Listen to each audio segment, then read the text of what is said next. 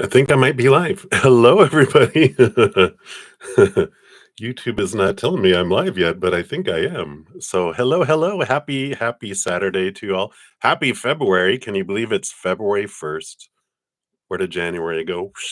It's going to be that kind of year where it feels like a month instead of 12 months, right? Which is okay, right? We'll go with the flow of whatever's happening. Also, happy Imbolg, or you might call it Candlemas. It's the celebration. We're halfway um, past winter solstice in the northern hemisphere, of course, and halfway to spring. So there's a special celebration. We'll do a little ritual here today and pull a card for the collective here in a moment for all of us before we get into everything. So we'll do that. Got a lot going on today, so we'll jump into things. First of all, welcome back, all my Zen friends. Happy to have you here. I'm so glad we're in this journey together in this lifetime and at this point in humanity. We got a lot happening this year. Um, and and welcome if you're new to my channel or new to these readings. I'm brudda-zen.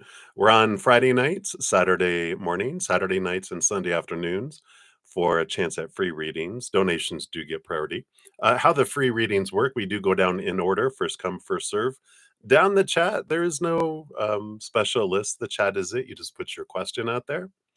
And or if you don't want to put your business out there, you can just ask for a general reading. Spirit knows all. We'll pull 1 to 2 cards for the free readings. But if anyone makes a donation, I do honor that, prioritize those, step outside of the free readings, dive deeper, meaning I pull more cards for that. So if you want a deeper reading or be prioritized, a donation of any amount will do that. You can use the super chat at the bottom or in the description box of the video. I do have my Venmo, CashApp, PayPal, and Square. Yeah. So whatever you give from your heart is perfect. I know everyone's cost of living and money varies, person to person, day to day for some of us, right? And all across the world, it's different. So I do honor that. Um, yeah. So also, we've got my YouTube channel members, my monthly members, do get second priority over donations for their free readings. And we have one in here right now. Happy Pill, hey! You'll see their names in green with the little badges. Um, and today, the first of the month, YouTube gives me 10, yes, 10 Zen Cricket. I have 2 levels. Zen Cricket is $2.99 a month. Praying Mantis is $7.99 a month. They give me 10 of my Zen Cricket to give away. So before I do the giveaway today, I will give 5 away this morning and 5 away in the tonight session.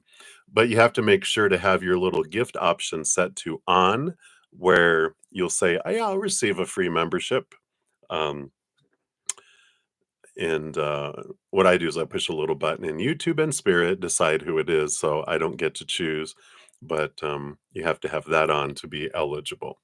So you have time to do that yet. I'm going to blab for a little bit, and then I will come back and pull the winners. Also, I've been having a weekly drawing on giving away a personal recorded reading. And we have our final one on Monday, February 3rd. So it's still not too late to get into that drawing. All you have to do is watch one of these 2025 energy forecasts. It's for each individual zodiac sign and comment on at least one of them. But it tells you what you need to comment and how within the video. So be sure to watch the entire video because it's embedded somewhere in there. Haha! Sneaky, I know. Also, I announced yesterday, and you might have seen it in my little intro here. We have Crazy Zen's Super Sale. It's my birthday month. Here in about 11 days. February 12th is my birthday. And so I had it on my heart to lower some of my personal recorded reading prices. And you can see them down here, like a 15-minute is $10, a 30-minute is 15, and an hour is 25. Also, I have a Hedge of peace and love. If you want to know more about what those are and what's included, you can click on that little link to my Square site that lists everything and what's included and all of that on there. And that's where you can book the reading too. Um, it also includes my specialized readings. I have like pre kind of packaged readings, like I have like I think it's six or seven relationship readings, the different types, and that way you can go, yeah, that's the one I want, and you don't have to put a bunch of details. You can just go, yeah, that's the reading I want, and etc. Past life readings, birthday readings, life purpose readings. I think there's one more, but it's like those, and those are all listed there too. So be sure to check those out. And what's great with the monthly YouTube channel membership, those 2 levels, you get advanced access to all my videos that I put out, and we're putting out quite a bit this year to help us manage and navigate this 2025 challenging year of adventure, right? How we can things we can do to stay higher in our vibration, so we draw on things that match that and not have lower vibration and attract those things to us. So, and like today, we put out for tomorrow, we have a Zen gate, which is like 11223344. So there is one every month. And this morning, I put out the video for the High Priestess Portal, number 2 in the Major Arcana. And so the 2-2 brings, like it says, a ton of emotional water energy. How are we going to navigate that? And there's a card reading in there too, so we can hear from spirit. So that just came out this morning. My YouTube channel members have advanced access a week, 2 week, 3 weeks, sometimes even more, depending on how far I get ahead in my recording. And so you do get advanced access to all that. And the YouTube channel memberships too. We meet during the week. We have a Wednesday night session where we're all together, both levels, for a couple hours of free readings, right? Tarot, oracle, past life readings. We talk astrology, Q&A, whatever. And then my Praying Mantis members, which is the higher level, they get a Thursday night all to themselves for a couple hours. And then after my Friday and Saturday night evening and my Sunday afternoon sessions, we also have about an hour together with the Praying Mantis. So um, also on Fridays and Saturdays, if I don't get to free readings, sometimes I get to a lot of them. Sometimes I don't get to many. Sometimes I don't get to any, depending on how many donations and stuff come in. But always donations and my YouTube monthly channel members, they do get access. Uh, they will always get their readings completed. Even if like I go spend time with my Praying Mantis members, I come back on to make sure all of those are done. So all of that, and there's a link down below in the description box on how to sign up for the YouTube memberships if you so wish.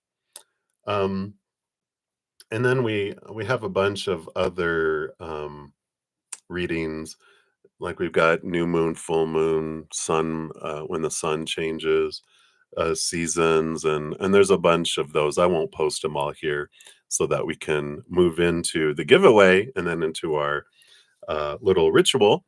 And but be sure to check them out. If you go to my main page at the top, it says new for 2025, and there's playlists for all that free content. So I encourage you to look at as many of those as you can. Spirit gives a lot of great tools on how we can, again, navigate this energy of this year. It's a huge energy.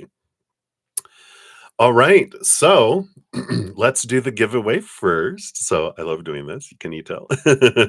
So let me jump in here, and here is the little button. So I'll gift 5, like this morning I said, and then I'll give 5 tonight. So here we go. So take a deep breath and go, right, Spirit.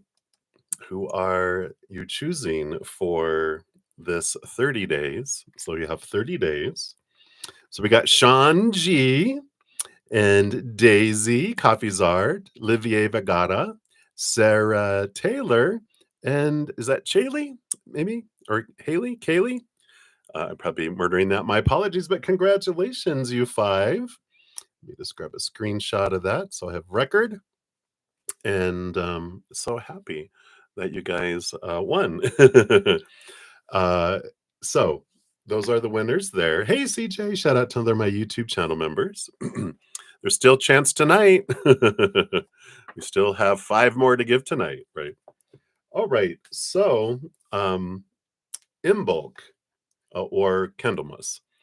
Like I said, it's a celebration. It's kind of a pagan, um, old tradition that they celebrate halfway in between the winter solstice and the spring equinox. So they're like, we're halfway there. And interesting, tomorrow's Groundhog Day, and so we'll see if there's going to be 6 more weeks of winter or is spring coming early. I did pull cards for no video. Are you not? Everyone's seen me, right?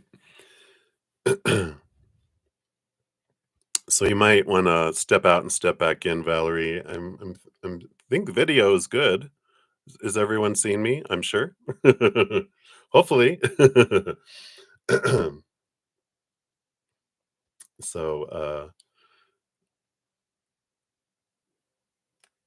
just if you guys can let me know.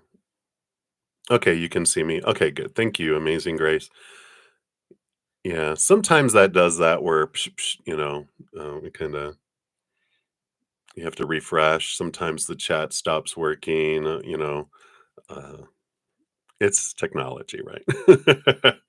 All right.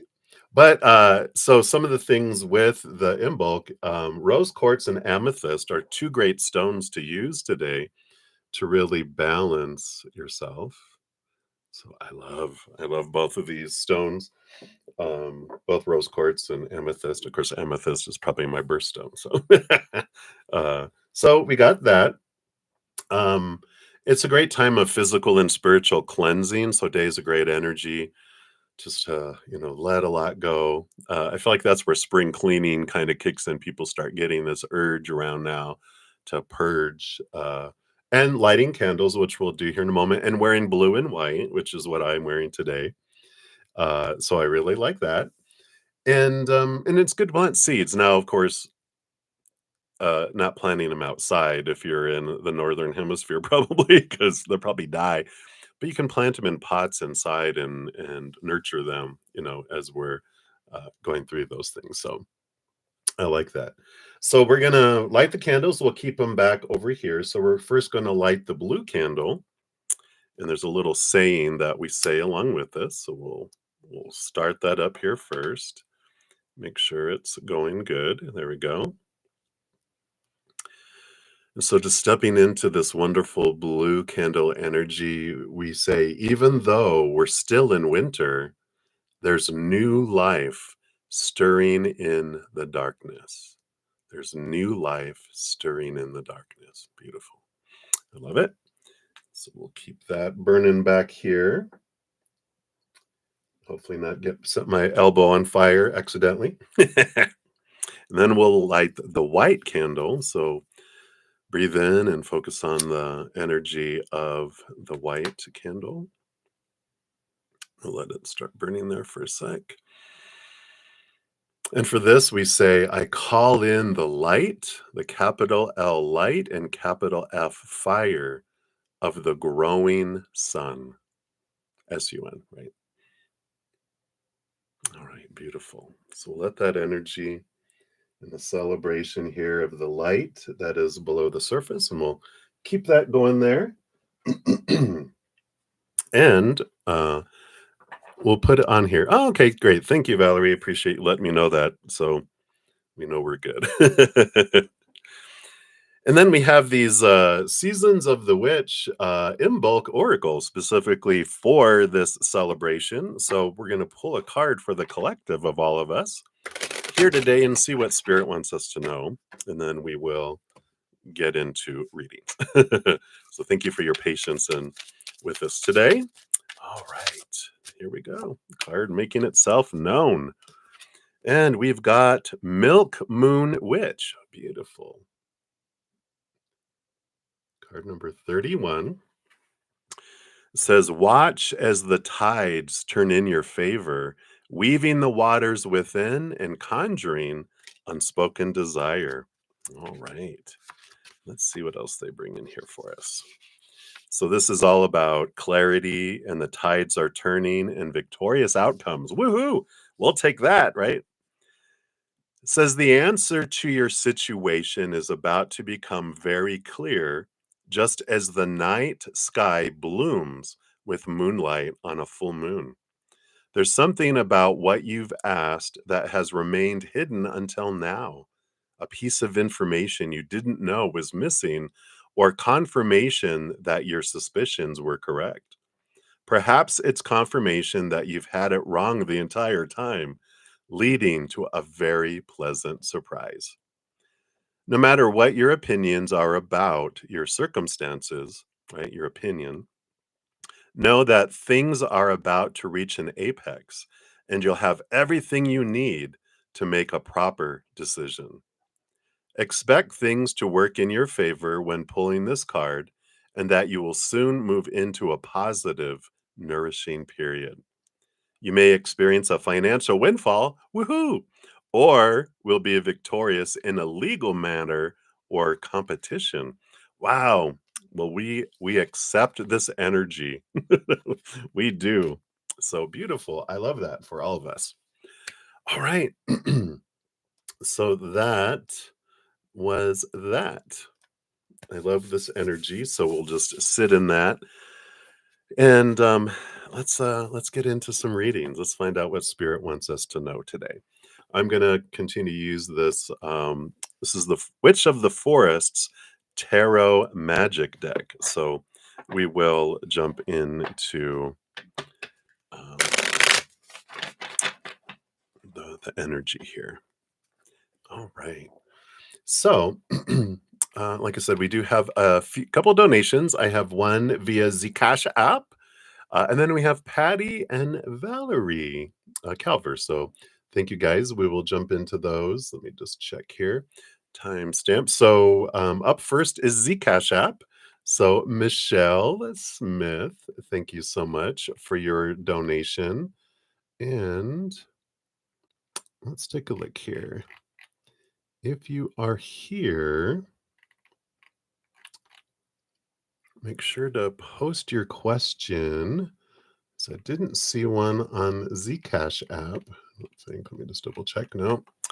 And I don't see one in the chat yet. Let me just make sure. All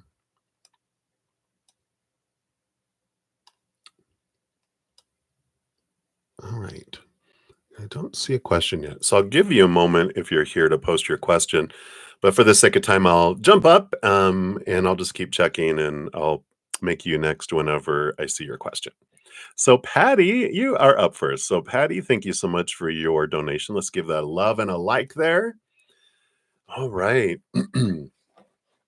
I love this this energy we just talked about because you want to know what to expect at work going forward. It seems like the company lost the disciplinary case against you, but you're not certain. You're still awaiting the full report. But I like this card we just got, which is supporting victory, right? We're like, woohoo, we'll take that energy for you. So let's take a look.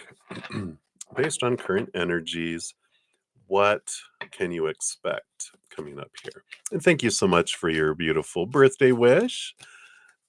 I love you too. Thank you so much. It means a lot. All right, let's take a look. All right, all right. Cards are flying out here.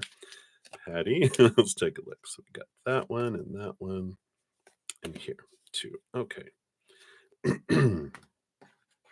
All right. So these are the three that just ignited out of nowhere, out of the deck. But let's take a look at the bottom of the deck. You do have the Tower card.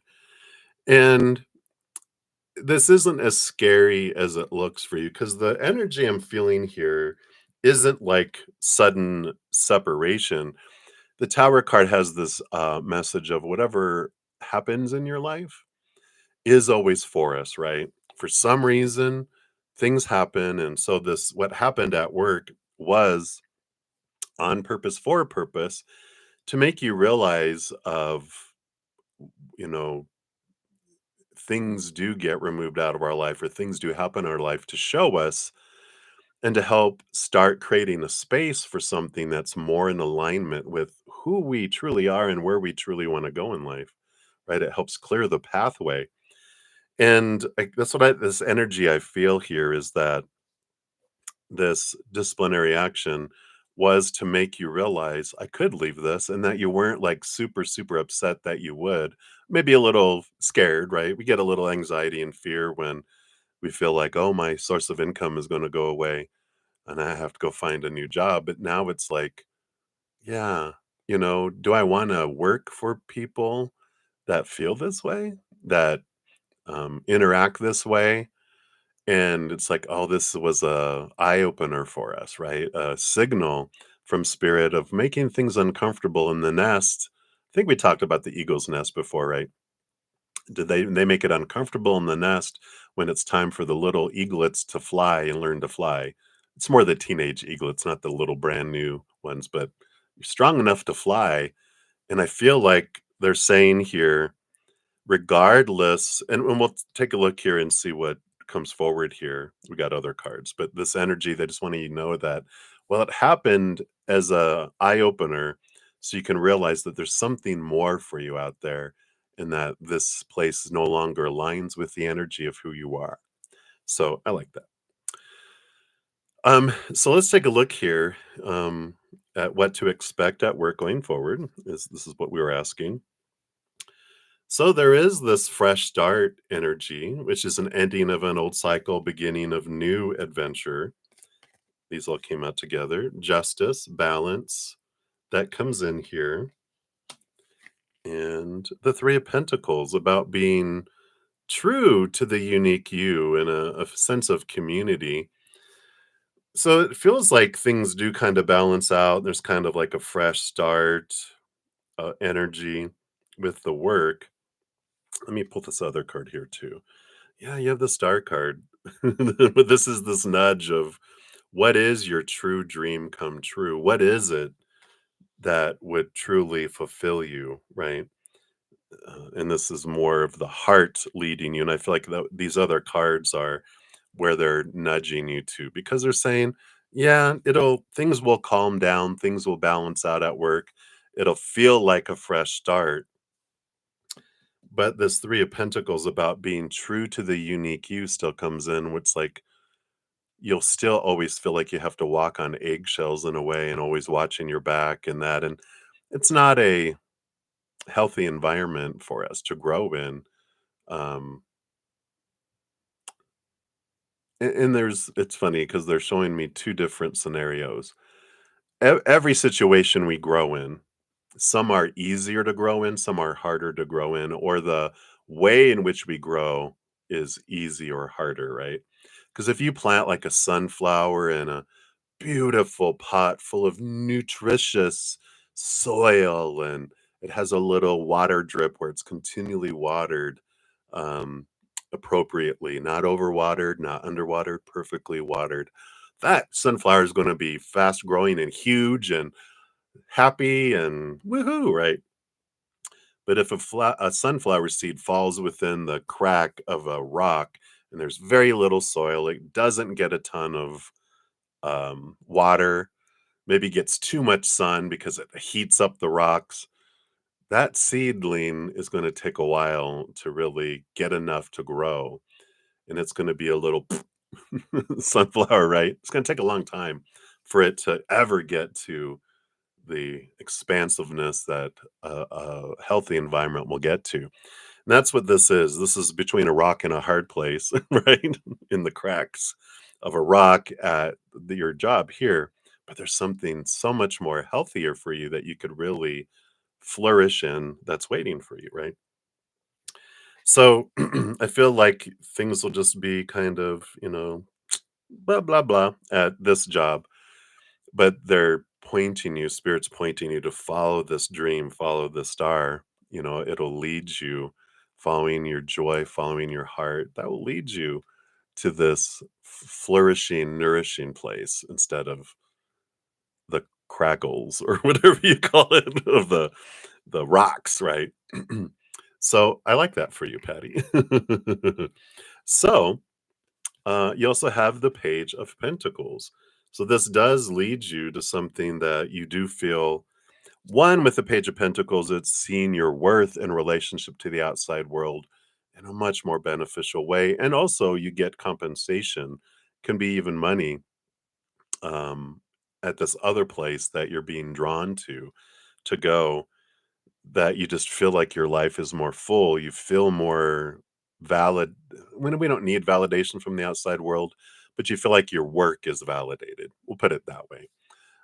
Because it's like an appreciated instead of nitpicked and um, set up for failure in a way, when they are like, here, you got to do this, but you only get it's like, you got to dig this ditch, but you get a spoon.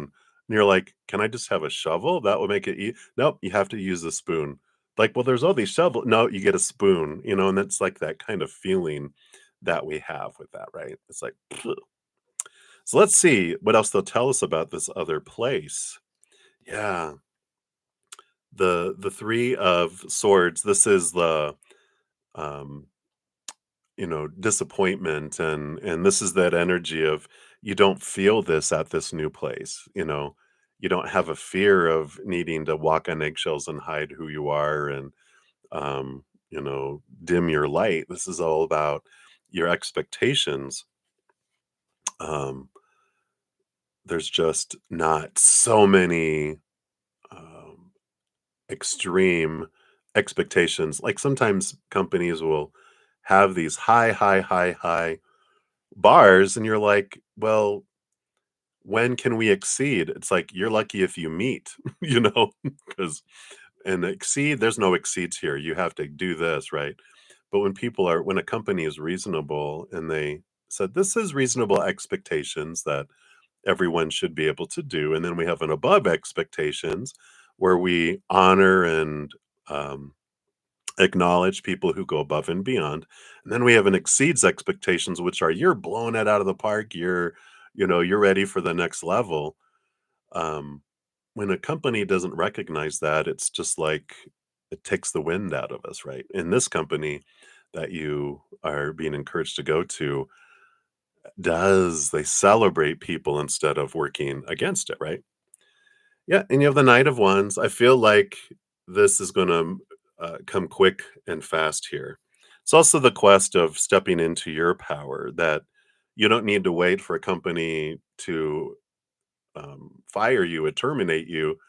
It's like, I get to choose where I work and what I do with my life, and I'm gonna go work over there. So I like that. Yeah, and here's that 7 of Wands, not dimming your light, shining bright like the sun, not asking permission to shine.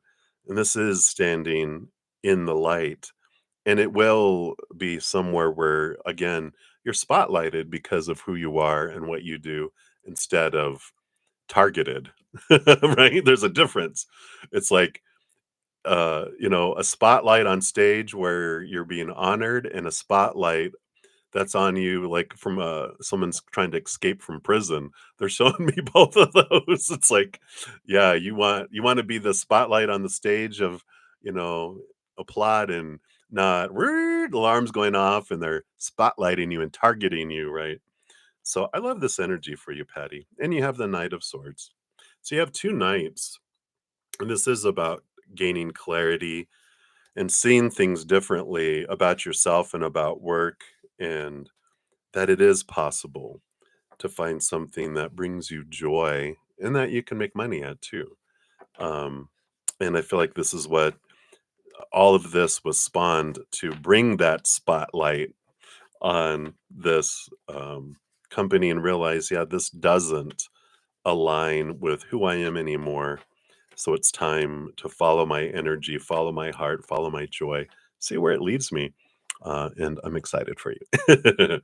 All right. So that's what they have for you, Patty Patty. So thank you again for your donation. And I'm excited for, it just feels like, instead of being in a prison, that, it's like you're working in a community of people, instead of feeling like you're ostracized. So it's exciting.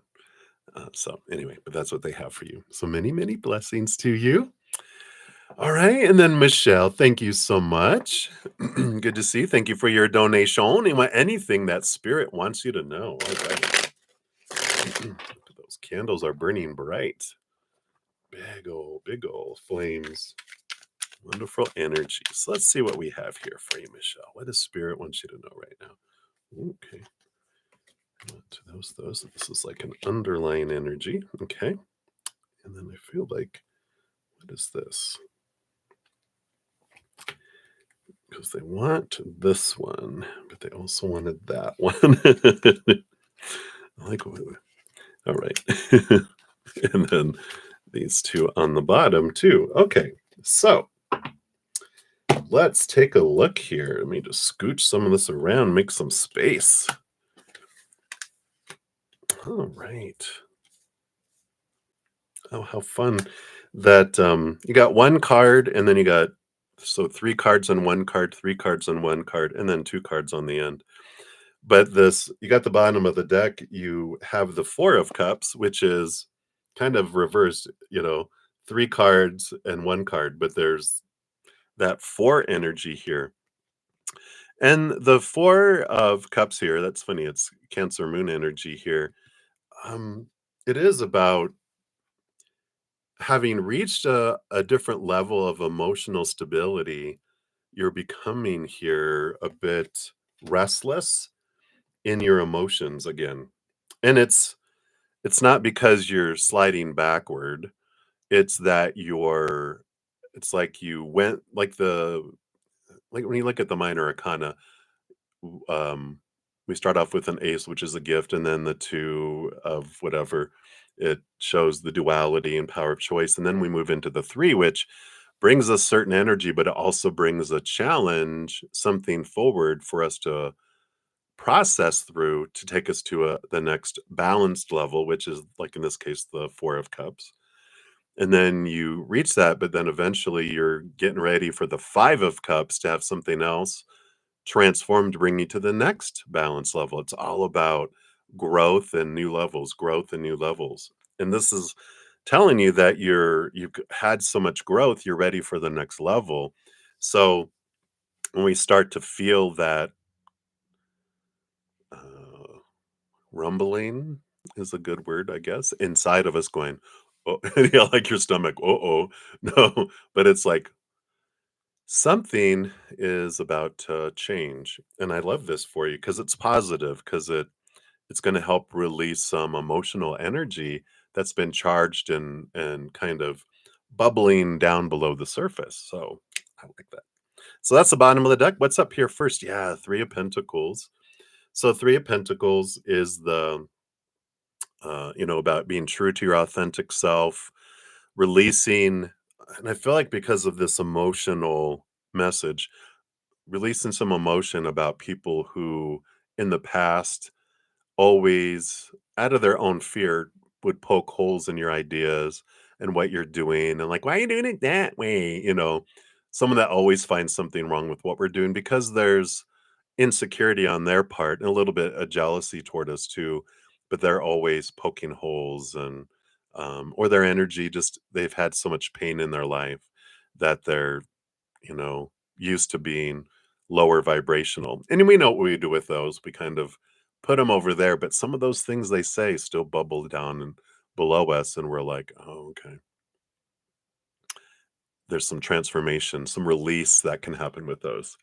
Also, there's those that support us that we fear will lose if we don't do kind of what they're hinting. And they don't do it on purpose. A lot of people who support us are just, I love what you're doing and I love who you are. And have you ever thought of doing it that way? Just a thought. And you're like, uh-oh, what are they going to do if I don't take on their opinion or their idea? We're afraid they're going to join those other naysayers, right? So there is this release of emotion around these naysayers and supporters. And I feel like it's more old emotion that's been bubbling below the surface that's finally making its way to the surface for you to look at that. So I like that. So let's see what the first group is here. So the bottom energy for this first one is the Page of Wands. Whatever you focus your energy on is what does grow and expand. Wow, you got the Ten of Pentacles, which is about fullness and abundance in the outside world. You also have the Four of Swords, which is putting your mind to rest. Another four coming in here. And the Eight of Cups. So this is about an emotional inventory here. So I like this, that you have the power and the fullness here. And what will bring you this fullness and bring you this peace of mind is evaluating what emotional energy you're investing in, those things that are below the surface. There's things that we didn't know when we were younger, especially 7 years old and younger, before our human brain starts to really develop, our thinking side, our analyzing side, all that. Um, our emotional side, we just know we express ourselves by crying, by throwing a tantrum, or by laughing. That's how we communicate as children. And parents usually appreciate the joyful little happy child, but crying. I like growing up. You better stop your crying. I'm going to give you something to cry about, right? And then, or throwing a tantrum, like in a store or whatever. I'm going to take you to the restroom. I'm going to take you out to the car. We're going to go home, and you'll see you're going to get a whooping. So we learn to suppress those last two kind of emotions, and we never know what we do with them, and so they're pushed down, right? That's part of allowing the process, allowing the flow. So the Eight of Cups is about looking into that and going, comforting your inner child, going, come here, cry all you want about that. Let's let it out. Or throw a tantrum. You can release that charged emotion. You don't have to hold that anymore. And then you don't have to use energy that you don't realize you're using to keep those emotions below the surface. So like a beach ball that you push under the water, it takes a lot of energy, and you let go, it goes flies up, right? And so these emotions that weren't supposed to be seen, we had to push them down. It's about working through those, and um, just even embracing your inner child, letting them let it flow through, and then the charged emotions release. You get all that emotional energy back, and then also, sorry, I'm quenching on my cough drop. It got small now.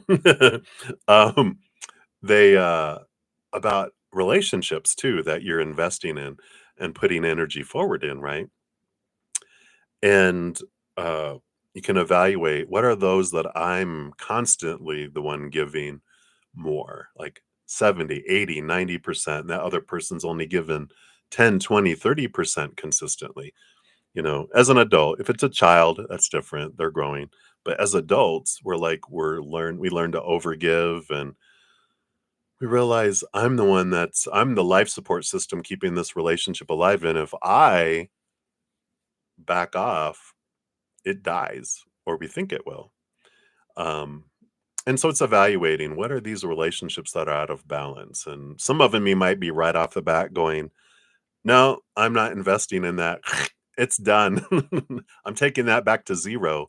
It is something that needed to die a long time ago. So I'm taking all that energy back. And then there's others you're like, well, I want to give that one a try. I'm going to back off to 50%. And then if they give the difference, then the relationship can continue to grow, right? And if they don't, it just drifts away, and you realize, okay, um, I don't need to keep that anymore. And then you get the rest of that back too. All of this emotional energy, and I feel like it's important to do this because that 10 of Pentacles is about relationship.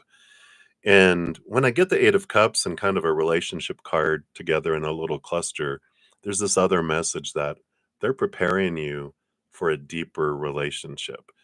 And we're kind of like, maybe we feel like our emotional bank is a bit low and it's getting towards going into the negative, overdraft fees from the emotional bank, because but it's allowing you to build up this emotional savings because you're going to be investing it in someone or something. Even sometimes it's emotional energy we invest into a project or something, but I feel like it's more so probably a relationship. So this is preparation for that. I love that. Right. And then the next group of four here, wow, you had the Page of Wands on that bottom energy. This one, the energy on the bottom is the Page of Cups. So new level of power, taking your power back, which allows you to take emotional energy back. And then you have in here the Page of Cups, which is a higher vibration of love. Let's see what this comes in here. Wow, yeah, moon energy, Mother Luna, a lot of emotion, a lot of stuff transforming here. Yeah, makes sense. And the Seven of Swords, the thief, the liar, the cheater, deceiver and deceiving thoughts. And the Nine of Wands, yeah, the barrier that's there holding back. So, and look at all this moon energy too. So you got the moon card, of course, but then in the corners, there's also moon influence with all of this. So this is about one, I feel like there is a significant message around following moon energy. You know, how every 28, 29 days it goes through the entire zodiac. And every 2 to 3 days, we change signs. And we do go from fire to earth to air to water, fire to earth, air to water, fire, earth, air, water. And we start all over again. But each of those flavors of fire, each of those flavors of earth, each of those flavors of water and air are different for each zodiac sign. They impact us differently. And so sometimes if we're not paying attention to that, we can kind of feel a bit emotionally imbalanced. I know even though I'm an Aquarius sun and I'm a Capricorn rising, which are very thinker, blah, blah, blah. My moon is in Pisces. I have a stellium in Pisces. I've got a ton of other water in my chart and grand trines and a kite and all this stuff in water. That's why growing up, I cried a lot, I think, as a child because I felt things so deeply, all the emotion, feeling everyone's emotion around me. So I was a bit of a crybaby. That's why I was told, "You better stop your crying, I'll give you something to cry about." Evidently. But so there is this, energy of, you know, being aware of the moon energy because it does impact us, and we can use when I'm aware of the energy that the moon is in, I can use that to expand whatever I'm in, right? So if I'm in if it's a fire moon, then I'm like, oh, I got passion that I can dig into to really get behind and get stuff done. Grounding, I can really feel earth and grounded and connect with nature, and in the air, I can be great ideas and great thinking and problem solving and organizing and that. And then when I go into the water, I'll feel emotion very deeply and I can really connect to the spirit world in deeper ways than I even normally do. And so we can be aware of that and use that instead of having the energy emotional wave kind of hit us like a tsunami and knock us off our feet. And we're constantly, if you ever, I remember when we lived in California for a year, even when we lived in Texas, but it was more California because I was younger and smaller. If you're standing there at the beach and you're looking at the shore and you don't see this wave coming and it boom and you just and then before you like you're getting up and boom another wave and you get up and then boom another wave and you're like, I think I'm gonna drown, and finally there's a moment of stand up, get out of the water, that's the kind of energy that we can do here with the moon. So being aware of this moon energy, I feel like will really, really help you in this next phase that you're going to be going into with the Four of Cups. And then with all this moon energy, it is about, there's a lot of emotion that so deep from so early in our lives, even into the womb, that we can bring up and transform. And that's what's going to be happening here. You've done a lot of emotional work, Michelle, right? Spirit's going, you've done a lot. But there's a lot more underneath there that can be done to lighten your energy and to bring you to a even more balanced place and even more balanced place and even more balanced place. So it's worth it with all that. And let's see what these last two cards are here. Three threes, like three, the number three, I feel is important for you. You might be seeing a lot of threes, 33s, 333, waking up at 3:33 a.m. But three is an important number. It's really standing out for me here for you.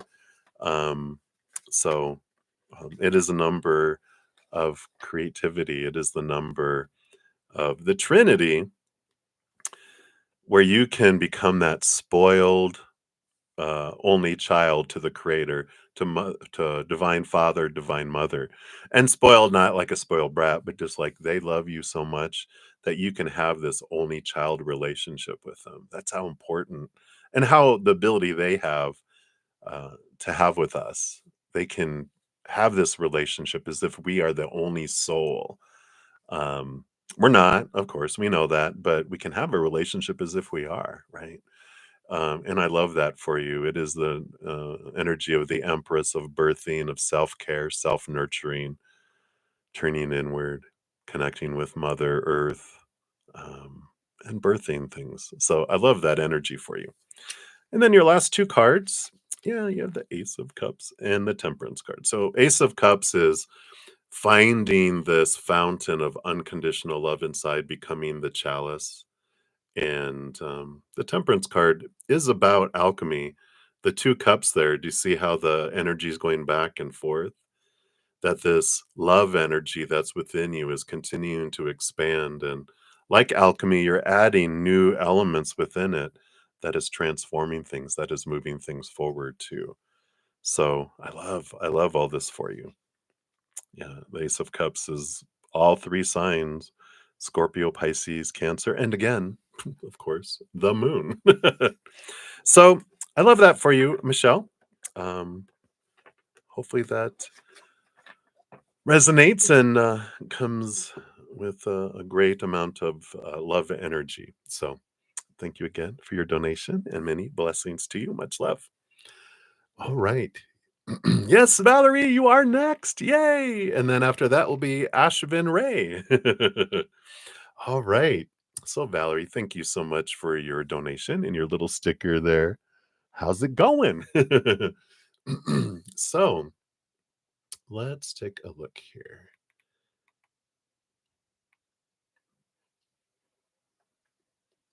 And let me just hold down here.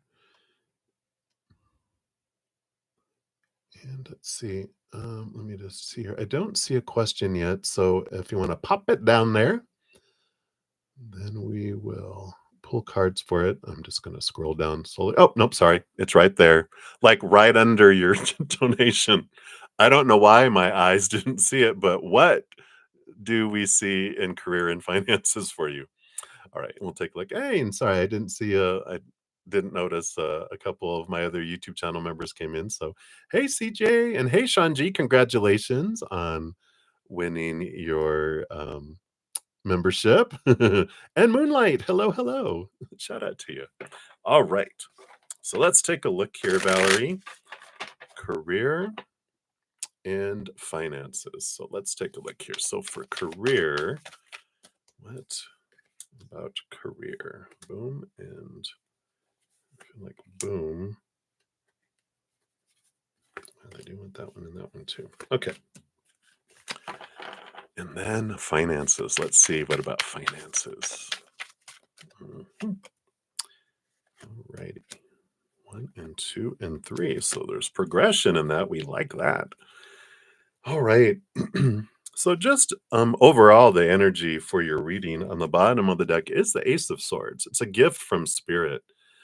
It gives us the ability to see things from a higher perspective and to clear away some old thoughts and beliefs and mindsets that would normally, it's the stuff we learn all the opinion growing up. It's small t truths rooted in fear of failure, fear of rejection, fear of not being good enough, blah, blah, blah, right? Fear of death, even fear of being alone, fear of starvation. We have so many that we're taught growing up, all these wonderful stories and opinions that we store in our head uh, with all of that. And so when we're looking into your thoughts and beliefs around career and your thoughts and beliefs around finances, those are going to be really focused on in these messages, I feel. All right, so let's move to career first. So we've got these two cards came out together. Yeah, we've got the Queen of Swords here and the Five of Wands. So The Five of Wands kind of represents drama or inner conflict around career. Sorry. And the Queen of Swords is about balancing the head and the heart. So there really is this energy that comes in where it appears you're conflicted about what you want to do with your career. What is the career for you? What is it that you want to do? What's next?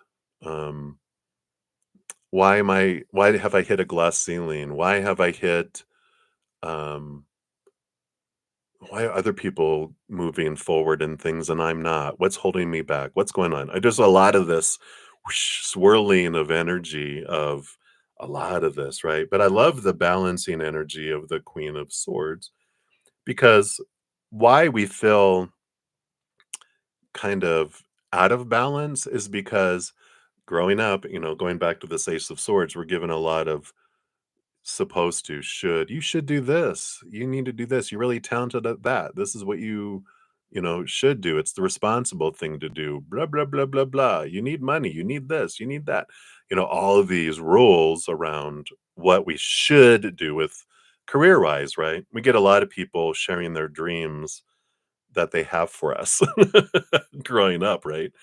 And we're like, well, I don't want to do that, but all right, I don't want to, out of fear, right? we I don't want to appear stupid or rebellious or hurt other people or have repercussions come on me because I'm not doing what people want me to do. We learn a lot of that growing up. So we end up going into a career our brain wants, but our heart, on the other hand, I wanted to be a dancer. I wanted to be an artist. I wanted, to work for nonprofit organizations. I wanted to do this and that, but the money's not good. Or I want to be a teacher. Teachers don't make anything. You can't do that. You need to become a finance person, or get into computers or get into, do this, become an accountant. These are some of the things my dad mentioned when I was growing up because he was like, he recognized I was good at math and some things, and he was like, he owned his own business for a long time, and he was like, "You should be an accountant," because he wanted me to be his accountant. But we realize a lot of the stuff that's coming in, and we're like, "Wait a minute, this was their dreams and their ideas for us, but we get to choose." And I feel like that's what's happening here is your heart is wanting to be able to have a seat at the table to decide what career and what we do. I want to be able to express myself. And I feel like that's where it's what do they call it? A tug of war. It's like with the rope, tug of war that's going on inside of you. And your brain wants this, but your heart wants this. And they're not on the same page. So I like that there's clarity coming. Let's see there's four cards that came out underneath it. Let's see what these are here. Yeah. So here's the Page of Swords holding that key, the Ace of Swords that you were gifted on the bottom of the deck, which brings in clarity. And you can gain clarity by stepping back, closing your eyes, opening your heart, seeing things from a higher perspective, even asking yourself, how do I uniquely want to share the unconditional love in my heart with the world? And we don't have to figure out our entire life. Now, it's a lot of pressure to put on a human, but I like that I read somewhere rather than thinking we have to figure out our entire lives, is where is my heart leading me right now at this time in my life? And follow your heart because your heart will never take you, will never go wrong. It knows the way if we follow our joy, not fears, but follow the joy of our heart. Where is it going to take us, right? And I love this for you for career. Yeah, because here's the star card. What is your true dream come true? There's this clarity coming in here around what that is, right? Because if we wake up in the morning going, "Oh crap, I got to go live my dream today," I think we know that's not our dream. That was someone else's dream, like we talked about, that was mentioned to us and handed to us, and we're like, "Okay, that's the dream I'll live." But now it's gaining clarity around what is my dream? What is my true dream? What am I wanting to do, right? I love it. Yeah. So there's a Two of Pentacles, a balance in the outside world. And there is this ability to, work a job that's a job, that's funding your career, funding what you're wanting to do, right? And sometimes that's what we have to do when we realize that, if we're not as children encouraged, yeah, live your dream, I'm going to support you in your dream. Hardly any human has ever has that done for them. So we usually recognize our dream. We're in the midst, up to our neck in someone else's dream, and we're like, okay, I'm going to have to either make a significant big move where, you know, you save up a lot of money and then you just leap out of that, so you feel like you're financially secure and you can go leap for your dream, or you slowly, change the balance, right? The balancing energy. You slowly move and transition into that. Yeah, and you have the Fool card, which is the ending of an old cycle, the beginning of a new adventure, something free of all those expectations, those stories, those thoughts, those beliefs, those mindsets. This is the year so much. You've got Aquarius energy and Pluto, not Pluto, Uranus over here. What I was thinking is because Pluto did move into Aquarius this year, it is about rebirth and transformation, and we're being drawn a lot in the energy this year to turn inward and find out what is it that I want to do? Where is it that I want to go? Who is it that I want to be, right? So I feel like with career, there is a big transformative energy that's coming in here. And it is about questioning the thoughts and the beliefs and the mindsets around why do I feel like I'm supposed to do that kind of job? Close our eyes, open our hearts, really connect with that and see where it leads you. Finances, uh, like I said, you got one card and then two cards and then three cards. I like building, I like steps, I like that we're moving towards something. Finances definitely feel like there's this building energy that comes in here. And going back to the Ace of Swords, what are your thoughts and beliefs around finances? When we have expectations of should and need to and have to and must, and that lower vibrational energy kind of repels things away from us, or it slows things down. um Before I even see the cards, they're kind of saying that, how we can transform some of these beliefs we might have in lack, in fear of not having enough, and that is to transform into an attitude of gratitude around all the things I love in my life right now. Look at all the abundance of finances I've had over these years. And that energy opens us up into a receiving mode instead of a repelling mode, going out there. It's an important energy to start off with, but let's see here. What's number one card here? Yeah, well, looky there. Five of Pentacles. The the lack of finance belief card. Which, we all kind of grow up. It's fear of rejection, fear of being left behind, fear of not having enough. And we usually learn that growing up, and it's usually passed down from generation to generation is, fear of not having enough and that we're going to lose everything and die on the edge of a forest, starving to death alone and get eaten by wolves. It's like a core fight or flight fear mode that's in there. But what I love about the Five of Pentacles is it's a transformative energy where when we believe that it's humans that bring us our sustenance in each moment, we do experience abandonment. We do experience lack because when a human feels unsafe and out of control, their inner child, when it's ignited in there, we will pull back everything and go, mine, mine, mine, mine, mine. We become a 2-year old and a pet hissing cat, right? And a 2-year old is like, all my toys. All mine. No, this is mine. I don't want to share. Mine, mine, mine. It goes in survival mode. I'm not going to have enough. I need to have it all for me. And that's when we experience abandonment, when people pull away from us because they're in fear and they pull all that. And we're like, what about me? Right. But the great transformational energy that comes with this is when we realize it's not humans that bring us our sustenance, it's creator, it's source, it's the universe.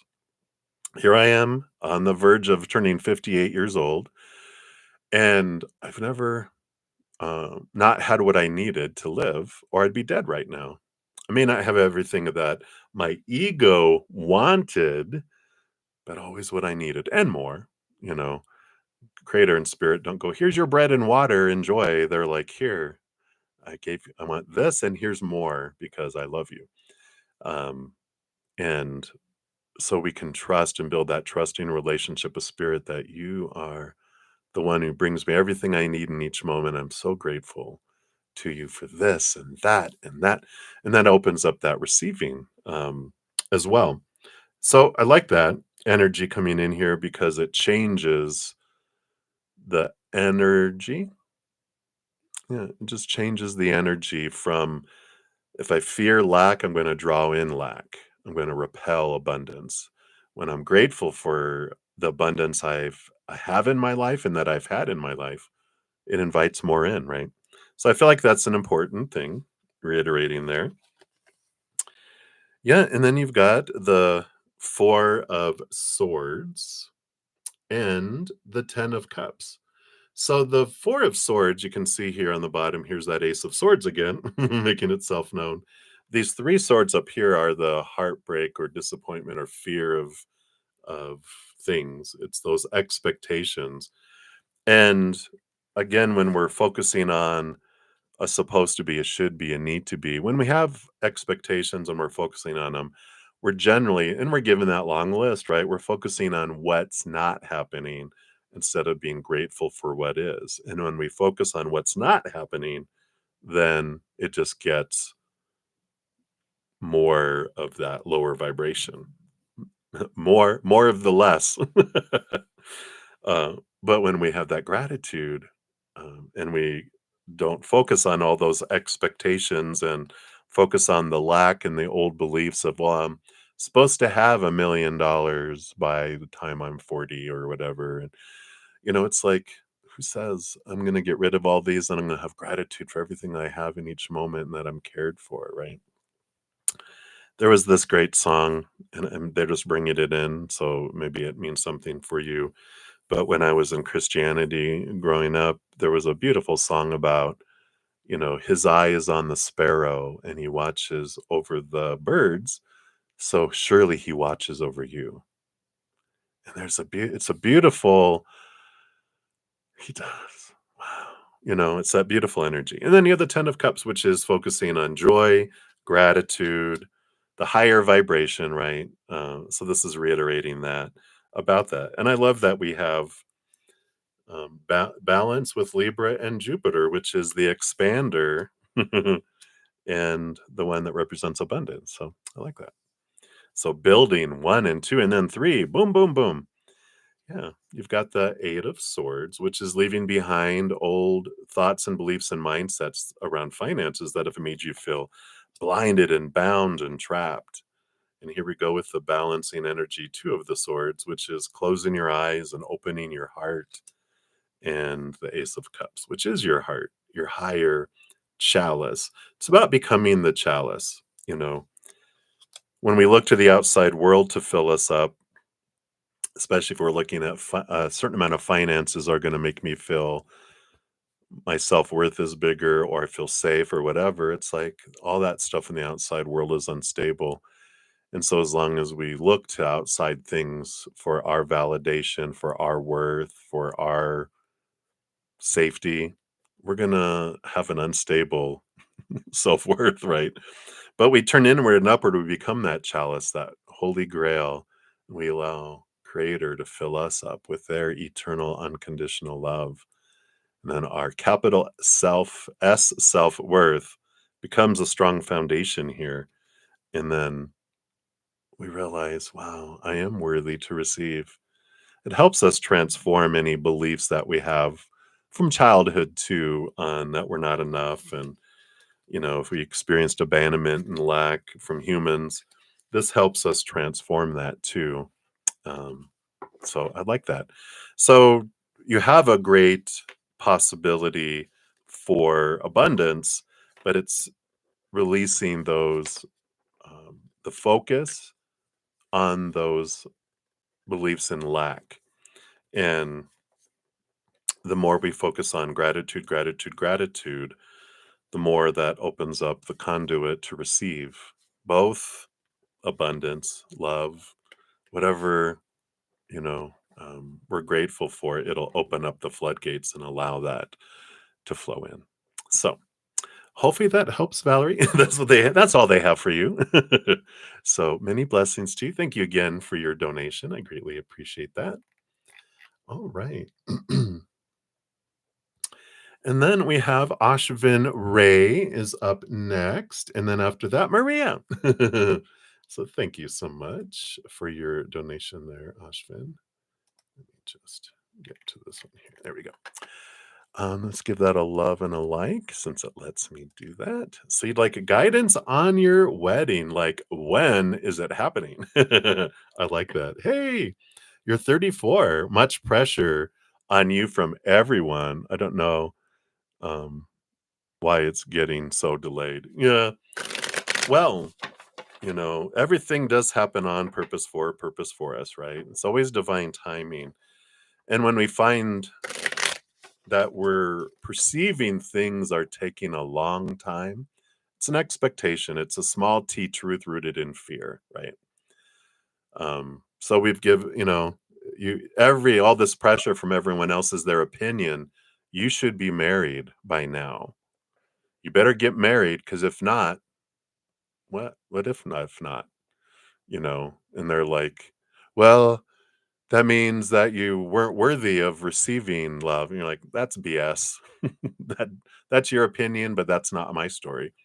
Maybe, and we'll find out here if maybe you chose, not to in this lifetime. I didn't want to get married and I chose that I wanted to be independent and so that I could focus on my dreams and changing the world, instead of being chained to someone and being their servant, It's like, "Oh, okay." But it's especially if it's against tradition and our societies, all our different societies and different countries and everything across the world have different perceptions of that, and it depends on your religion and your, family and everything else. There's a lot of, you know, this is your role. If you do that, you're failing as a person. You're like, what? Are you guys hearing yourself? When you are able to connect to your higher self and see that you're this powerful, supernatural, eternal spirit being that's expansive, powerful, endless, and you come down here to experience what it is like to be this little human character, many different lifetimes, many different situations, then it's like, okay, we'll see what changes here. One of the things that we can do, and I guess I'm channeling, I'll pull cards here in a sec, but they're saying one of the things that you can do is kind of look at, yeah, taunting you. You're like, you know, um, they can try they're taunting you out of fear, right? So their actions are telling you about them, not about you. When someone bullies, when someone taunts or is negative, has lower vibration, that's fear energy. They're in fear. And so they're putting that. It's usually, what are people going to think about us if you don't get married? You're like, that's your problem, not mine. you know? um, I can control what my stories are, how I let in people impact me, my emotional choices, my energy, my physical actions. That's up to me in my life, right? Um, and so this is happening to empower you, right? Let's pull cards now. They're like, all right, so let's take a look. So tell us more about marriage here and what you want to know. Wow, okay.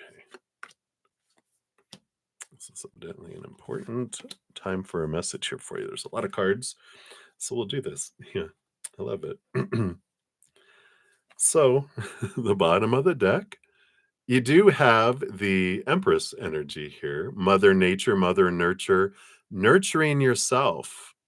And it is about birthing and harvest, but the number 3 is very important. And underneath that, you do have the Ace of Pentacles, which is about also looking at your worth in relationship to the outside world in a different way. We're given a lot of supposed to be's and should be's and need to be's growing up where everyone tells us all of this defines who you are. And you're like, really? Oh God, because it's like a giant scroll that unfolds and there's all these rules of acceptability, of lovability, and it's all small t truths, even lies, rooted in fear. Because ultimately, when we turn inward and upward, we realize I'm unconditionally loved eternally by the creator of all things. They define who I am and no one else. That love defines me and no one else. No conditions, nothing you can do to lose it, nothing you have to do to earn it. Eternal, meaning it never ends.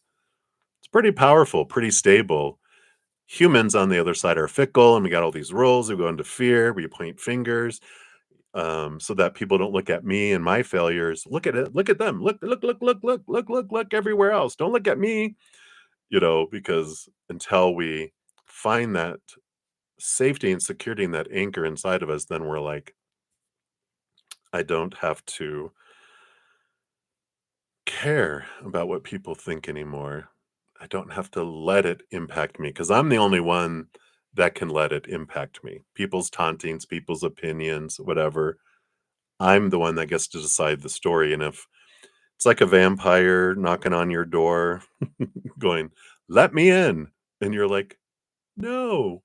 And you're like, you're supposed to let me in. You're like, okay.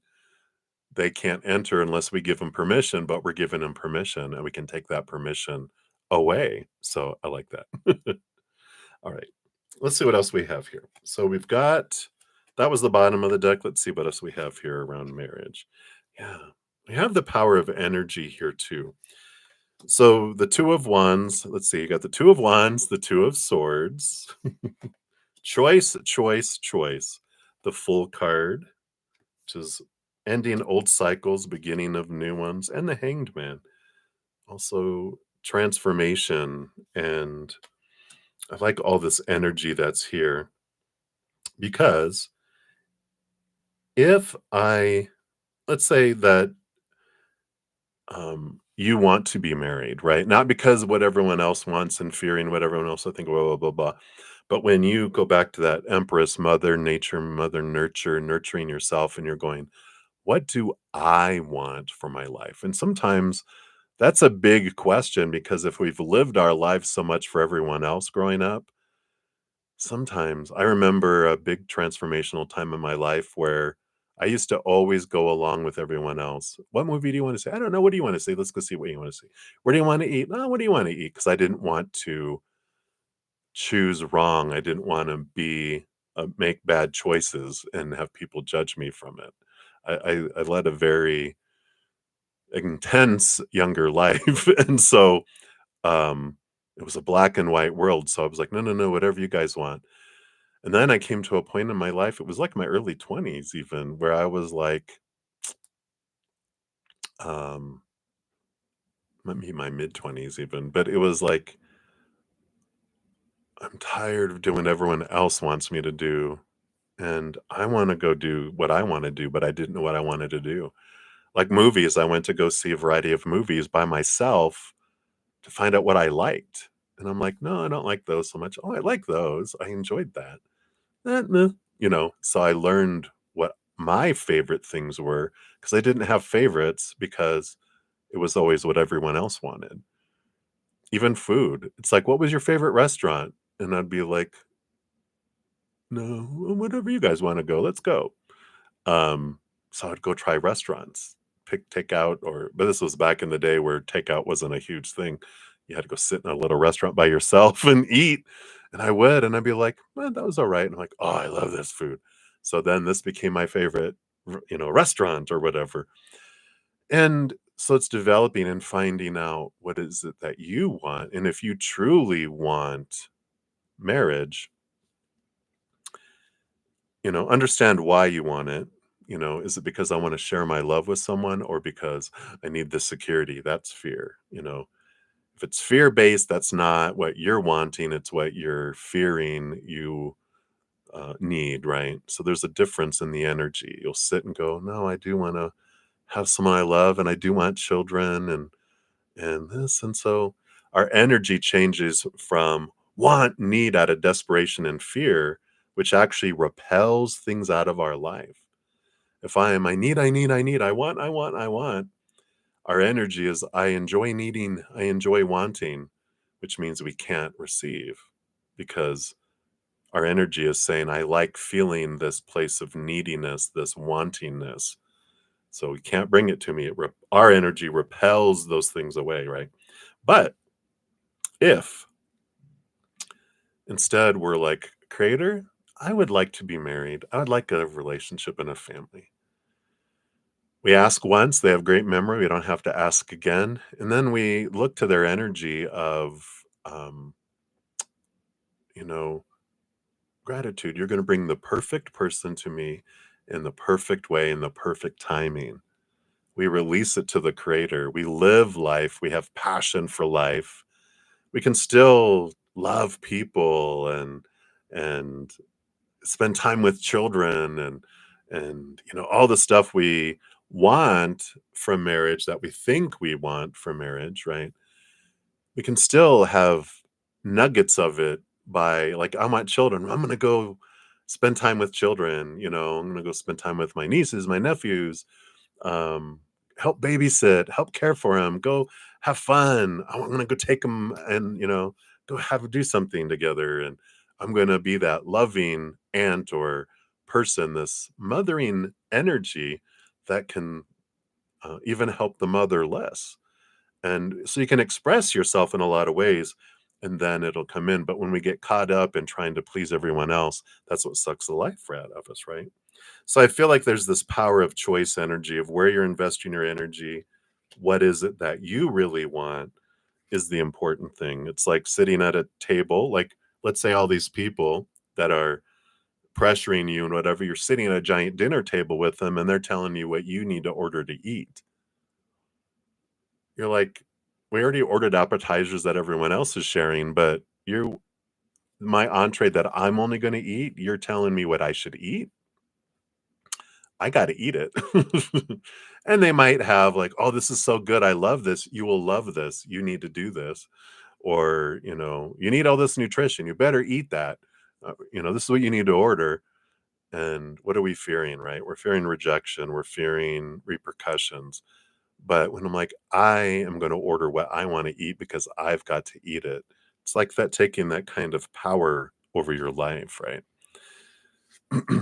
Let's see here. Yeah. So it's leaving behind the thoughts and beliefs and mindsets that have stolen from you in your life. And this is all of those um, opinions of everyone else trying to make you do what they feel you're supposed to do out of fear. And they're reiterating it here. Yeah. You have the Four of Swords, peace of mind, and the Seven of Pentacles, which is about the last thing that grows on the fruit tree is the fruit, trusting the timing, put your mind at rest, you know, realize what you're fearing is rejection from others. And you're like if a 2-year-old is scared and they tell you, I hate you, how much do we take that to heart? Like, you don't know anything, you're a 2-year-old. Well, when people are acting the way they are that you're mentioned here, they're in fear and they're connected to their 2-year-old self with their pet hissing cat. So out of fear, they're, you know, just imagine them being a hissing cat and you're just like, boo boo boo. Cats hiss when they're scared. And so do we take it personally when a cat hisses at us? We can. Some people do. They're like, "Oh, I can't believe your cat hates me." And it's like, "No, you just startled them. Relax." So they're startled, they're in fear, and just realize I don't have to take their fears and their actions on as defining me. That's that for them to work out in their fear. But your triggers, your fears that are rising are for you to look at, and you don't have to. Yeah, Queen of Swords, balancing your head and your heart. You have the ability to step out of that and go, you know what? Everyone in the world Every human experiences fear, and a lot of humans experience a lot of fear, and that's because we um, are looking to the outside world to fulfill us. And there's a lot of scary emotional monsters out there. But when we again connect to that inward and upward, this is where that balance comes in, right? We get out of our head and into our heart, our high heart, and then we're like, I'm just gonna love all these people that are like, you need to get married and everything. You're like, I know. Um, so I'm praying to the divine to bring me that perfect person in the perfect timing. Thank you for caring. And then they're like, what? Yeah. And you have the Three of Cups. This is joy, community. You're not alone. You're surrounded by a host of beings of unconditional love and light. But this is also about community and sharing joy and sharing love. And I feel like if you don't have a couple of best friends who are, they don't have to be like biological sisters, but they're like real unconditionally loving, unconditionally supporting sisters. Those Three of Cups are saying that there are these individuals out there, and that this is an important time to reach out and um, create this bond. I feel like there's two, and all three of you support one another in that, you're like, they're the ones that you can go to and going, oh my God, everyone's like all over me about getting married and this and that. And they're like, mine too. What do you do? I do this. What do you do? I'm like, well, we have each other. So if everyone hates us, at least we know we have each other, right? And it's a good support group. And I feel like that's important for you. Then your final four cards, you have the Queen of Cups, you have the Page of Cups. Oh my gosh. You have, yep, the heartbreak card, the fear card here, and the Three of Pentacles, being true to your authentic you and not fearing that you're going to let people down. Because you're not letting people down. These beliefs have been passed on for generations and then just regurgitated over and over and over again. And this is all about the Page of Cups and the Queen of Cups. Really, this is this energy of self love. And all of this that's happening in the outside world is turning you inward and upward to find your strength, to find out that the outside world does not define me. I'm defined by this amazing, eternal, unconditional love that I find in my heart. And just know that other people's actions are reflecting to you how they feel about themselves and fear. So, hopefully that helps a little bit, Ashvin. I do feel like I in this lifetime, I don't feel like you had chosen before you came down here to have a fated marriage. It doesn't mean that you can't have one. I just feel like you came down here for the journey and the exploration of life and learning and growing. It's like sometimes sometimes when it's like a vacation package. Before you go on to it, you choose, you have the hotel, the car, the airplane flight, right? And then we can choose the scuba diving and this and that and all the events that come with it. But sometimes you don't, like our lifetimes when we come down, sometimes we do have a fated marriage, a fated relationships and different things. Sometimes we just come down with the basics and I'm going to decide the rest when I'm down there. I'm going to decide the rest when I'm there. And that's where you're at in this lifetime. So you don't have a faded one. You don't have um, this absolute. You get to choose. And so when you ask when it's happening, I don't know. When is it happening, right? You're choosing all this in this lifetime. If there was a fated relationship, they would have given me that energy and they would give you a range because relationships, even fated relationships, don't happen on this daytime, whatever. It's the earliest and the latest. So if you are wanting marriage and if you're wanting love, then everything we talked about it's up to you how fast you change and let the fears and all that focus go there, and focusing on gratitude, focusing on living your love and your passion of life, doing those things is what opens you up for bringing it in and attracting it to you instead of repelling it from your life, right?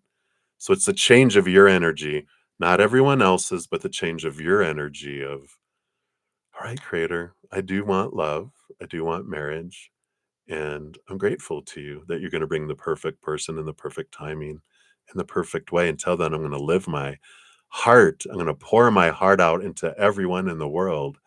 And as you let go of thoughts and beliefs that don't serve you, emotions that don't serve you, energy that doesn't serve you, things in your physical world that don't serve you, that don't serve that love, then it moves. So that's what they're saying here is that your energy, your fears are what repel it from you. Your gratitude, your focus on higher vibration, unconditional love, and joy and laughter and peace and all that is what draws it towards you.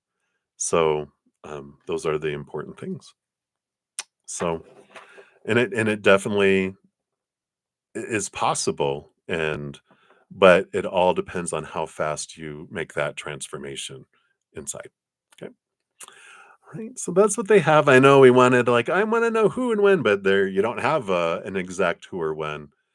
You have a lot of possibilities, but the energy now is repelling relationships away, marriage away, because of all that fear energy, the lower vibrational energy, right? So when you alter course, then your possibilities change and they are able to come to you sooner. And then depending on other choices, it zeroes it down to eventually where it'll be an individual. So that's what they want you to know today because it's all in your hands, no one else's. So that's good. All right. So that's what they have for you, my dear. Hang in there. Many blessings. Much love. Thank you again for your donation. All right. No, Maria, you do not have to rewind. You are up next. So Maria is up. And then we'll have Moonlight. And then Guerra means war. We'll be up after that. All right. So, Maria, thank you so much for your donation. Let me take a sip here.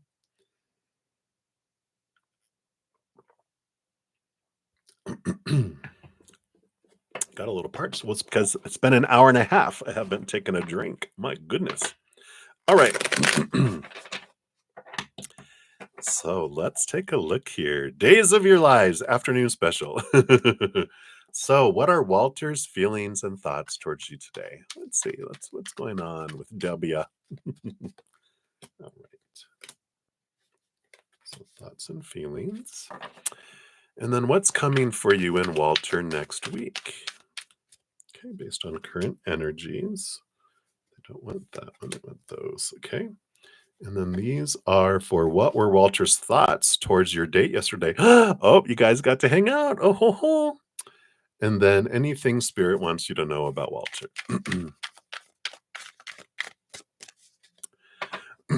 I haven't gotten to any free readings yet. I'm still on donations. So I have not answered that question yet. And I don't know if I'll be getting to a ton of free readings in this session, but we will definitely do our best. All right. All right. And anything Spirit wants you to know about Walter here. Okay. All right. That's leading somewhere. All right. Okay. So, Maria, we've got here their thoughts and their feelings. Wow. 3 major arcana and a knight. Well, we have the Knight of Cups, so there is movement of emotion, movement of romance, like that energy coming in here. We got the Sun card, which is all brightness and victory and bright light. So I like that energy here too. We got the Temperance card. let's take those two first. Kind of talking about feelings, this warmth, this movement, and both of these are like they have sun energy with them, of course. Um, Leo, it's just brightness and light. When they look at um, again, kind of talk about when they are with you, they feel like I don't know. I'm just like seeing someone laying on a beach. Just feels very relaxing and warm and no cares. And this is a great energy. It moves their heart, and they like that. It's again this place of de-stressing, right? It's like you're a vacation. I like that.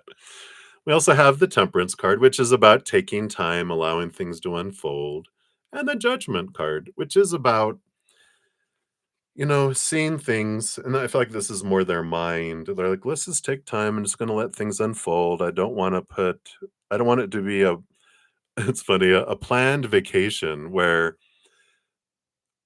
there's an itinerary and everything, every moment has something that we need to be doing. They're like, um, I just want to lay by the pool or go to the beach. That's my vacation.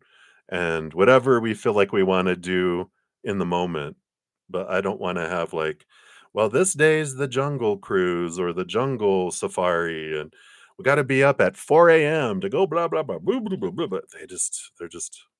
They're just ready for it to just be and flow. That's the kind of energy that I feel is coming in here for that. And what's coming for you and Walter next week? Let's take a look here. All right. Well, we do have the Hanged Man. See, that's that cocooning we talk about here, right? And so I like that. Didn't we get this before with the Eight of Wands and the Nine of Wands? I think we got this for you. Feels familiar anyway. But it's like there's this energy, of one day of passion and the other day of, you know, um, expression of passion and like what's next. And I feel like this repeats next week. It's like a night of passion, and the other is like doing something beyond the passions, something more emotional with the Sagittarius moon energy here. But it's like getting beyond some barriers. Um, so I just feel like it's like one day of passion and then another day of taking things past boundaries, taking things past where they were before.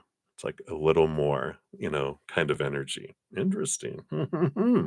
Well, well, well. And then what was Walter's thoughts towards your date yesterday? Interesting that there's something in your conversations here. The King of Swords, very much in their head, and the Knight of Swords, which is movement of thought and belief going on here. And so it is this really a lot of thinking. Look at this. It's like got butterfly on either side, which, and there's butterfly wing on either side of his head, which is like he's got this transformation of thought and belief.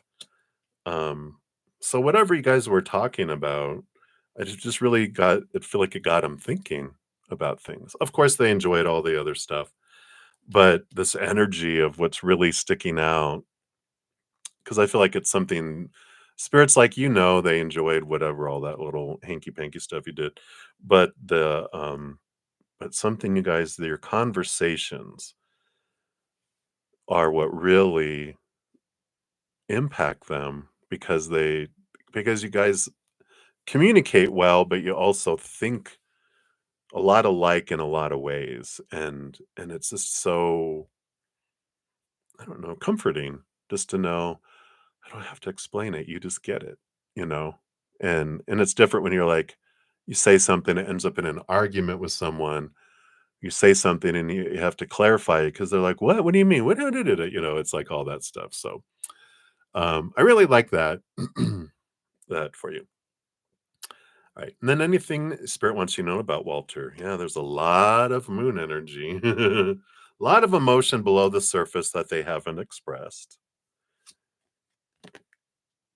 Queen of Wands. Queen of Wands energy here. Let's see what these other are here. Yeah, we got the Ten of Swords. And the Death card, transformation. So all four of these together, because I don't feel like it's four separate things. I feel like there's this energy here of things. Ah, see, I love that. Um, so what Spirit wants you to know about Walter is that there's a lot that goes on below the surface that they don't share. Some of this, the Queen of Wands is it's their divine feminine energy, but um it's like they been taught not to show weakness growing up, a lot.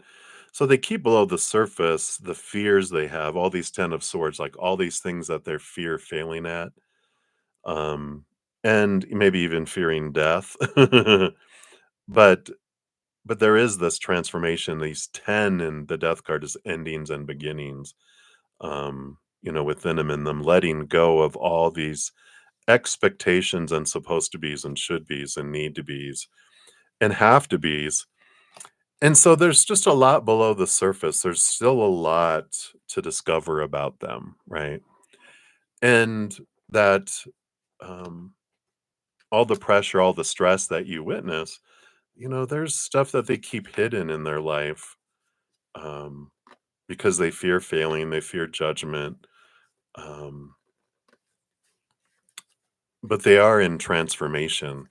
They are, you know, trying to determine what it is that they want in life. And so I feel like you just need to know, that they don't have everything figured out. And they've got a ton of stuff you don't even know are aware of that they go through and went through and fear they'll go through and things. And so there's a lot underneath there, bubbling below the surface. It's like a duck. You see a duck smoothly moving across the surface, and you're like, wow, that's nice. But underneath their little feet, their little webbed feet are going, there's a lot of activity underneath, even if it seems smooth on the the outside. So it's good to know, that just all right, you know, they're not perfect um in their own minds. We're all perfect really when we remember who we really are, but we don't have everything under control that we think we are supposed to have under control because we can only control what? Our own story and thoughts, our own emotions, our own energy, our own physical actions. When you're trying to control everything else in the outside world, enjoy that. Yeah, regardless with you, you know, that there's not the only thing that would be is the expectations, right? That they're like they don't want to have expectations and those things, and we always return to that, right? With when you start to go, well, are they going to do this, are they going to do that? That's that expectation thing, right? And he has those too, so he's working through his own expectations and all that, but it's like releasing all of that. Yeah, that's what happens, right? We immediately know when we start sinking into our expectations because we do feel worried and scared and things are not gonna happen. We have fear that ignites, and then we realize, so what if that doesn't happen? So what if we end up parting ways next week, a year from now, 10 years from now, 30 years from now, 50 years from now when he dies, Not that he's dying in 50 years from now, I'm just saying, it's like, what does that mean? What am I fearing? I'm either gonna choose to be okay or I'm gonna choose not to be okay, but it's my choice, no one else's. and I can choose to be unokay until I tired of feeling unokay, then I'm gonna choose to be okay. When we realize the power of our lives resides in us and that our interactions with everyone else is just experience, it doesn't define us, then yeah, you know. And surely by now you know that you will always find love again if it ends. Not that I'm getting any energy that it's gonna end, but that's our fear, is that it's gonna end. And it's like, you know what? The first relationship when it didn't work out, that the fear was so deep that I would never find love again. And then second relationship, yay, I'm so lucky I found love again. And then when that didn't work out, I feared little less that I wouldn't find love again and found love again. And then when that didn't work out, I wasn't as fearful that I would find love again. And so I found love again and I was good with that. And then when that didn't work out, I'm like, oh crap, am I going to find love again? Yeah. So, it's like we're aware that we always have so many possibilities of finding love again. It's Everyone's looking for love and everyone's looking for love in all the wrong places till we turn inward and upward and find the love. Changes our whole perception of love. But there's plenty of love out there. All right. So that's what they have for you, my dear. So many blessings to you. Happy, happy day to you. All right. And then Moonlight, you're up next. So thank you so much for your donation and your rainbow sticker of the rainbow unicorn. It's one of my favorites. So Moonlight, let's take a look here. Oh, it's right there. I'm like looking right past him. Come on. I may need to get my eyes checked. So whatever comes out about people in your life in February. All right. Great question. We'll take a look here. I'm just going to take a sip here.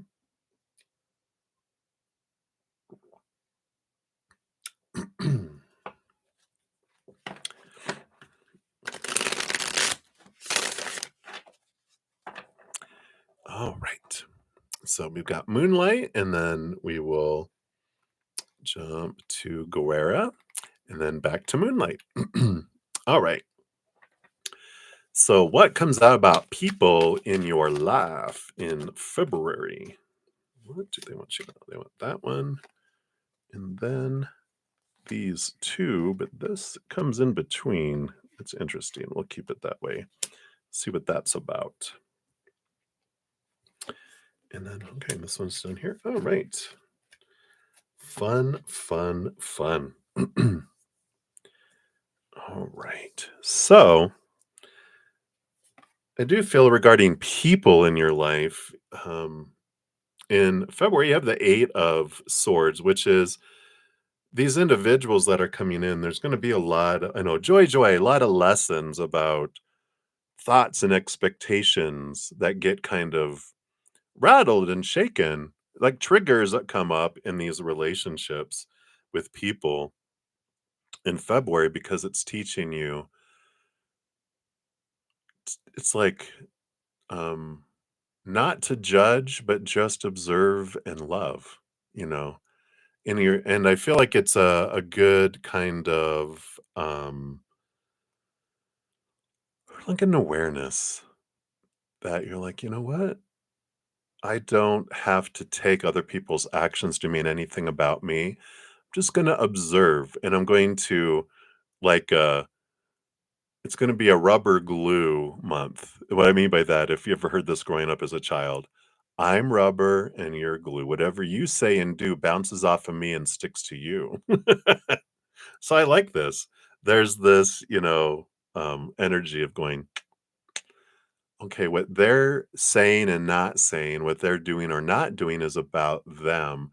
So let me observe that about them. It's like a month of not taking it personally. I like this. Rubber glue. It's a month of rubber glue. So it's interesting with that Eight of Swords because old thoughts and beliefs and mindsets about when they say that toward me, that means I'm this. No, that's a story that you're allowing it, but you can change your story. The story of the month is no, your actions mean something about you. So I'm going to look and just reach and see what I'm observing, what's going on with you. It's like in Instagram, there was this great there's this guy that talks about communication, and he was like, "One of the great things that you can say to someone when they say something harsh to you, like, blah, blah, blah, whatever, and you're like, 'Are you okay?' Not like, 'Are you okay?' but, 'Are you okay?' And out of with compassion and concern, because when people are that means they're in fear, so they're not okay, so asking them, 'Are you okay?' makes them go, What?' So I like that for you, right? So I like that. And then let's see what these cards are here. So I feel like there's three separate situations. The first one here, King of Swords, Two of Cups. So it feels like there's someone that's very much an intellectual, an air sign that's in their head here. And the Two of Cups. It's an important relationship that's in your life here. And the underlying energy, yeah, there is this belief of lack that underlines this relationship with this person. So whoever this air sign energy is, it is again the Two of Cups means it's an important relationship in your life where I feel like you would know their birth date so that you know that they're an air sign. And but there is this underlying energy of lack, of not being enough, of being abandoned, of not being like being left out in the cold. So there's this awareness that comes in with this that you're realizing their actions have to do with that. And it can also be your fears, a fear of abandonment and that kind of thing too. But it's like, um, an important energy is to be aware of that they also have that type of energy below the surface. And um, and that's a lot of why they don't express emotion so much because they are an air sign, but they also these beliefs in lack and everything just really keep things pushed down. So I like this awareness of interacting with this individual through the month of February again is realizing I'm not taking their expression as personal that it's toward me. They're just expressing themselves like a mirror, That's what all relationships are a mirror reflecting us back to ourselves. And so I feel like that's an important thing when it comes to this uh, air sign. The second person that comes in here, yeah, King of Cups. So this is someone that balances emotion and mind. So there's this individual. So this person is someone who, out of everyone you like being around.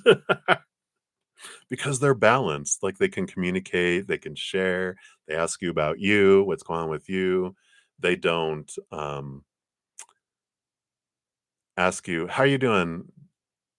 Hoping that you say, "Fine," and then that you'll ask how they're doing, they're like, "Oh my god, let me do blah," This is someone that it's this wonderful balanced relationship, and you kind of feel even supported by them, and I like that energy because, this is someone, again, that you can observe and go, I must feel like it's an important thing to ask them how they're doing and really listen to them too. So I like that. I like that energy because it's I feel like they always ask everyone how they're doing. And when we ask how they're doing, they're like, "Oh, I'm good. I'm doing good, good, good. But tell me about you." They always uh, are reaching out to others, and some of it is vulnerability. Um, a lot of it too is they're a pretty balanced person, but if you ask them how they're doing, I feel like they'll share something deeper with you that you haven't known about them, and I like that energy. So it's all about observing others during uh, February. And then the third person here, I've got the magician, fire sign. Oh, was this fire starter? And the Page of Swords. Page of Swords is new communication. In between, we have the Queen of Cups. Queen of Cups. And I feel like this is just a little update. Maybe you were secretly or subconsciously wanting to know about your sister. Um, but this is the Queen of Cups.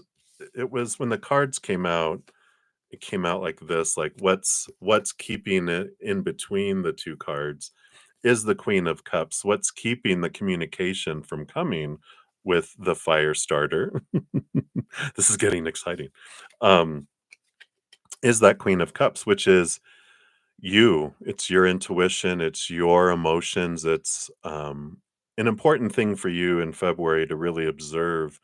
Kind of go back and look at situations with your sister through time, things that really stand out, because you're going to realize if you step out of the reactions that were going on inside of you in the situations and just sit as a third party observer, see the you in there as a different character, that you're just watching the situation, but you're focusing on your sister's actions and her fears and that. And I feel like you really learn about a lot about her through a variety of different memories you have of going, yeah. So especially those that were challenging situations, and you'll be like, wow, I'm seeing that. I'm seeing that. And I feel like you learn a lot from that. And if you do, we talked about this before, I think, where if you focus on gratitude for what you've learned through the situations, that allows connection to come in sooner than that party that you guys are going to bump into in the future. So I feel like they're like, you were wanting to know a little more because you know that they already talked about plan out your conversation with them. And I feel like you'll learn a lot by looking at previous conversations and going, "Oh yeah, when I said that, sparks and firestorm." You're like, "So let me be aware on what her triggers are." And you're going to realize a lot of it has to do with abandonment and feeling left behind, and that she does take other people's actions personally, defining about her, like saying no, not to come over at a Christmas thing was a rejection of her, not of it wasn't a logical thing. It was an emotional choice you made that you didn't want me over at your house at Christmas, you know? And you're like, well, maybe you're right. Let me look at that. So I like that. Sure. Yeah. You actually have fireworks going on there at your house right now. Whoa. You're so funny. All right. Woo woo. Um, so some people are asking, am I only taking donation readings? I've been on for almost 2 hours. I do, prioritize donations and dive deeper into those. I just have a couple more donations left, and then I'll go to my YouTube channel members for their free readings. And depending on my energy level, I might try to, complete some of the, free readings too. Um but if you wanna, make sure I get to your readings today, being a YouTube channel member, you're guaranteed to get your message or a donation also. I complete those during the sessions. I do try to get through a lot of free readings. Sundays are always different. Sundays, during my 2-hour session, whatever I don't get to, after I go spend time with my Praying Mantis YouTube members and then eat, I come back on and I finish everyone's readings. So if you're ever having trouble getting your free readings on Fridays or Saturdays, Sundays, I always make sure everyone gets messages from Spirit. Just I can't do it every session because my energy will, and I get sick. And Spirit has nice little discussions about balance in my life, and I'm like, I know. So I try not to overdo it. Yeah. Oh yeah, no problem at all. So right now, just it's a good time to kind of summarize anyway. So um, But I've got just yeah, I just got 2 donations left, which are Guerrera is next, and then back to Moonlight. That's the current donations, and then I've got 1, 2,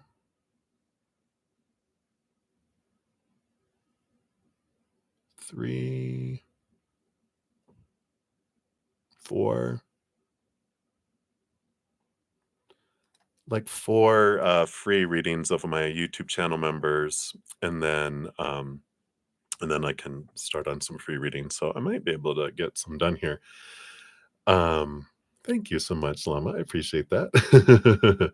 And Deb, if you're here, I didn't even see, you kinda blended in under there, so, shout out to Deb, one of my YouTube channel members, looking good in that blue, thank you, I love blue.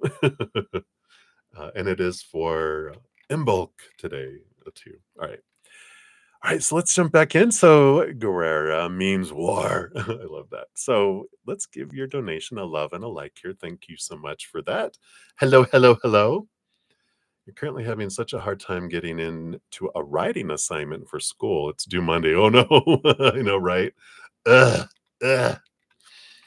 All right. Yeah, everything has been well. I was fighting some stuff and all of that, and um, I'm feeling so good, knock on wood. So this week has been a bit rough, dealing with some medical. Okay, energy levels have been low, hence the lagging with the school assignments. Yeah, I know. I got sick at Christmas for like a week, and then um, all the changes in weather, up and down, hot and cold. It's always been so good. So I send you lots of loving, healing energy. Let's take a look here and see what spirit wants you to know about how can you release the kraken. I don't know why. And get some inspiration. So I feel like there is this taking it step by step is an important thing. I feel like we've got the 5 of Swords underneath, which does have to do with like a mental battle going on between your head and your heart. And I feel like sometimes when we're writing about something that doesn't really, inspire us, it's like, ugh, gotta do this. Gotta get this done, kind of thing, instead of going, let me write about something that I'm passionate about, you know. And then it's like, yeah, that kind of sparks things a little differently. And depending on the writing assignment, you might not have a choice, but can always put your flair into it and make it something that is helpful. I mean, it can help you. Um, you got 2 cards, 2 cards, 2 cards. I mean, 2 cards, 2 cards, 2 cards, 3 cards.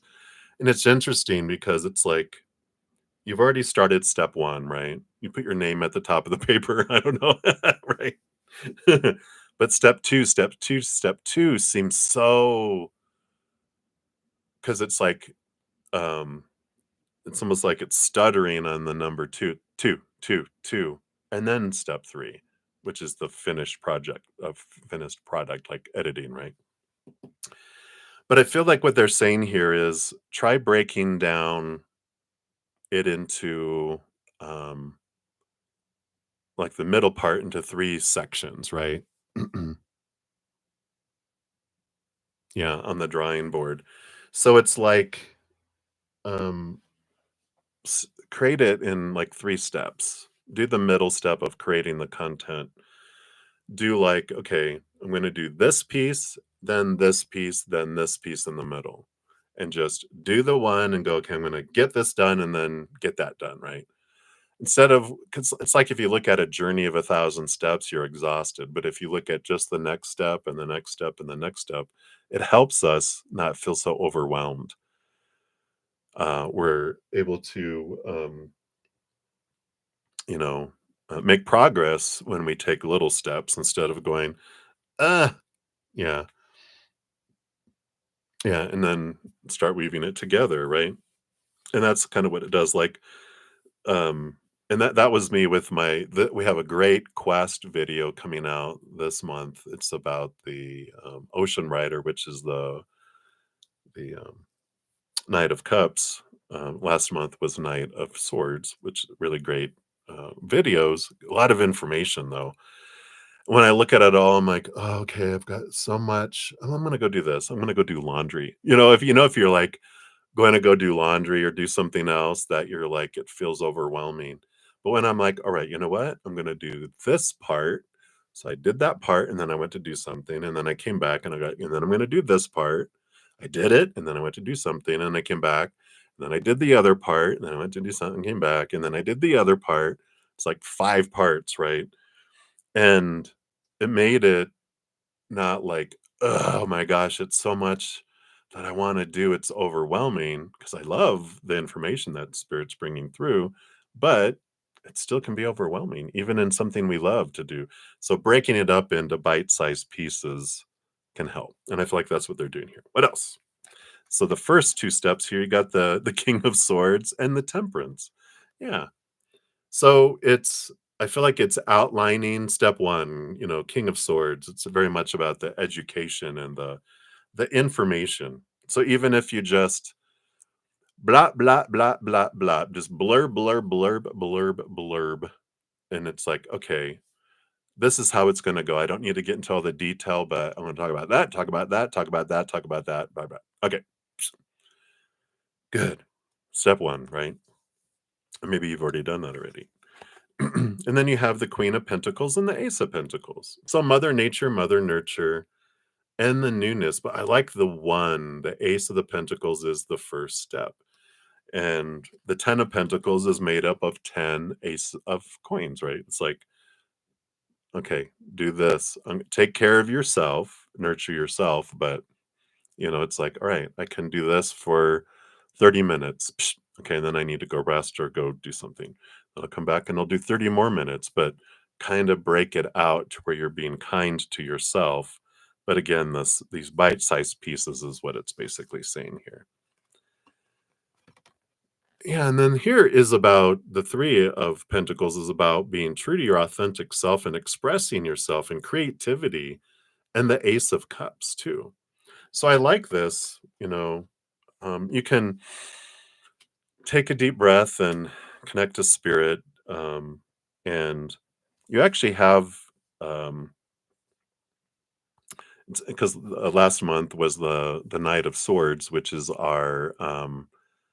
we all have 4 elemental spirit guides. Our air elemental spirit guide is the one who helps us with our creativity and our communication and that. So you can reach out to your air elemental spirit guide, even if you don't know who they are yet, and just go, "Hey, air elemental, we'll get to know each other more soon, but I need your help." And they will. They'll bring you ideas. Oh, you're Aquarius too? I'm an Aquarius too. When's your birthday? Mine's the 12th of February. So happy birthday, Aquarius. Yeah, so definitely open to the shut up. Oh my God. No way. Well, happy birthday to you. That's crazy. Oh, I love it. Yeah, probably a different year. um, but I love that. So happy birthday. I know, right, Dad? What? No way. Um, so I love that the creativity that can flow, that can come through. So uh, you know, as we can connect and go because we can be we don't like doing things the regular way. You can let your freak flag fly, right, Deb? Deb's also Aquarius. Freak flag fly. And express yourself, be true to your authentic self and let it go, right? And just go, what's a fun way to express this? And that makes it fun to write and it makes fun to complete it instead of blah, blah, blah, blah, right? So I love that. And then let's see what we have here. Oh my gosh, look. Aquarius energy. So reiterating what we just talked about here, and if you haven't done a ton of work, you have the death card here with the Eight of Cups is leave behind things that don't yeah, Pluto moving into our sign with the death card. Here's the Pluto you just talked about. So and the Eight of Cups too, which is about leaving behind just the ideas, whatever didn't happen right. So I like this, you know, ending the energy of that doesn't sit well. It's like, well, I was gonna write about that, but you're like, I'm going to instead of doing that, I'm going to take a different route. This is how I'm going to present it. So don't be afraid to kind of dump some of the progress because it's actually kind of maybe feels like a block and just go, you know what? This is the way I'm going to express it. And here we go, right? Um, so hopefully that helps a little bit there.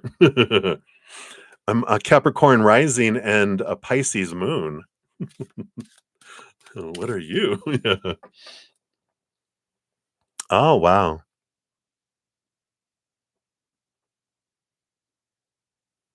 Yeah. Yeah.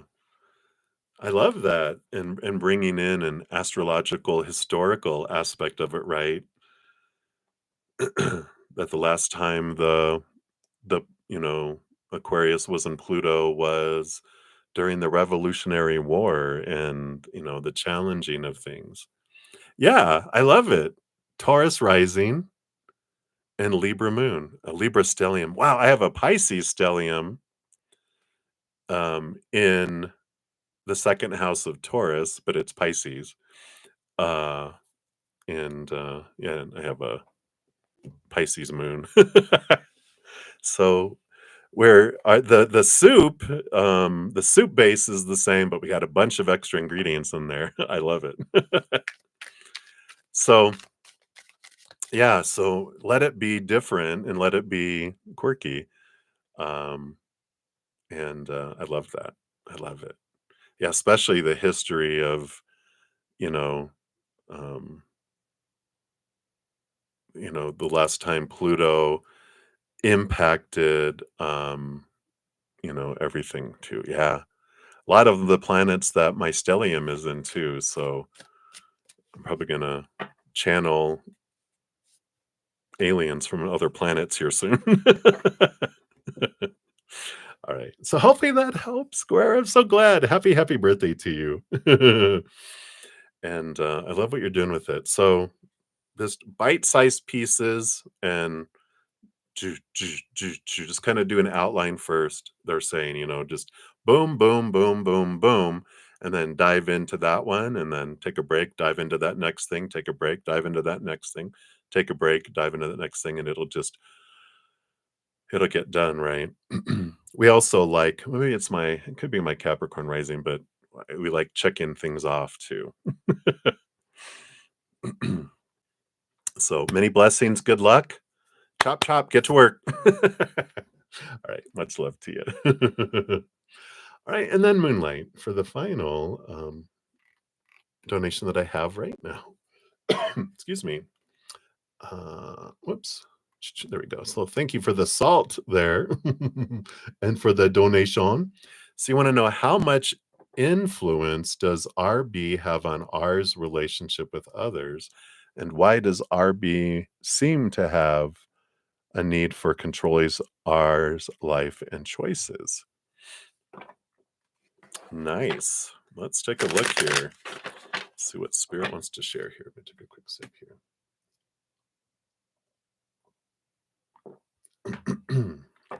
All right. So, how much influence does RB? So, really, how much influence does R allow RB to have on their relationships? Because we all have an influence. We can make it easier or harder, but ultimately, we all make our own choices. So, We'll find out that energy. And then we'll find out, why does RB seem to have a need for controlling their life here? Let's see what we got here. What's always interesting is, if that's our perception of someone, then there's some sort of mirror for us to look at too. Of, do I try to control ours or RB's life, or anyone else's lifes and choices? And it's like, and control means that we're trying to make them have an outcome we think they should have, right? Because we can give love and hope that it helps them have the best life possible, but not attaching ourselves to an outcome, right? So it's good reflection whenever we look at those things. Because I know, like, immediately, I've done a lot of shadow work with, if you ever guys are interested, it's Byron Katie. Wonderful, wonderful tool. She has a website, thework.com, just THEWORK.com. And here, let me type it really quick here, because she has a YouTube channel um, as well. That's her website where she has free tools. But whenever I did so many of her worksheets and transforming the mirroring of situations, my triggers, it helps you really understand your triggers and transform them. But now when I read stuff like, um, um, why do they try to control, that? I immediately have this little worksheet going on in my head for myself of, do I have where I'm trying to control other people's choices and their outcomes in their life? And I used to, especially doing readings and coaching sessions and different things. I used to get attached to, like, why won't they take my advice? And it's like, is that your business to do that? And I'm like, what? Spirit talking to me, are you responsible for their choices? And I'm like, well, why else would you have me tell them the stuff if they're not going to listen to me? And then they're like, that's not your concern. Your deal with us is shut up and listen and communicate what we tell, and then go on with your own journey. And I'm like, oh, okay. And so it's wonderful, right? Let's take a look here. Let's dive in. So, how much influence does RB, how much, the way Spirit was wanting it, how much influence does let RB have on their relationship with others? Ooh, ooh, ooh. Yeah. Oh, so just have three cards here. Okay. Yeah. So the Five of Swords is that they do get conflicted with RB's um, suggestions and comments and things like that. It feels like they might have a bit, um, I don't want to say arguments, but R with this Leo strength card energy, I feel is very stubborn, and they have a lot of conflict over their things. But I don't feel like R lets a lot of people influence them. I feel like it causes mental struggle for a moment, but this strength card, I feel like they go back into this. I'm a king of the jungle. I don't have to listen to anything you guys say. And they look at um, RB as very mothering energy with the Empress, Mother Nature, Mother Nurture. So they kind of go back and forth with this opinion towards them of, you know, they just say all this stuff because they care, like a mom would care for someone. That's funny.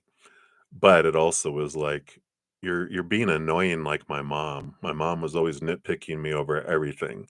And I feel like you're being like my mom. There's all that goes inside there. And it's that kind of energy. And I know you moms out there, you're probably like, oh my God, I get this, that You can tell your teenage children something over and over and over and over and over and over and over again, and they're like, "Yeah, yeah, yeah." And that's the kind of energy that's coming in there. But then someone else will tell them the one thing you've been telling them 1,000 times. A stranger will tell them one thing, and they'll come home and go, "Oh my god, you won't believe this is changing my life. This stranger told me this." And you're just like, "Seriously?" But that's the energy that really goes on in between RB and R there.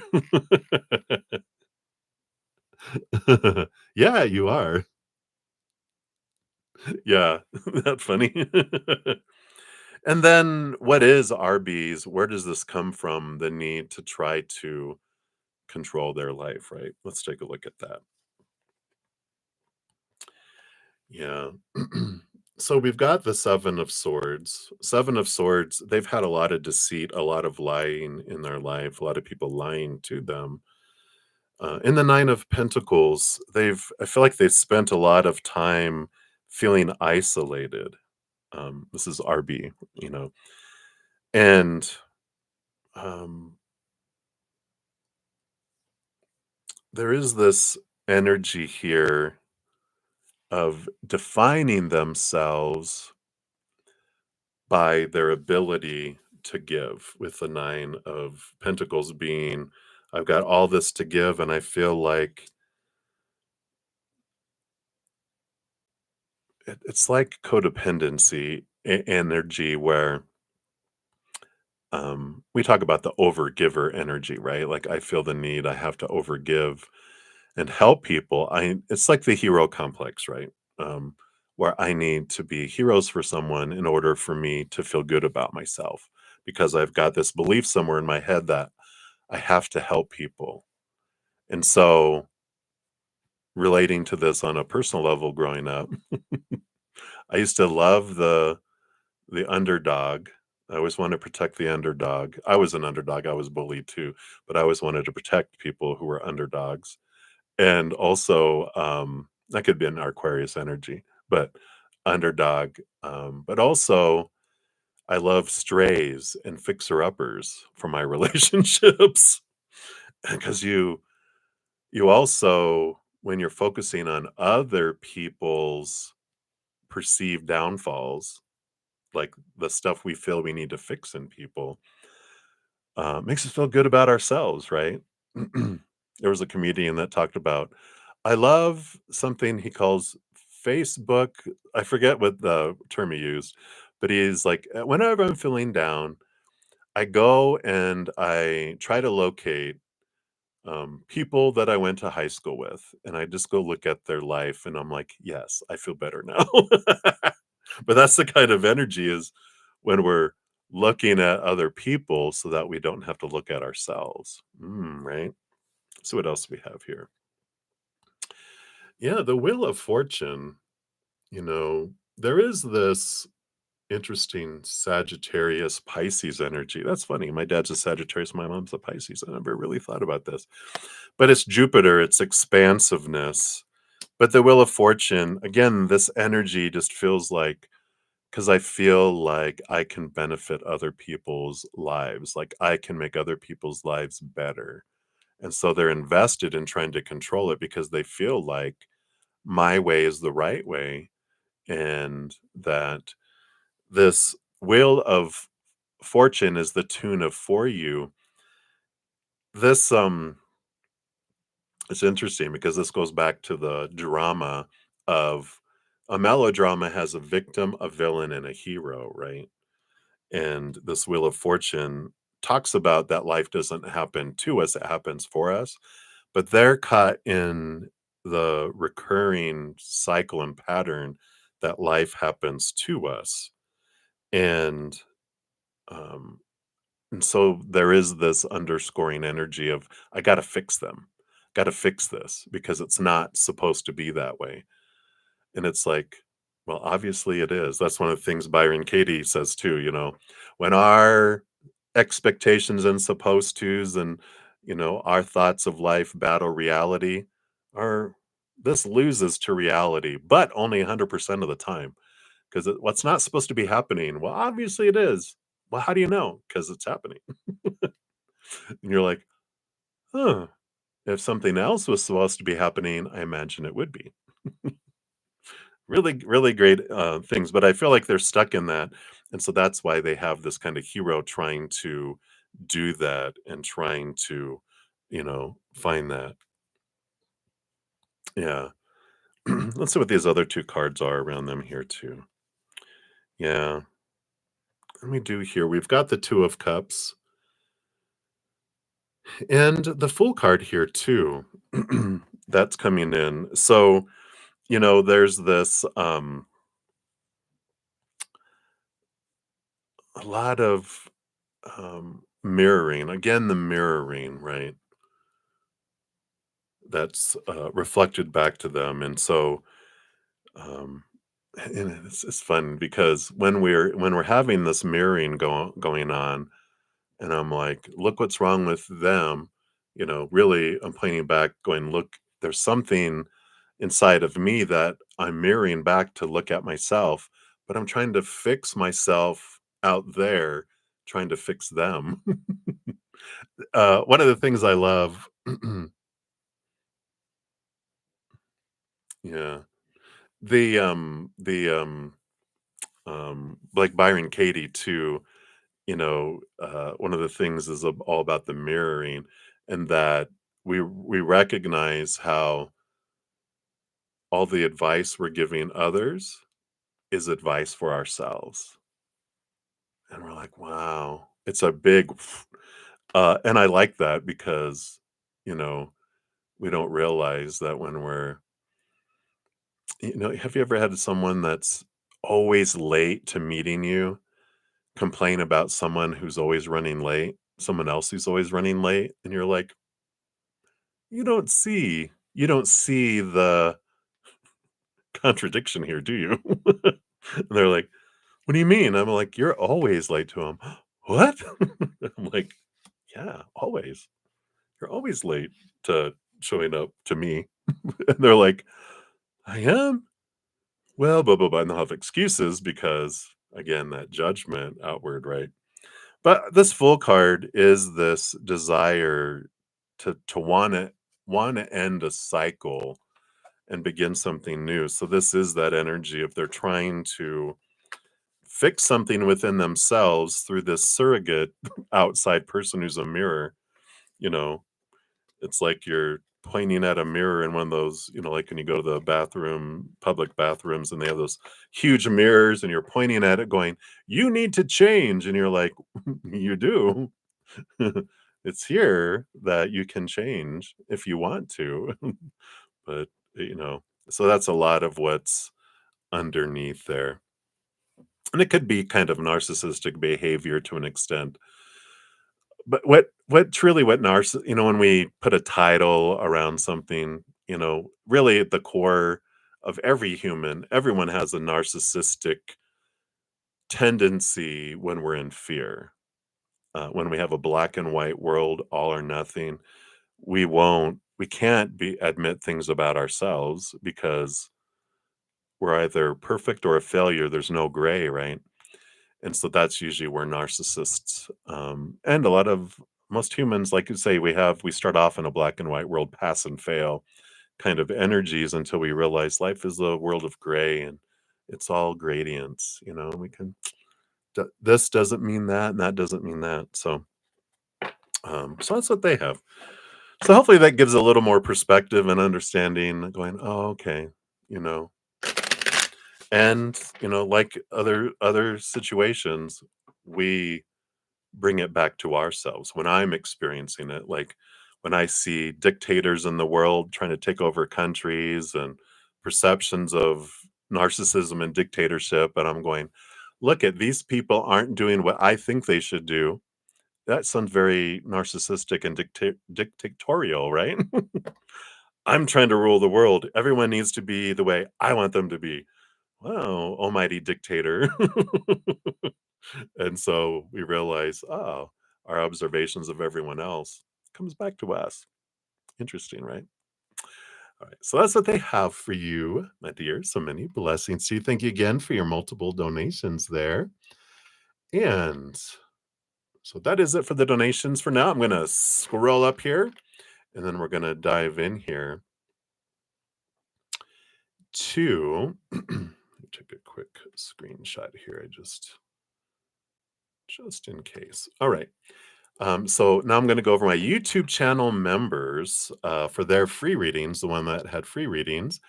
And then, yeah, I might even be able to have some time. These will go faster. They're just 1 to 2 cards.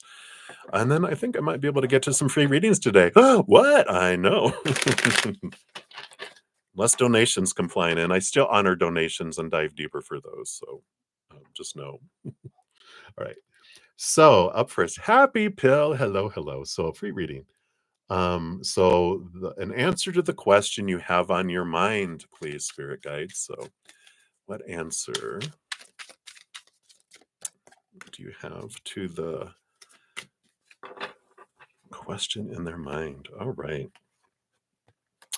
So you have the 10 of Swords and the 4 of Cups. This combination, 10 of Swords, is all those are expectations, small t truths, rooted in fear, supposed to be, should be's, need to be's, have to be's, must be's. 4 of Cups is about, it can be a variety of things, but it's emotional boredom.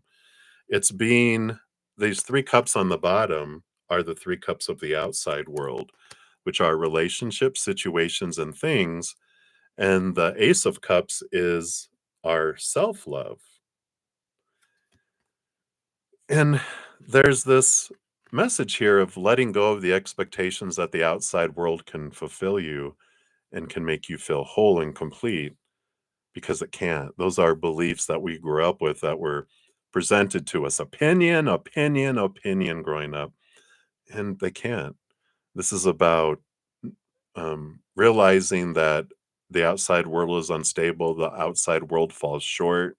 It's temporary. It doesn't make us feel that stability and that wholeness and that completeness. That's retail price.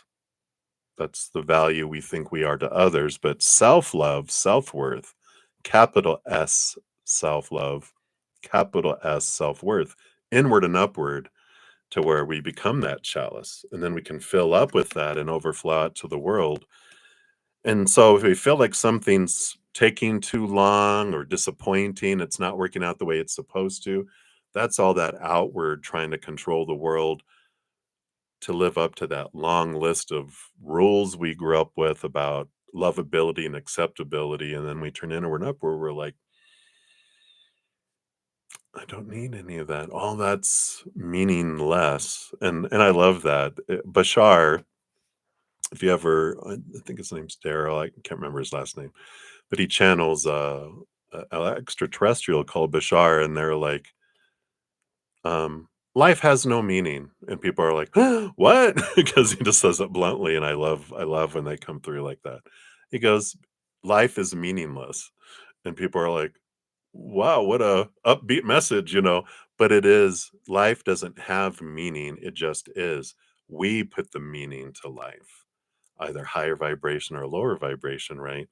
And so I love this about when we realize that I find all my meaning in here, inward and upward to that eternal unconditional love of the higher realms, that Ace of Cups. I fill up and it overflows, then everything else in the outside world is above and beyond extra when I do that. When I don't do that and I'm looking to the outside world to fill me up, then the world feels lacking and disappointing and turbulent and blah, blah, blah, all those other emotions related to fear. And so we know where we're at by what we're feeling. If I'm feeling lower vibrational stuff, then because I'm looking for lower vibration to fulfill me at a high vibration level. It doesn't work that way. Yesterday, Spirit was bringing up a lot. It's like trying to you need gas in your car to make it run, but you're pouring water in it. Not going to work. It needs the fuel from up above, not the water of the outside world. So interesting. But hopefully that answers your question there, Happy Pill. That's what they have for you right now. So many blessings to you. All right.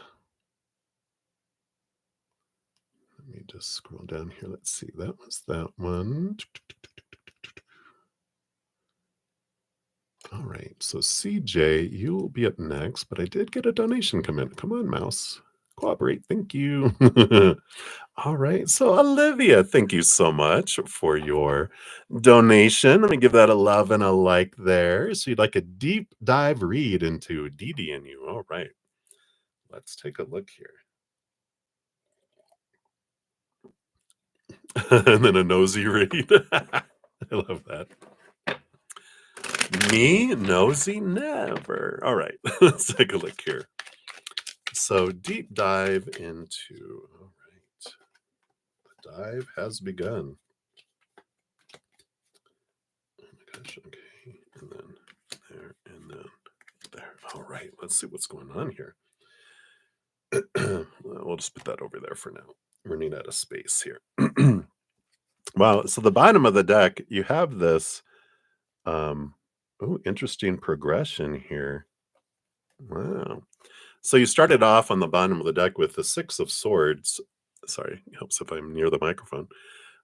Which is about moving from choppy waters to calmer waters, old ways of thinking to new ways of thinking.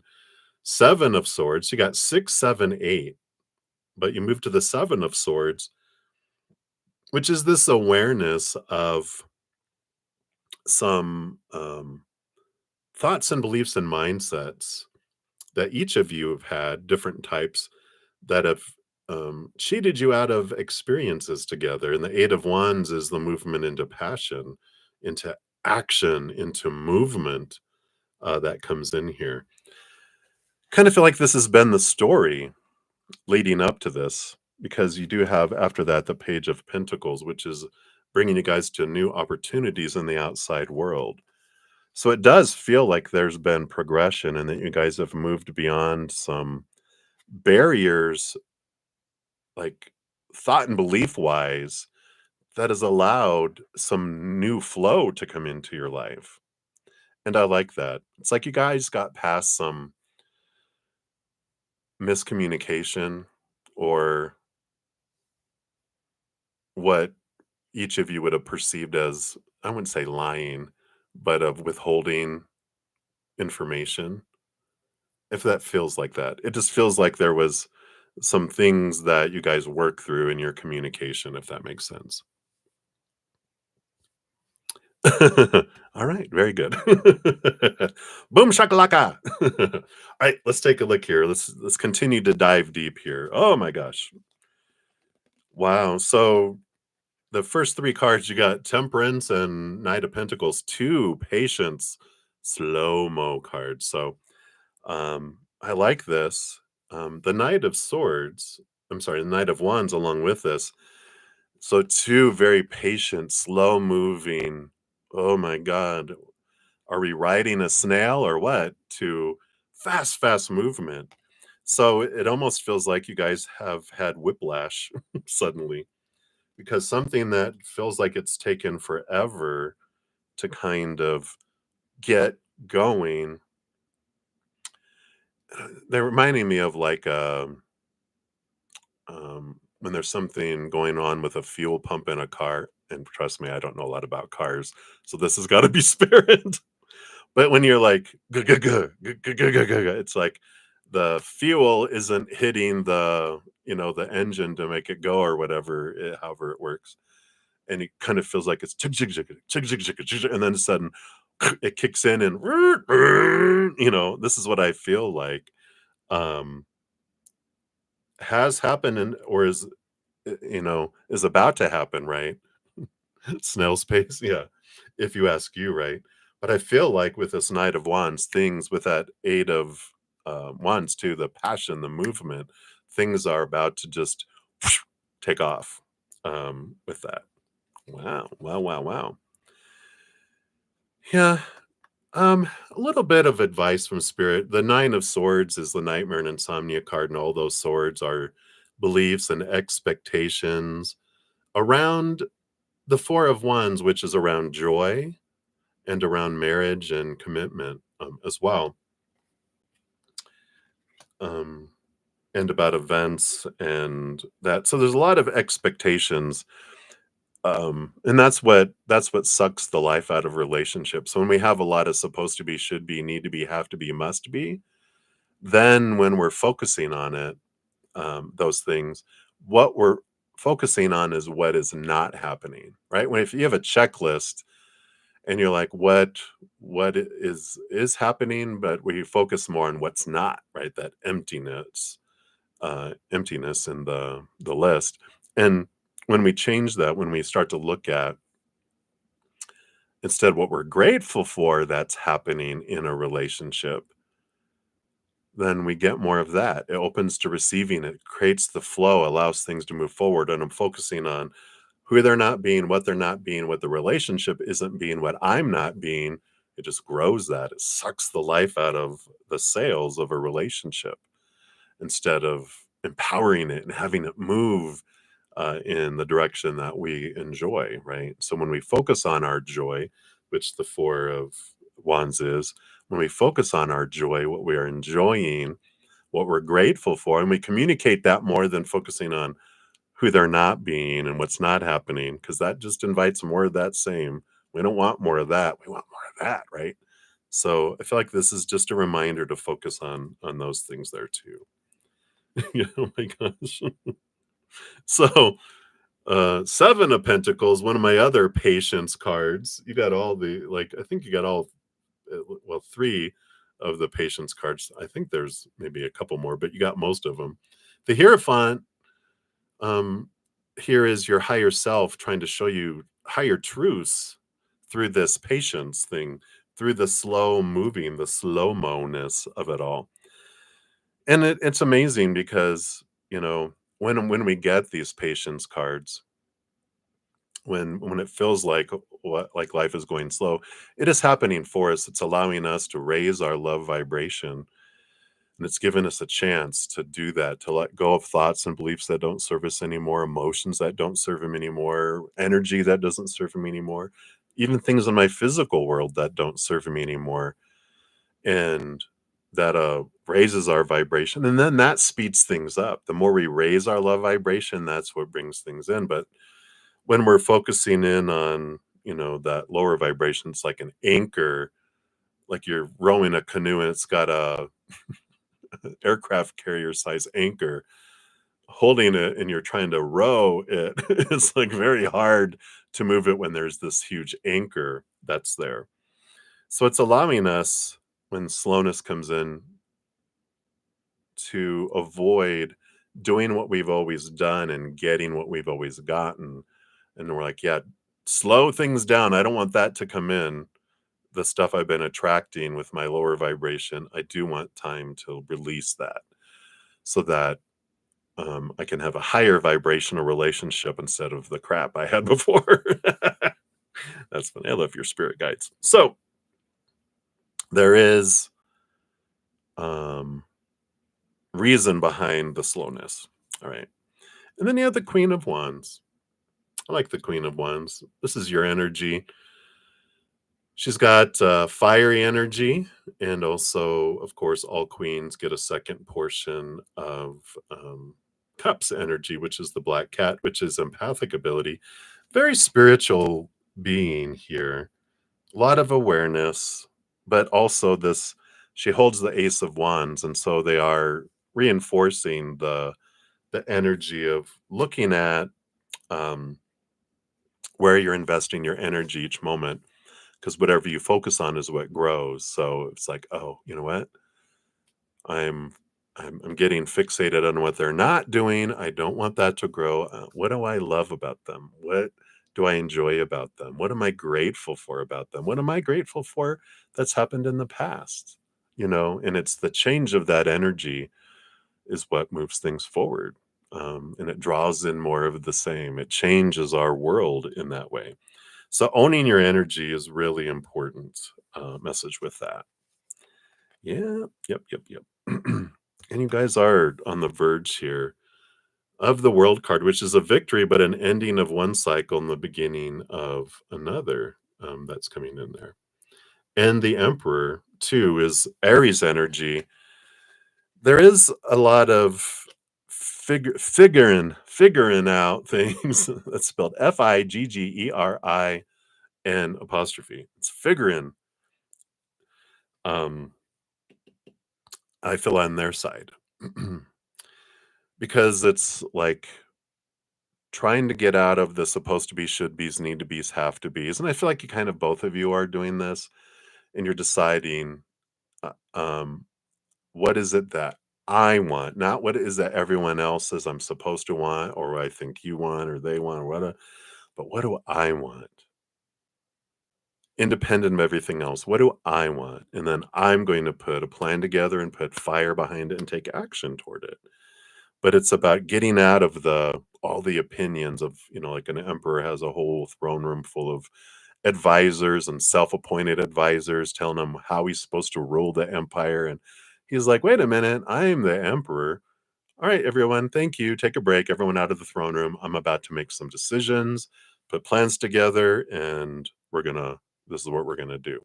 So I feel like it's both of you deciding what it is really you want with your lives, and you're in this kind of figuring things out stage. So interesting. And then the final three cards here. Yeah, you got the Page of Swords.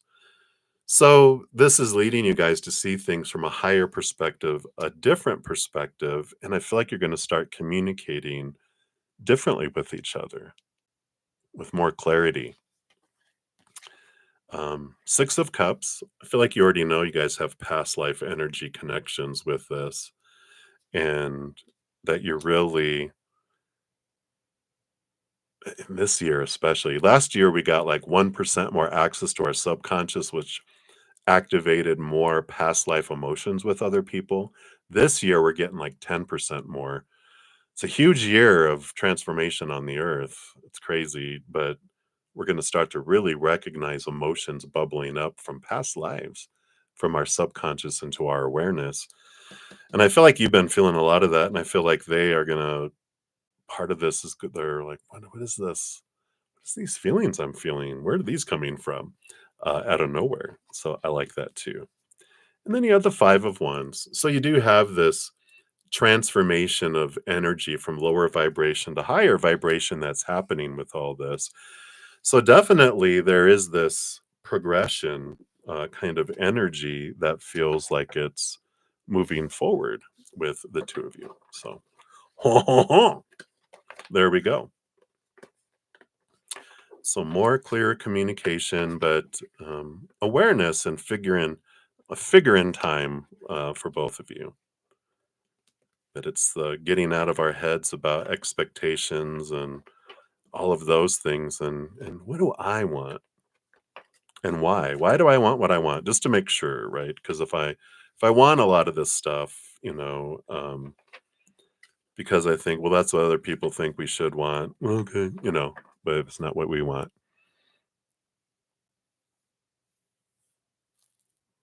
Hmm. Yeah. The Six of Swords in the beginning is about movement, but I feel like that's the figuring out.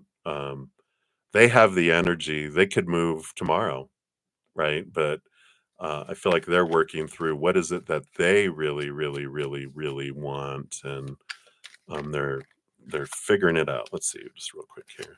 Yeah, yeah. So Eight of Swords, they got to look past their fears, um, all these things that are making them feel blinded and bound and trapped. And the Page of Cups, which is higher love, and they realize that. And here's that Ace of Wands, like I was talking about, that they would need to choose, because they could. They're like, you know what? That's it. Boom, boom. I'm going. So yeah. So he needs to be able to. So it sounds like he's taking the action and he's determining that, right? But I don't know. I don't feel like it'll have to be when his lease ends, and I feel like he'll move the last month of his lease, or maybe even 2 months, because he's like, "Well, I'm moving anyway, and I'll have it all cleaned." And da da da da da, and that'll be the month of transition. I'm not going to wait till the last day. I feel like he'll move in the last month, and I feel like there's a possibility he might even go, "What's another month? I'll just pay another month of rent, and if I pay it all, will they let me out of it?" Kind of thing.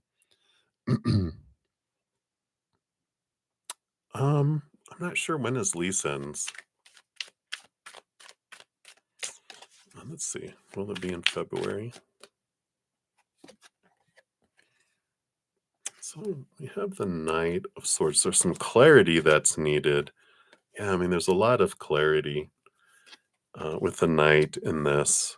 Based on current energies, I don't feel like they're going to let him out of the lease, um, but they'll let him pay, you know, a month or two in advance if he wants to leave earlier, if he wants to just pay the rent, and they'll allow him to, um, like finalize and close out of things. But it feels uncertain. I'm not getting a direct answer on that particular um, side of it there. I feel like it's because its possibilities are still open, and it has to do with his Ace of Wands. So I don't feel like he's made a choice. So they're like, it's uncertain because he could decide a month early, 2 months early, whatever. And they're like, he hasn't decided yet. And so you're not supposed to know those exact things yet. Very rarely do they want to give us undecided things because ultimately spirit knows our there's no time or space. They understand everything. They know all our choices that we've made already in the lives that we've lived and all the possibilities and everything else. But they're like, we specifically as humans don't want to know a lot about the future because we did that before. When we came down here, we knew a lot about the future. It was boring. We were like, it was fun at first, and then when we knew everything, so that's what we go on. Not yet, Amazing Grace. Close. We're getting close. I have like one more donation, three more YouTube memberships, and then I'll be starting on free readings. I think you're towards the top. If I saw your name up there, and I'm going to try to get to some free readings today. So we'll see. All right, so that's what they have for that one, Olivia. How exciting! And let's get a little nosy into your trip when you travel um, February. Oh, okay. So let's take a look here. So will both of you travel to Nevada? Viva Las Vegas. Or are you going to Reno? Let's see here. So will you travel? Okay. Okay, I do want those two. All right. All righty. So will you guys travel? So we've got the Ace of Cups and the Hermit card here. This is about, it's interesting. Hermit would be not traveling, it would be staying in the cave. Let's see what else they have here first. Three of Pentacles. That is like a gathering in community. Let me see what else we got here because I just feel like mother energy and the devil card.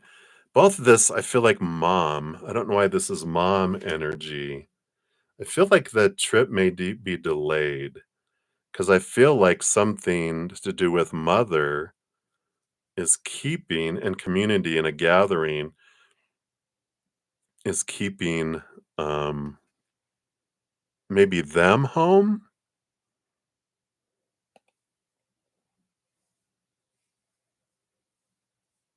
Oh, he's supposed to go, but you're hoping you'll be able to go together. Yeah. I feel like there's a delay here. Let's see. What else do we have here? Yeah.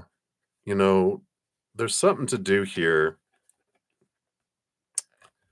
we've got the child card with the Six of Cups and the Sun, which is the inner child. Again, child and mom energy, and the Knight of Pentacles, which is again delay that comes in here. It feels like maybe not canceling, but rescheduling it. And I don't know if it's going to be the community comes together with mom and children. So it feels like there's something here that keeps them back. Um and this kind of energy, it just kind of feels like that I don't know if it's a health issue or if someone passes in the family and they're like, "Oh, I have to stay here to be with my mom and my brothers and sisters," or whatever, because it feels like very much this mother-child energy, and that mom needs, um, like, mom needs me, which is alright. No, I don't feel like it's lease. It feels like there's something to do with community, um, here. 'Cause that 3 of Pentacles, I normally look at that differently, but, they're bringing it through as community in the outside world and gatherings, even at, it's like at a cathedral normally, and this has this, like, churchy kind of energy where, um, something happens within the family where they need to stay and be with family, which normally is like an illness or, like, death. Funeral, something significant in order for them to do it, but it feels like it's very important to the family that he be there, for it, and so he does reschedule his trip, or if it's not gonna be rescheduled, cancel it, if that's the case, but I just feel like they're not gonna be able, uh, to go with that. So what's coming through? Interesting. Alright. So, hopefully that helps, but, everything happens for a reason, and that's okay. We can roll with it because we know that whatever unfolds in our life is for us. Even if we can't see it in the moment, we'll eventually see it, either as a human or on the other side, but we can realize it one day that this is for me, right? Oh, alright. It does feel like that, so because mom needs him, mm, yeah, I feel like it may be more father that if anyone is out of the 2, it would be the father that would be really taking a turn for the worse, because mom needs the support because of what's happening in all the family, and so it's like, "Yeah, you might wanna stay here because I don't know if he's gonna be here when you come back," kind of energy. Or they do pass, and then there's the funeral, kind of thing, coming in. Yeah, I'm not getting anything else, so that's where they're at on that. Okay, so that's what they have for you. I know, ending on a good note. So sorry. Let's go back to your former reading. We like that better.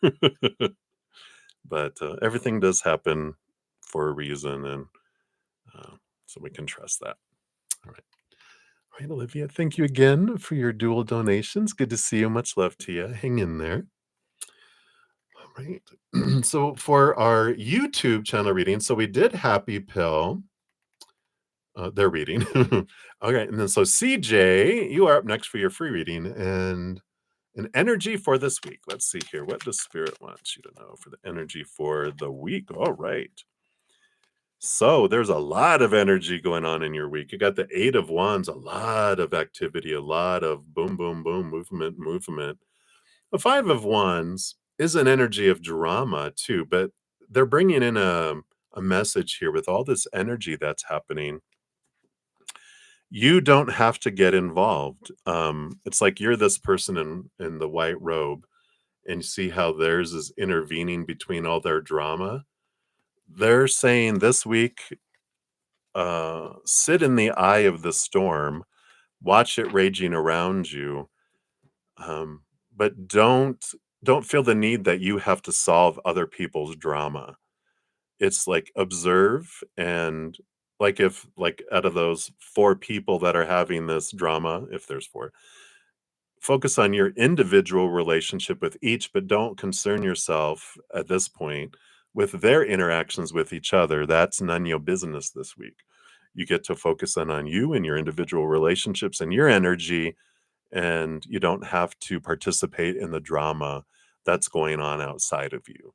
It's like, I'm going to sit with this wonderful energy. The Eight of Wands is a lot of messages coming in from spirit for you too. So pay real attention to what spirit is showing you in the physical world, the mental world, the emotional world, your energetic world, because you're going to have a lot of communication from them this next week. But if you're involved in other people's drama, it's gonna be so noisy, you're gonna miss a lot of it. So they're saying, take a break.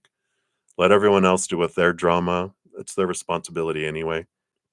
You're not responsible for that.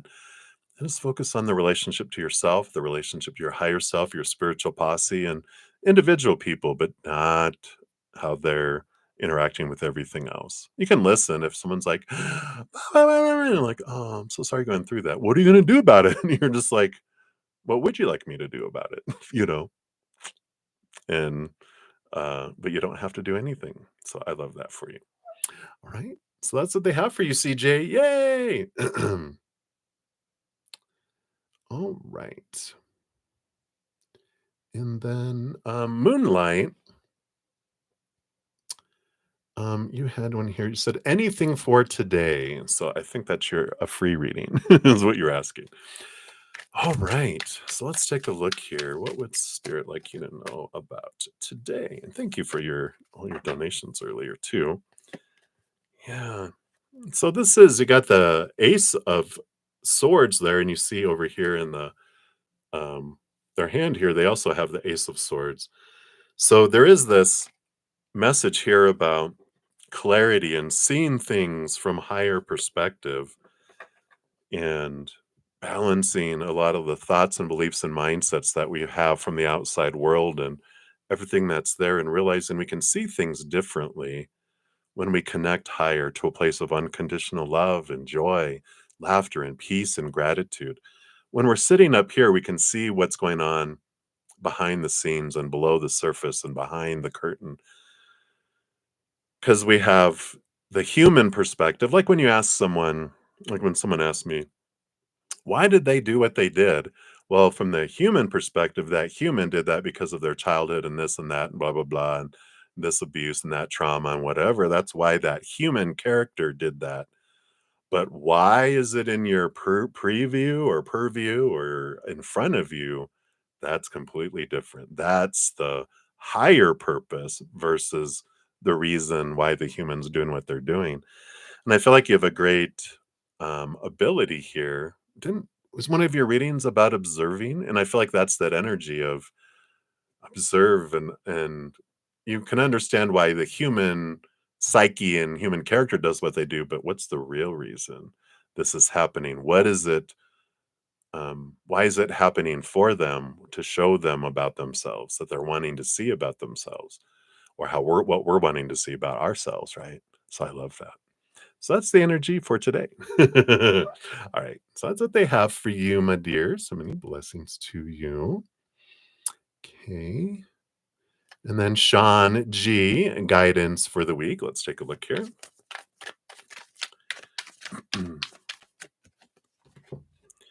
All right. Wow, you got some fun energy here with the Knight of Swords and the Moon card that's coming in here. Now, the Moon card, I feel like this next week is pay real close attention, extra special attention to the uh, sign that the moon is in each day. Because this Knight of Swords is the quest for seeing things from a higher perspective with that Ace of Swords. that they have here.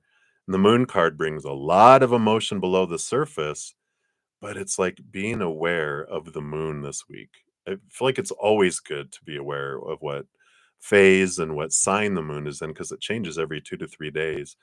And rather than being hit by a wave of emotion out of nowhere and knocking us off our feet, we can be knowing that it's coming. Like if a wave is coming, if you stand still, sometimes it'll just knock you over.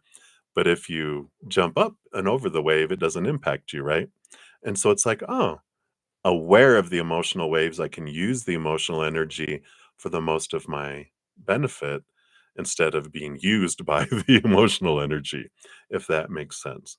So a big indication here of following the signs of the moon this week, because it does bring you a lot of awareness on how it impacts you directly and even how you communicate with others and even how other people are communicating with you 'cause you're gonna be like, "Why are they acting so odd?" And you look at the moon and you go like, "Oh, moon in Aquarius," you know? Quirky, and that's Aquarius energy. It's like, "Oh, okay, yeah, they're acting like a bit of a rebel today," and in their head, and they're challenging, um, ways of doing things. Oh, that's that energy. Oh, interesting. So you can see how it impacts different people too, which can help with your understanding of people, but communication with them too. So I like that for you, Shanji. That's what they have for you. So many blessings. And then faith and love.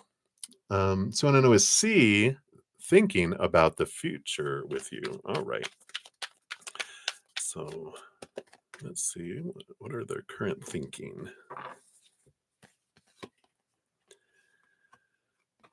You know, we've got here the Four of Cups, emotional stability, and the Five of Wands. I don't feel like they're in that space right now. The energy I'm getting is like they're at the Four of Cups and they're kind of at a peaceful place within them in the moment. And I feel like um, they feel that if they started thinking about the future with you and anything else, that that's what sparks the conflict within them. Okay, I got to figure everything out. And like, no, I'm in a place of peace in the moment. I don't want to ruin it by thinking of future. I just want to be in the now, be in the moment. I feel like they're really just sitting in this wonderful place. We've got the Cancer moon energy here, which is about home and feeling at home. And I just feel like that's what's going on with them right now, their energy.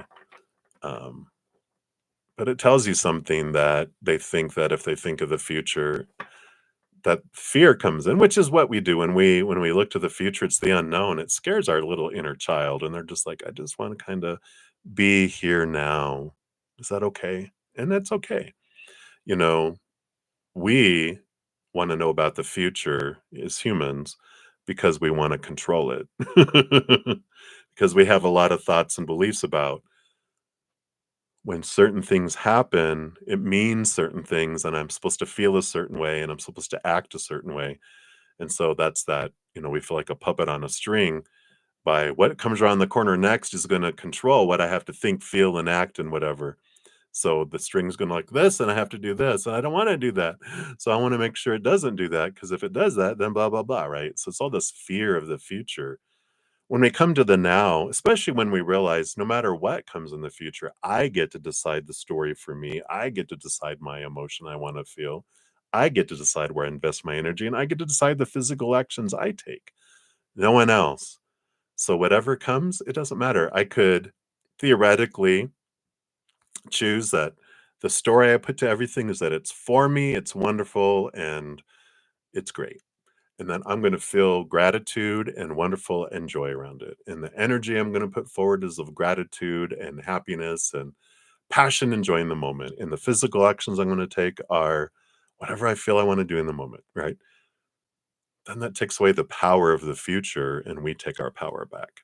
So I feel like it's an important thing to understand, whether they're thinking of the future or not. I kind of like it that they're not thinking of the future because if they could be here now in the moment, that's where we live life, not what if, are they going to do this? What if they aren't? And that's a good thing to ask yourself. What if they're not? What if they don't want a future? You're going to be fine. What if they do want a future? That might be worse. No. You're like, oh no. But we get to choose, right? What's the difference? Either way, we're going to be fine, one way or another, right? Um, but what importance are we putting around ourselves about them thinking about us in the future? That's the whole crux of it all, right? All right. So that's what they have for you right now, faith and love. Hopefully that helps. Many blessings to you. Okay, that was that one. So we did that one. We did that one.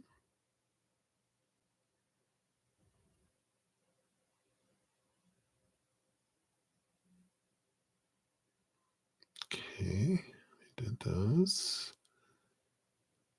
Boom, boom, boom, boom, boom. All right. So those were all the donations and all of the YouTube channel memberships. So let's see here. It's 3 hours. I think we can do some free readings. So I'm just going to put a note in here. Beginning free readings so that we know where it happens. I'm just going to put a little marker there. So we knew at 2:01 p.m. Mountain Time is when it started, which is about 3 hours and 5 minutes into the video. So that can kind of help some people. All right. So let me take a sip here. We're going to get some free readings in for you guys that have been so patiently waiting. See, I lost my energy. I don't want to push it too much, but we're going to push it a little. How's that? All right. So, amazing grace, you are number one. You're number one. So, what does Spirit want you to know? All right, let's take a look here. What does Spirit want you to know? 1 and 2. All right. Well, you got the Two of Cups, which is all about relationships and power of choice. But I feel like this is relationships, especially with this Eight of Swords that's here. Because the Eight of Swords is becoming aware, like a lot of what's been going on in your life. And you've done a lot of inner work regarding relationships and love, both with lovers, with family, with friends, siblings, different things like that. So you really have, this energy here of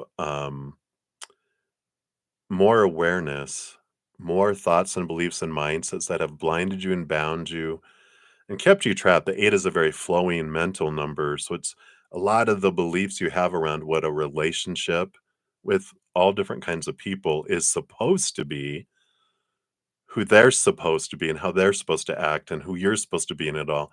A lot of questioning that's been coming up here. And I like it because that's uh, you want freedom from this. You don't want to feel trapped and restricted. You want to be able to remove that, binding so you can remove that and see things clearly and see that you're not trapped. You can just walk forward, but you've been told you're surrounded by all these and you don't want to, because you're blindfolded, you don't know any better. They're like, if you step forward, you're going to get cut. What? So stand still. No, I want to get out of here. I can't stand this anymore. But there's this transformation in relationships that's coming forward here, with all that energy. So um, I like this for you. And that's what Spirit wants you to know right now is that all this, what feels like conflict coming up, is for you because the conflict is popping up in here. The triggers are coming up in here, but they're coming up to free you from that. And so if you can, try not to um, go into this is happening to me, that this is happening for me, at least afterwards. Sometimes in the beginning, we have no choice but to react and go, why are they being such jerks? And then we step back and take a deep breath after we've calmed down and recovered from the effect of whatever action or non action or words or silence someone does. And we can go, okay, I'm done experiencing the to me. Let me see. Why did I want this to happen for me? What am I learning about myself? What fear is here? And like, there it is. Freedom, right? All right. So that's what they have for you, Amazing Grace. Hopefully that helps. Many blessings to you. All right. And then Day with the Jewelry. I love the new name. So you want to know whatever comes out. Let's take a look here. Whatever comes out. All right. What does Spirit have for you? All right. I like this. Seven of Cups coming in here for you with the Strength card, which is your higher self. Sorry for the glare there. Must be bright outside. It's shining through my little blinds. Um, the Seven of Cups represents like all these emotional choices that you have, so many possibilities that are coming before you here. It's like your heart is wanting to take you in a lot of directions right now. And the Strength card is like this courage card energy, this inner courage. This is your higher self comforting your human self, going, it's okay. It's okay. It's a little hugging it. And they're saying that it's okay. There's no wrong choice. That there's just different choices with different experiences, different outcomes, and nothing is forever. So, when you choose from your heart what brings you the most. Get out of your head and get into your heart, and just allow yourself to move forward in where you're wanting to head. Let your joy lead you when you're like, I don't know what I want to do. There's so many things I could do. It's like, close your eyes, open your heart. What's the first thing when you're like, follow your joy heart? What comes to you? Do that. And then you'll do that. And then you'll be done. And you're like, all right, what's next? And follow your heart, follow your joy. I like it. Right. So that's what they have for you, Day with the Jewelry. Many blessings to you. All right. And then Patricia. Hello, hello, or Patricia. I like putting the Spanish twist to it. But anyway, I'm probably doing it wrong anyway. Anyway, guidance for February. brudda-zen, focus, focus. All right, yeah. All right, here we go. So what do they want to know you to know for February? Yeah. What a wonderful transformative energy. You got the Hanged Man, which is like cocooning energy.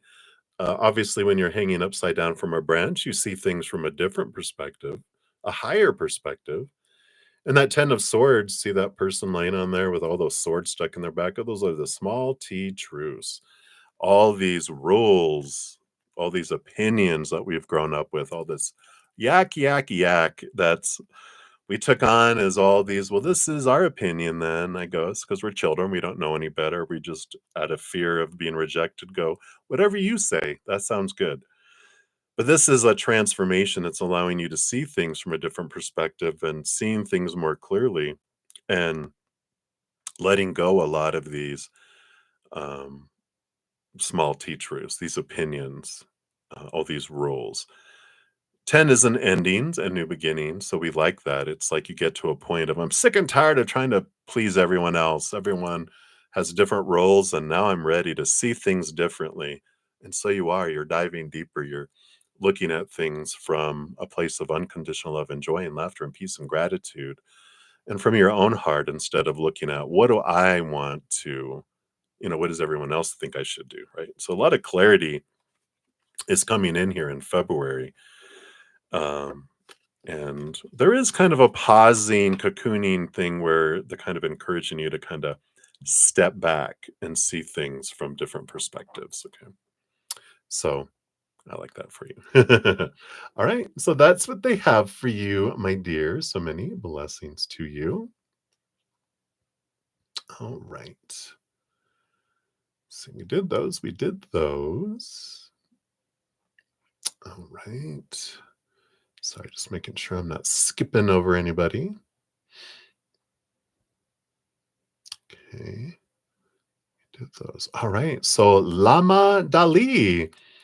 So perfect. Let's take a look here. Can you tell me the outcome of Jonathan and his new girlfriend who recently stole him?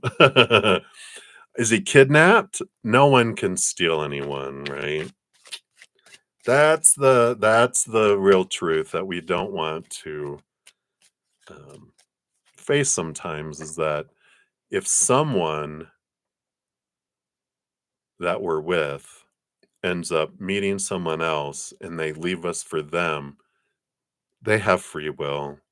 They weren't threatened with their life. "You better come with me or you're dead, and I'm gonna kill your girlfriend too," you know? No. They made a choice, that and that's what we don't wanna face is that someone doesn't choose us. But there is great awareness and wonderful learning that we have when we're faced that fear of not being chosen, is that if someone doesn't choose us, they're stupid.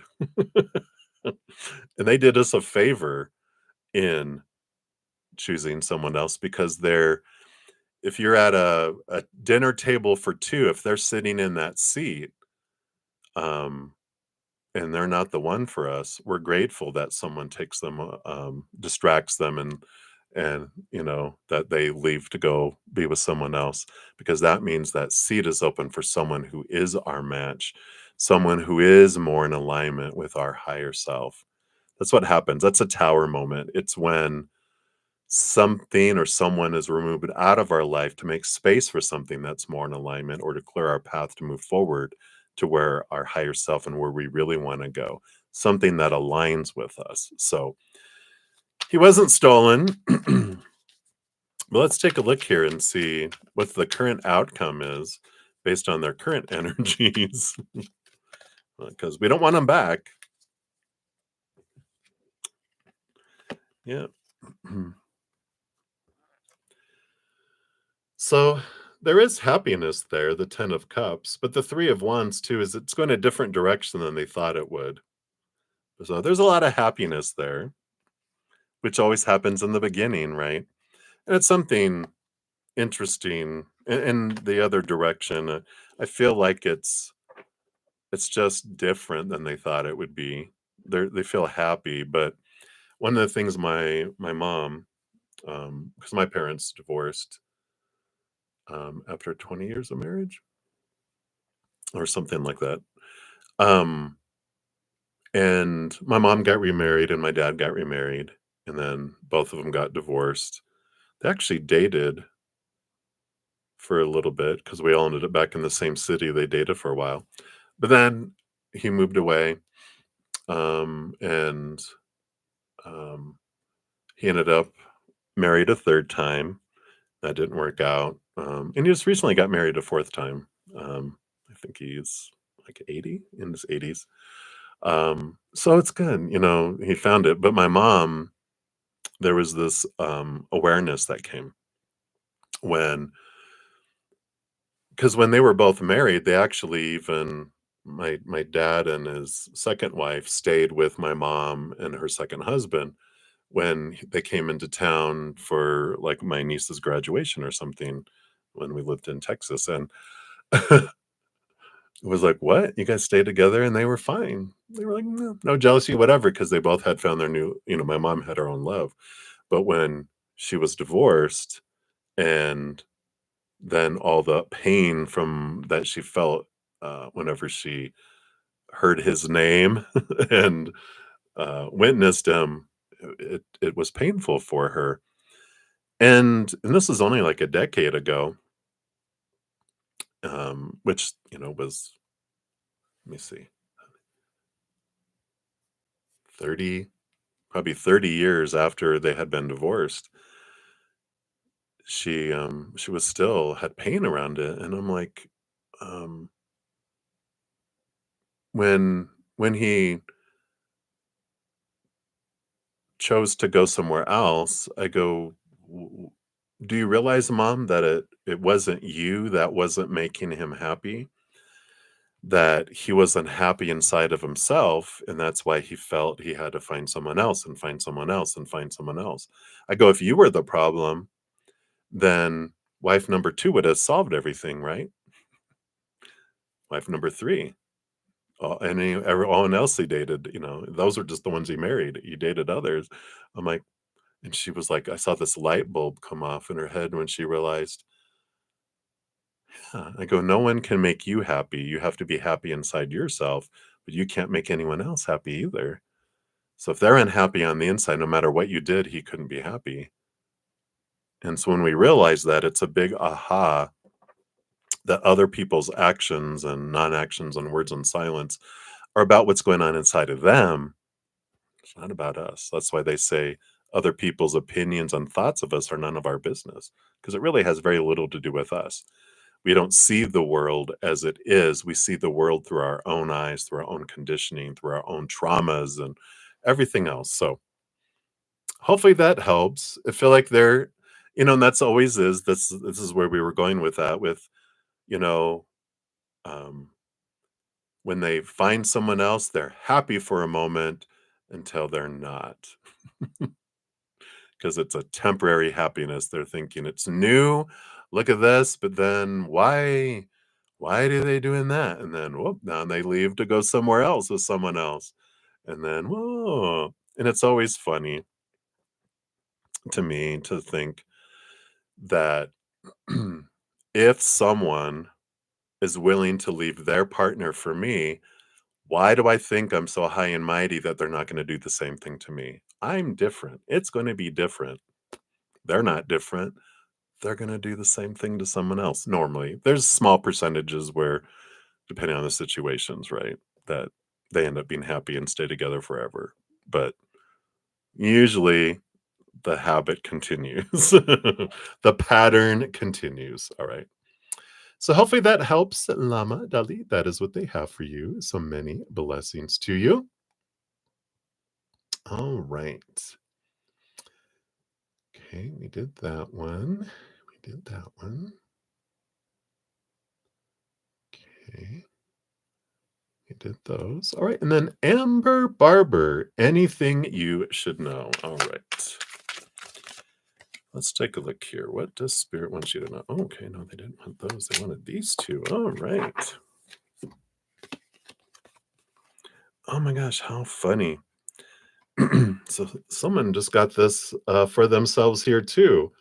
But it's this message here. Anything you should know. The Knight of Swords is about clarity and knowledge come in with awareness around the moon. It's like there's this importance for you to know the moon, to follow the moon cycles. Someone asked specifically for next week, but I feel like they're saying it's important for you. You're either a water sign, have a water moon or a lot of water in your chart, because you are impacted greatly by the moon's energy. And being aware of that energy will help you navigate through all the emotional waters instead of being whopped upside the head by a wave of emotion that you don't know is coming. And so, when you're aware every 2 to 3 days, the moon changes signs, and we go through the entire zodiac every 28 ish days.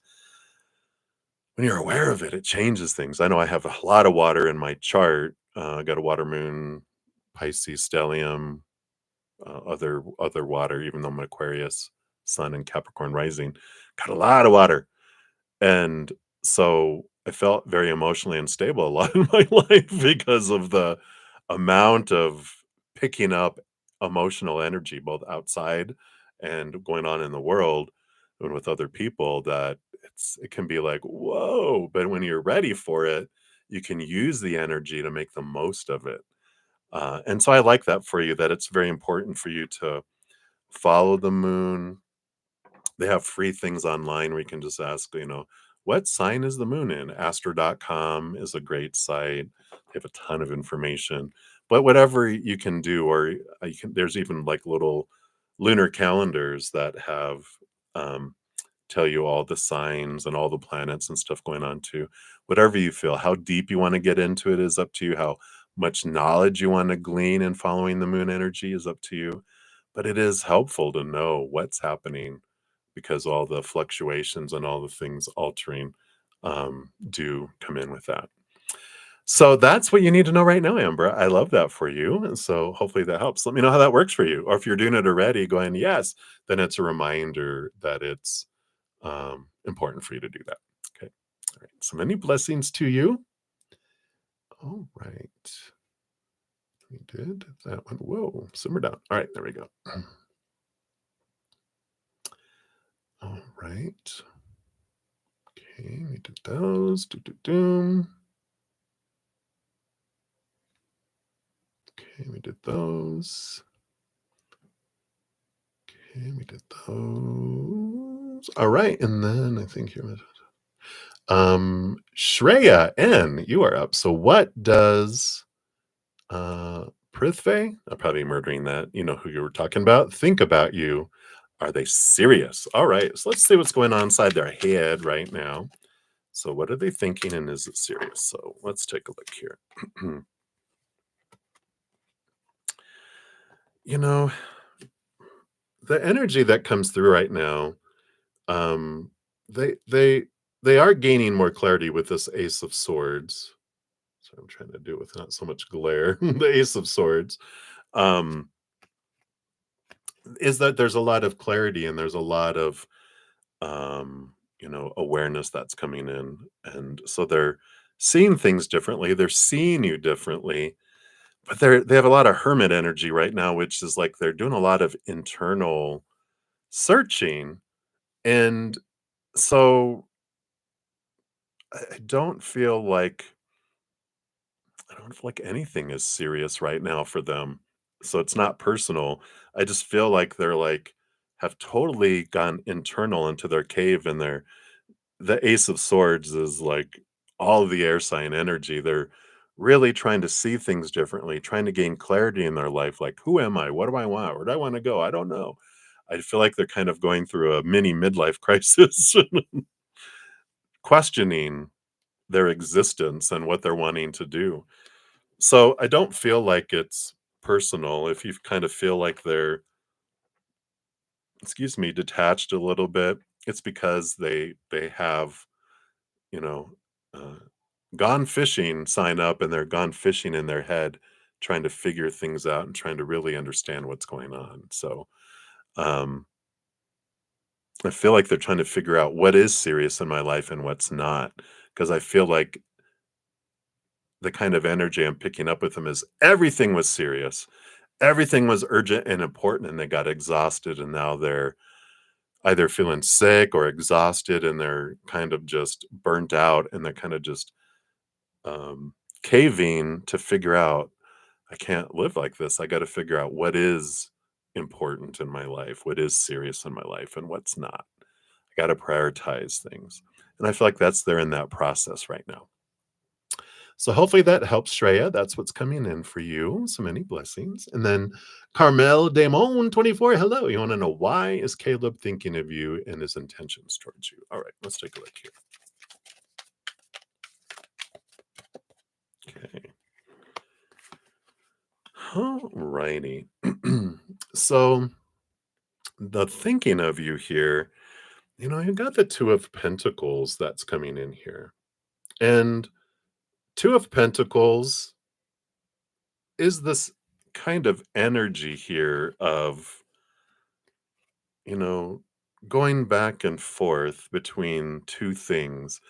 And I feel like they're thinking, I could do this or I could do this. And part of you is like, this would be this. If I chose this life, you would be a part of that. If I chose this life, someone else would be a part of it. It just feels like this, energy of I'm trying to figure out what I want, right? And I feel like they go back and forth and back and forth and back and forth. And the Knight of Cups energy is movement of heart. And I feel like their intentions are to move toward you with emotion, sharing a bit of their heart, but I don't feel like it's an all in.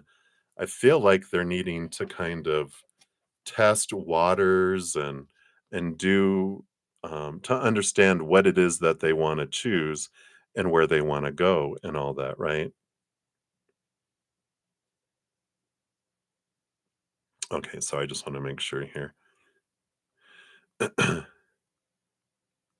It's my host. I just want to make sure everything was okay. All right, she's so awesome. I am so blessed. Okay. So, I feel like that's kind of what is happening here, and I don't like being a choice.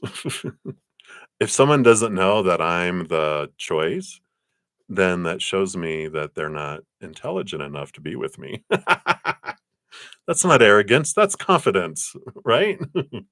So that's what I feel kinda Carmel is like They're like, you're one of the, two options that I have, but I want to get to know you and I want to understand because that'll help me make my choice. I get that, if you're unsure, you don't want to make a wrong choice, but um, I don't know. That's up to you, right? If you're like, yeah, I don't mind. He can he can do that, and if he chooses wrong, well, that's good for me. Then I know he wasn't for me, right? Anyway, but that's what's coming in, Carmel. Hopefully that helps a little bit there. All right.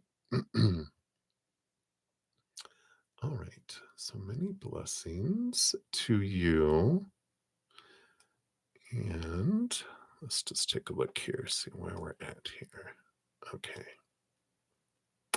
So, Amir Khan, you are up. You want to know about your girlfriend. Her name is Sweetie. Has she moved on? Should you wait for her? All right, let's take a look here and see what we have going on here. All right. Has she moved on? And should you do the same? I do feel here you've got the Four of Wands, the Joy card here about has she moved on? Yeah, she has joy. This Aries energy of new beginnings and that she has moved on, and that's okay. You have the King of Wands when we're asking, should you, move on? You have the King of Wands, which is about, you know, you deciding what you want in your life, where you want to go, putting action and taking action. So it's very fiery energy too, which is Aries and Aquarius energy. So she had Aries energy of new beginnings and new starts and going. And they're letting you know that um, it is important for you to know that um, you guys don't come back, to the paths again. And that's okay. You learned it was on purpose for a purpose. You learned a lot about yourself. You learned a lot about love. But there also was challenges and there was a lot of, I feel, um, lower vibrational energies that kept resurfacing. And it's important for you to look at what did you learn about yourself through this relationship so you don't take it into your next relationship, which is beautiful. And if you want to know about that in a future session, definitely you can ask that. We can see what's coming your way. But I feel like that, yeah, they're like saying it served its purpose and now it's time for the next adventure. Okay. So that's what they have for you, Amir. So many blessings to you. All right. And then Sag Girl, you are up next. So is a tower moment about to happen to you? Dun dun dun dun. Can you feel the electricity in the air? The lightning about to strike? Is that what's going on? All right, let's take a look here. So is a tower moment about to happen to you? If we get the tower, we'll know. No. Yeah, no. I like this. We got the Four of Swords, which is peace of mind and rest. And you got the victory. You got two Jupiter energies that are coming in here. And you've got the Six of Wands is about it's movement energy, it's victory. Um, and I like this peace of mind. Um, and it's good to know here too with the tower that whenever we have tower moments, they are always for us, right? They happen to remove things out of our life to make space for things that are in alignment with us and to clear our path to move something that's more in alignment with who we are. So tower moments are we give them permission before we come down here. If by this time something doesn't happen, to remove this, like if I don't remove it, whatever, remove it for me so I can move on to my next adventure, to the next step, my next fated event per se, right? Which is good. So tower moments when the tower's burning down is not fun because we're freaking out. Oh my god, my beautiful condemned tower that had rats and everything else. uh, no, not that. But then when they clear away the rubble and the insurance man shows up and like, okay, we're replacing your tower with a castle, that was what was left of a big castle, but your insurance replaces the entire 4 towers and a castle inside of that. And you're like, "What?" And then we're okay with the tower experience once we realize what it's being replaced with. But that's not, you're not having a tower moment, but that's just, they wanted you to know that anyway because of this. Putting your mind at rest was an important thing, and seeing things differently with this Ace of Swords. They're sleeping on the Ace of Swords, letting go of these expectations, these beliefs and small t truths that are rooted in fears. And there's this um, clarity that comes in with this um, freedom that comes in with realizing. So if I feel like something's going to be moved or whatever, a tower moment is when it's being yanked away from us, right? For our benefit.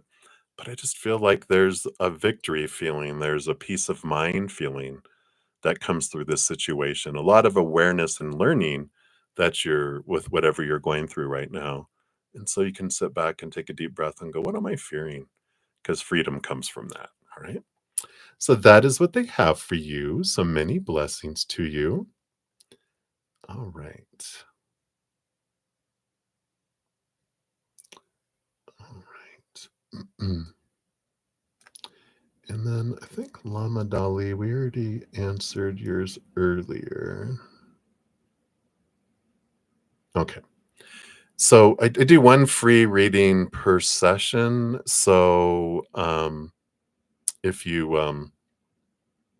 want to ask like the next few days question, if you catch me in another session or tomorrow, we'll answer that one for you. Okay. Thank you. Thank you for understanding. Okay. Right. We did that one. We did that one. Did that one.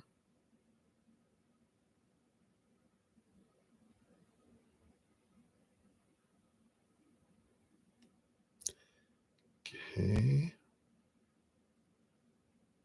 Did that one. Sorry, just making sure I'm not skipping over anyone here. Okay. Okay.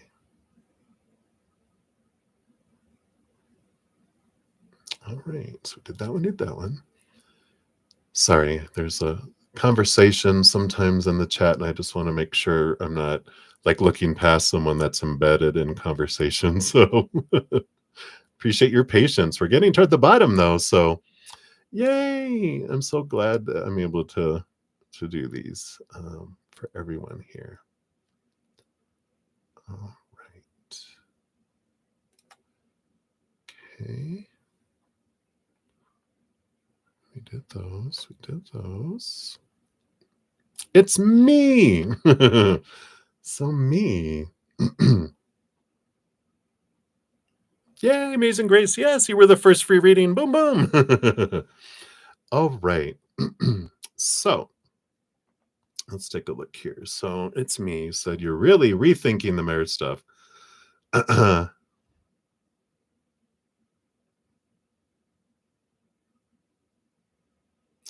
then you're the one who has to receive the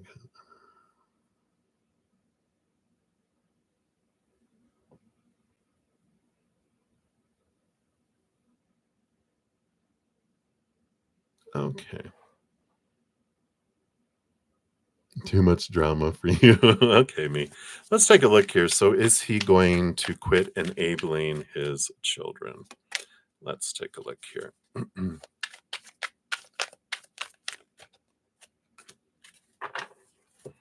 All right. Well, he's definitely on the fence about it here. He's at a crossroads, trying to balance all the energy between him because he loves his children. Like, you can't expect him not to love his children, but he also knows that if he doesn't enable them, that they will reject him because he knows them. And so he's trying to make the last days of his life, trying to make everyone happy, trying to find a balance in between everything. But he gets it too. His queen, here's you, the queen of wands, and the ace of wands. You are bringing a lot of awareness to him around it, and especially how you treat him, and he sees how honorable and loving and respectful you are, and he gets it. He knows that they drive you crazy, and he loves you a lot, but there is children too, and so he goes back and forth. That's the Two of Swords.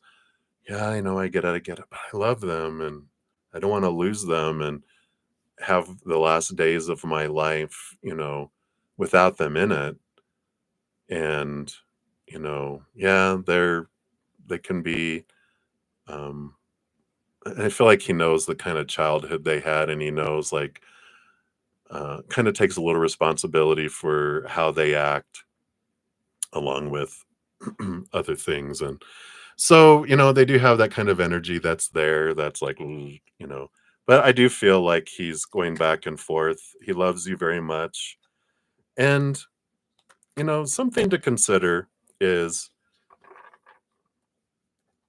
do the best that you can, and don't try to do things that you can't do, and it's okay for you to say no too, right?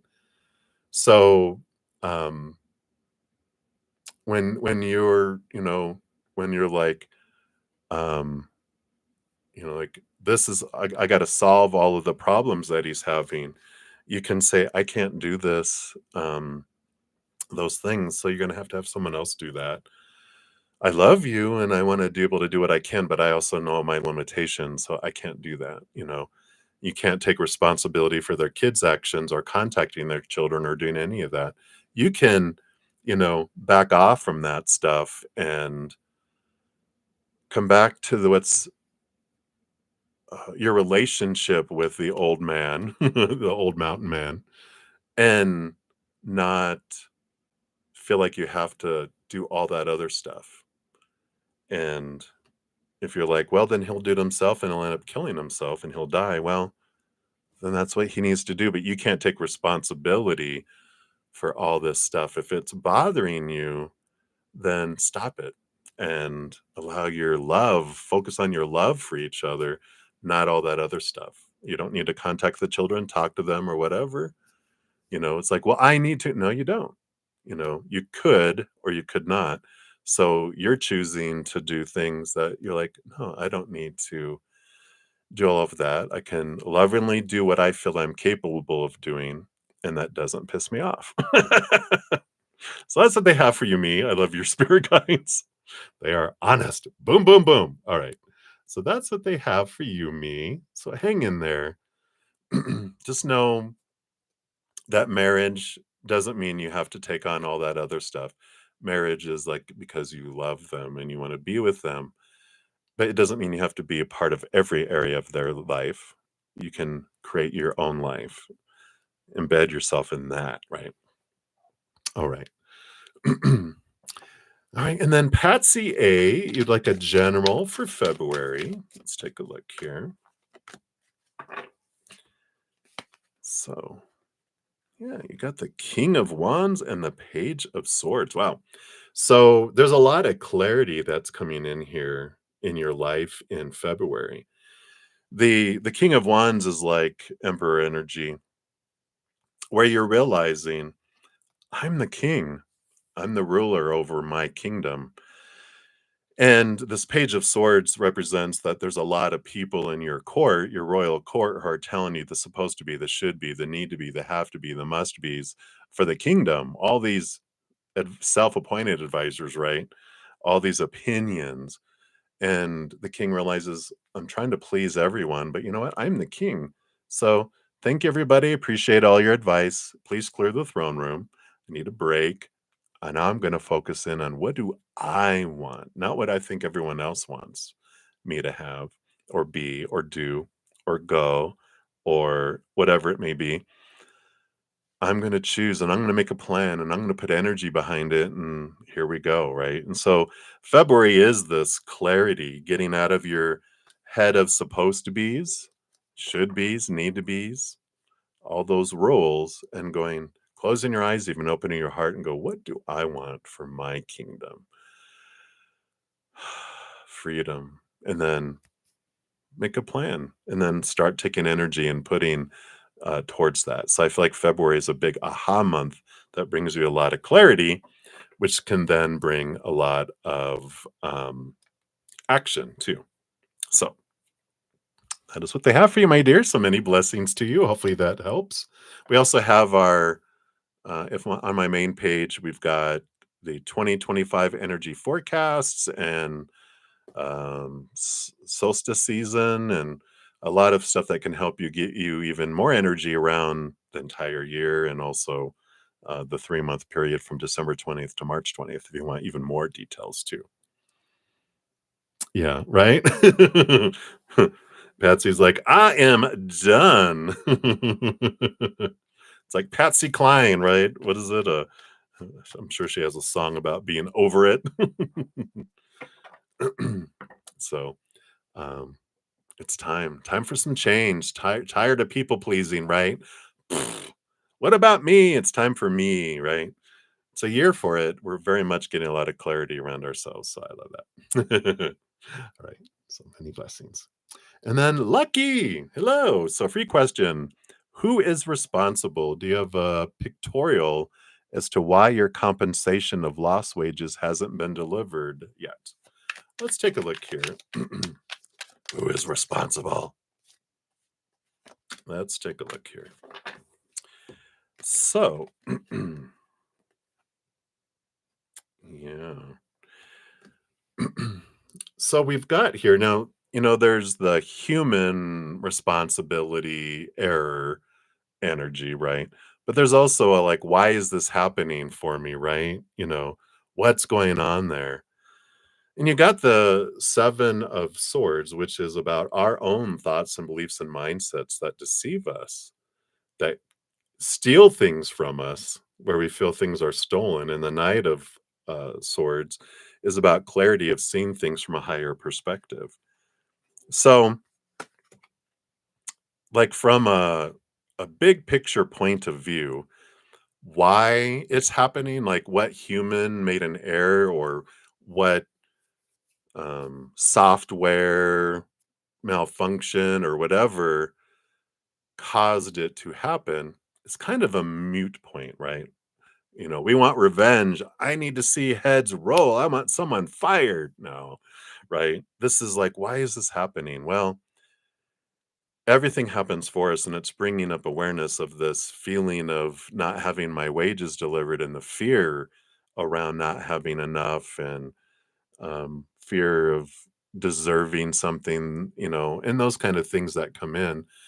And so, there is this energy of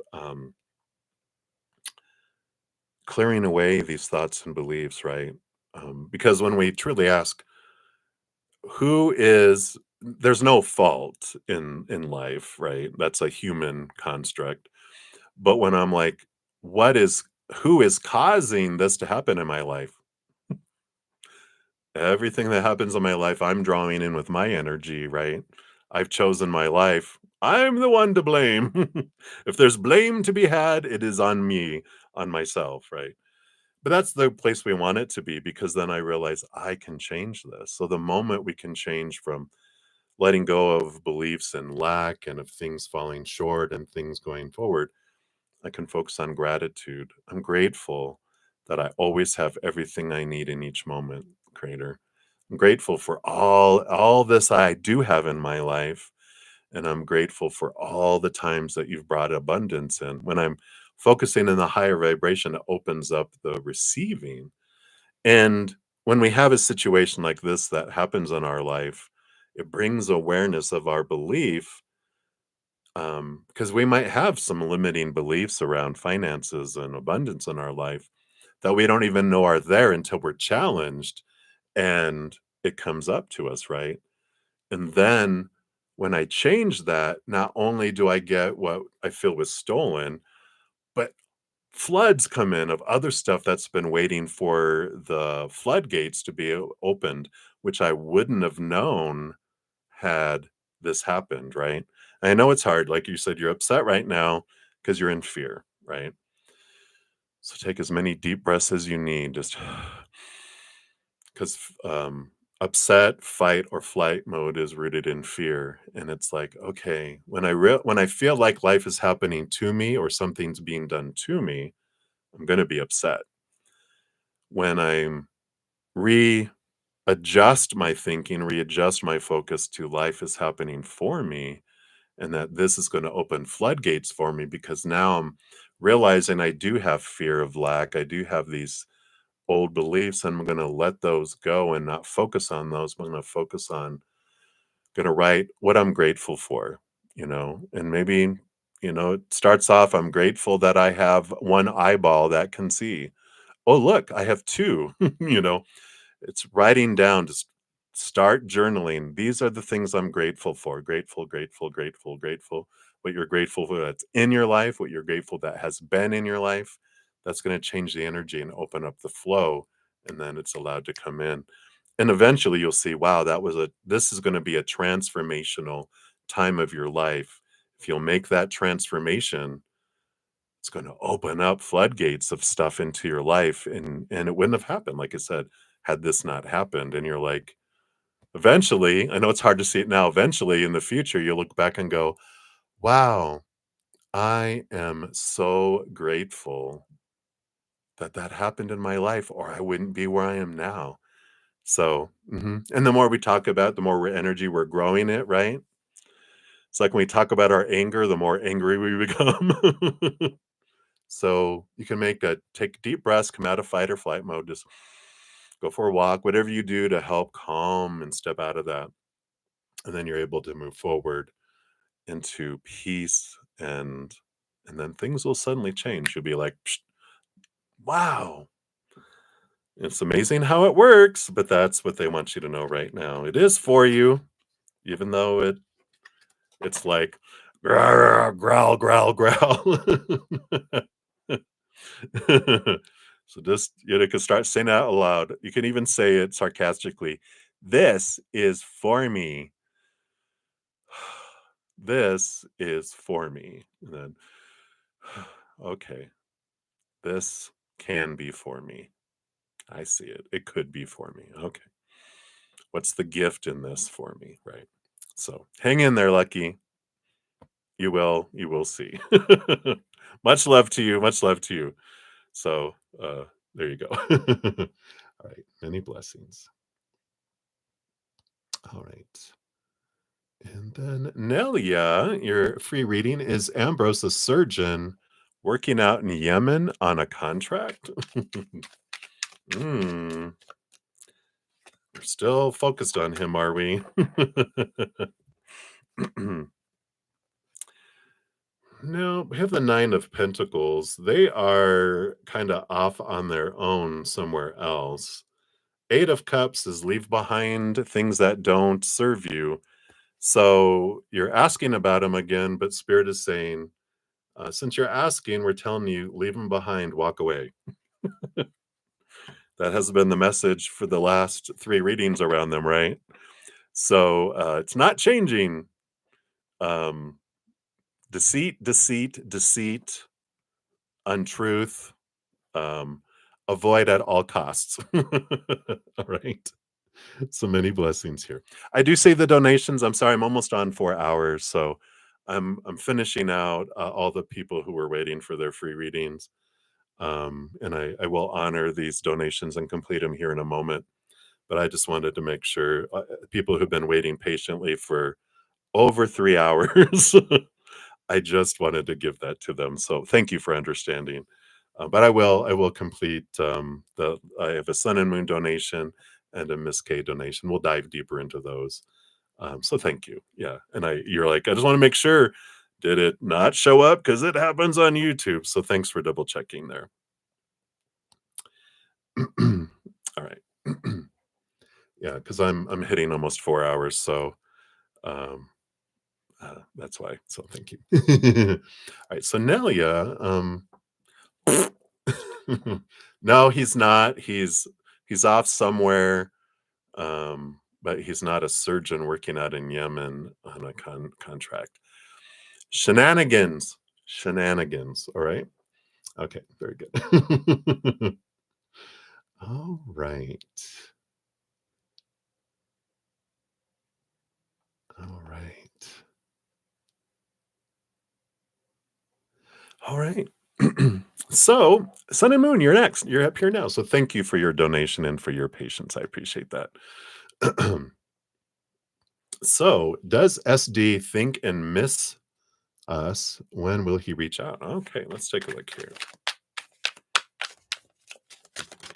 All right. Hmm.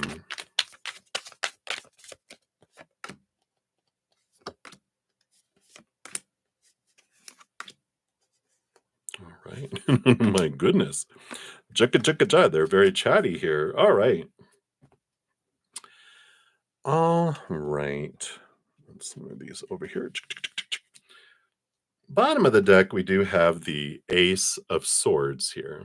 And Ace of Swords is about a lot of clarity, a lot about seeing things from a different perspective. And so, um, does he think, yeah, right, when they're chatting, when we get nosy, they're in this interesting place. When I'm connecting to their energy, I just feel like what I'm seeing, which is funny, is like I'm on the Starship Enterprise, going where no man has gone before, going on this, and they're curious. They're on this adventure of exploration, and they're like so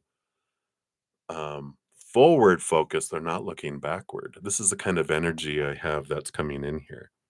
I don't feel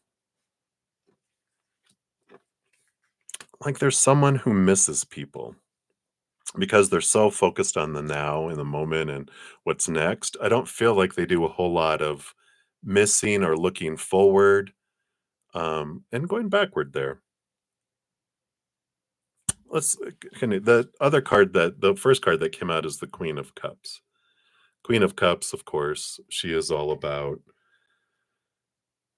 empathic abilities and connection and masters of emotion. And I just, the Queen of Cups feels so opposite of them. you know, I feel like this is more referring to you and trusting your intuition, trusting your gut, trusting where it's coming from. And I feel like you're like, yeah, when you really step back and connect in that gut, you're just like, yeah, they're off on this thing that's distracting them so much. It's like got their full attention. They're absorbed and almost obsessed with this adventure that they're on, that nothing else is like.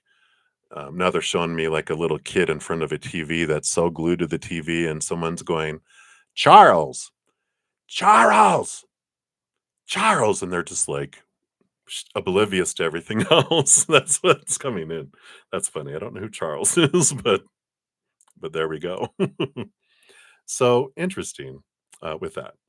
Let's see what else we have here. So, when will he reach out? Let's take a look here. So, we have the Page of Wands. There's this energy of that's an action card. We have the 10 of Wands too. Yeah. Oh, okay. Well, that makes sense why the Queen of Cups is you taking all that energy and having all of that, awareness here. And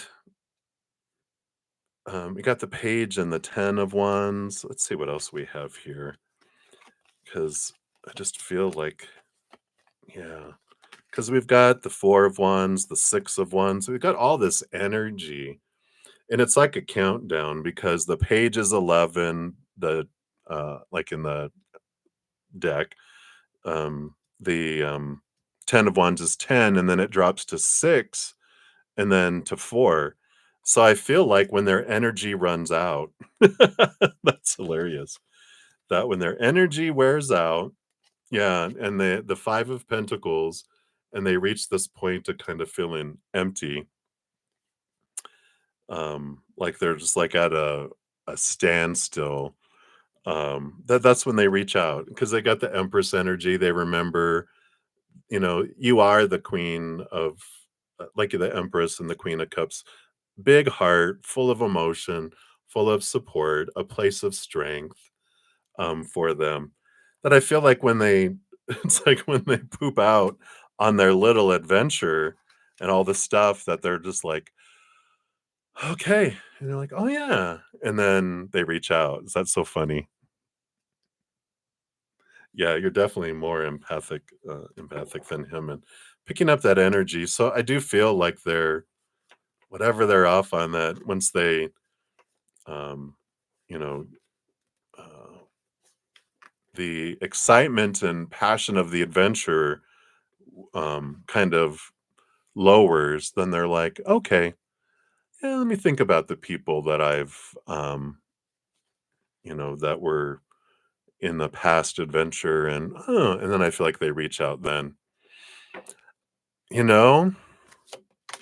Okay, let's take a look here. No, we've got the 6 of Wands.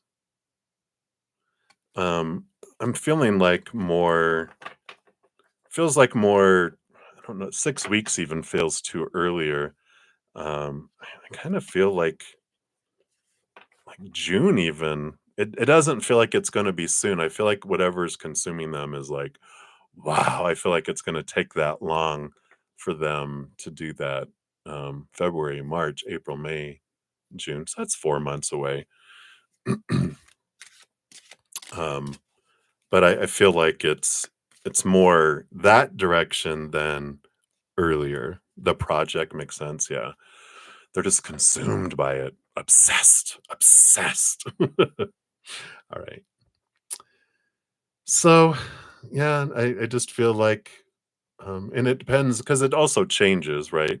Our energetic choices of the future can change. Like I can choose differently tomorrow, right? But I feel like based on their current energy, it's more June-ish when they'd reach out.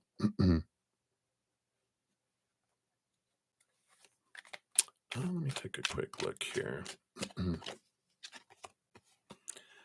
Yeah, we have the 3 of Pentacles, which is about them, being more staying more true to their authentic self. Um, it just feels here this energy of it's about me and what I want to create, kind of energy. Yeah, and they do. Again, they have the 2 of Swords because their heart and head, the same as usual, torn between their heart and their head. Jesus. And the 7 of Wands. Being true to their authentic self, there is this not asking permission to shine. It's both of that 3 of Pentacles and the 7 of Wands is that energy. Yeah. But I just feel that makes sense between the scattered between going back and forth in their brain and all of that. Um, I don't know. You are so patient, Sun and Moon. I just really um feel like they are all about themselves. They're all about their own journey and their own decisions, and they've got medications, and if that's not working, then they need to up their dose. But I feel like, you know, you're learning a lot about yourself in the patience and waiting and things with them, but sometimes you need to ask yourself, you've changed, you've grown. Are they aligning with your energy? Are you a butterfly and they're a caterpillar and they're not willing to go into a cocoon? And you're not willing to become a caterpillar. Actually, you can't. Now that you know everything you know, you can't. You can't undo and become a caterpillar again. It's like maybe it's time to release the caterpillar, like release the kraken, but release the caterpillar and see if there's a butterfly out there that's coming your way. You know what I mean? You know what I mean? All right. All right, my dear, that's what they have for you. So many blessings to you. All right. And then Ms. K, thank you so much for your donation. Let me give that a love and a like here. Good to see you. And you want to know, do we see you dating again? All right. Let's take a look here. What does Spirit want you to know about Dating. Ooh. Gave me the shivers. That's for me personally. Dating, I've been single and hermiting for over a decade, but that's me in my life, you know. And I'm like, it's gonna have to take someone really, really, really, really, really special for me. Cost benefit analysis. Is it really worth all that comes with it or not? All right. I do feel like you are. When you're ready, you have the magician card, which is about you stepping forward, taking action, putting forth your energy. Um, but it's you being ready. Even underneath that, they showed me the Empress here, which is Mother Nature, Mother Nurture, nurturing yourself, focusing on your self love. It's the best relationship I've ever had in my life is with, of course, higher beings, but you know, the best human is me. And finding that self love, right? Let's see what else they have here. Yeah, you have the Four of Pentacles here, which is the feelings of home. Um, oh, it's interesting. I don't know that was Capricorn Sun energy. I'm learning a lot through these new cards, this new deck, because they have the sun and I mean the planet and the sign energy. But that is the um, doing the work of home, which makes sense. Doing here, sweeping in front of my own door, becoming comfortable with being alone but not feeling lonely, feeling that wonderful energy that's there, is the important piece. And I feel like they're kind of reiterating the two cards that were on the bottom of the deck with that. And then you have, let's see here, four cards that came out together. All right. Yeah, I do feel here you've got both, you know, you're learning a lot here with the Knight of Swords and the Ace of Swords. Beautiful, beautiful energies here of um new communication, brand new communication, flow of communication that comes in. And look, it's the Wheel of Fortune. So I do feel like dating here that it is in your the fate's wheel that you did want to date again and you will. But it's when your energy is ready and you do have the King of Wands. So fire energy, fire sign energy coming in with that. Um, I like that fire sign for you because I feel like you really could use someone with some spark, with some joy, just natural joy, some childlikeness where they're exploring and they see the world as an adventure and that they like to travel and go see new things. I feel like it's important for you in your life that, you know, we do have, you know, that kind of energy that comes in for you. Yeah. And you have the 10 of Swords. I do feel like you're in a process of really releasing a lot of expectations on who someone is supposed to be, what dating is supposed to be like, what a relationship is supposed to be like, and who you're supposed to be in in a relationship. And there's this clarity that comes in. It's like, yeah, just no more people pleasing, no more this. It's an adventure of let's see where it goes instead of having it to have a lot of intention and rules and blah blah. That sucks the life out of things. And I feel like you're learning a lot about that right now with your um, self-reflection and that nurturing that you're doing here. Yeah, because you even have the judgment card, which is your higher self, calling you to see things from a different perspective and that relationship with your higher self and knowing I got I need inside of me. No one can bring me what I need. I have everything I need inside of me. That's the magician too. They have all the four aces on the table in front of them, the Ace of Cups, self love, the Ace of Swords, higher awareness, higher wisdom, you know, Ace of Wands. I have the power to draw and bring things into my life. And Ace of Cups, of course, self love. Might have said that again already. Ace of Pentacles is um, knowing that I have my worth is all in here, not out here. Realizing everything in the outside world is above and beyond extra. And when you're ready, that's the kind of adventure you have. And it's going to be dating like you haven't ever had before because it's going to be free feeling and not restrictive, where you're focusing on what you're enjoying in it instead of how it's not living up to what is supposed to be happening, right? Totally different energies. But I do see you dating again when you're ready, but I feel like it's important to release a lot of that so that you can be free.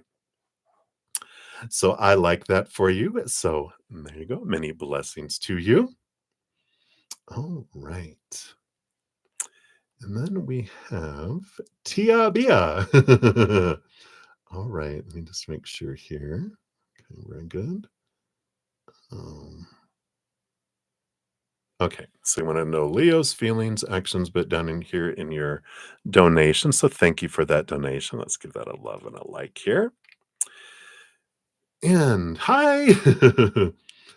All right. And then you want to know, what are Jay's next feelings and actions? You're in no contact. He hasn't explained to you why he's avoiding you, wondering if he'll reach out. You live close. Don't stalk him. Yep. Faith and love. I did. Somewhere in the 4 hours and 10 minutes that I've been on.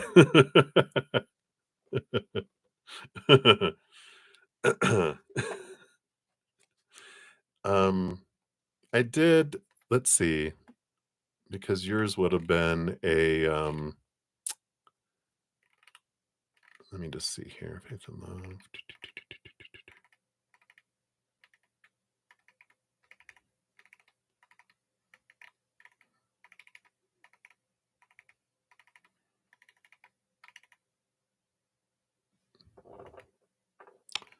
Um, hmm, I'm not sure. Is it up here? Now I want to make sure. I feel like I did, but I've been on so long, I'm starting to go brain dead. So I'll be finishing up here in a couple moments. Just have a couple more donations here. Oh yeah, is he thinking about a future with you? So let's see. It was happy. Wait, no, happy pill I did, and then I went to do donation. So it's going to be CJ, Moonlight, Sean G, and then you, if that helps any. And um I did post something when I started free readings, which would have been done after you. So hopefully that helps. And if you still have trouble finding it later, just post a comment and I'll try to locate it. But I need to finish these two donations and then I need to go eat because I'll be back on in 3 hours. Whoa. But I'm so grateful for all the donations and I'm so grateful I was able to get through all the free readings too today. So you've been avoided certain places he may be into. Oh no. Tia, I know, right? You're like, ugh. Well, let's see here. So, what are his feelings? What are his next actions? Can we find out anything about why they're avoiding you? And will they reach out here? And there is some great awareness that comes in with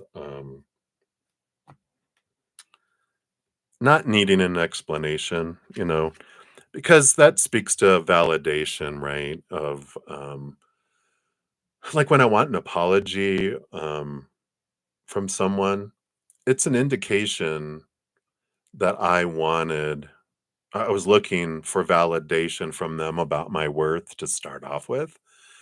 I learned that about myself. It's like, it's amazing awareness because when we realize, oh, I'm using their actions or non actions, their words or their silence, right? To define me, because that's what we're taught growing up. So we're not alone. Everyone is pretty much taught that growing up. But it's like, oh yeah, I don't define. I don't need their validation. They don't validate my worth. I validate my worth. I don't validate their worth. They do too. And so um, you know, they never explained why they left. Well, it doesn't matter because the human will tell us something, but the real purpose, the higher purpose behind why what's happening is to show us what we were wanting to see about ourselves. And it's like, oh, like for me, a lot of that stuff was all about, yeah, I was defining myself by your actions, so it sets me free. I get to define myself, and I define it by the eternal, unconditional love of the higher realms, and that brings me freedom. I don't. I then start to see that other people's actions are telling me about how they feel about themselves, not about me. I'm just a mirror. So their actions towards me are their actions towards themselves. So it tells us a lot about that, right? All right. So we got the King of Swords on the bottom of the deck.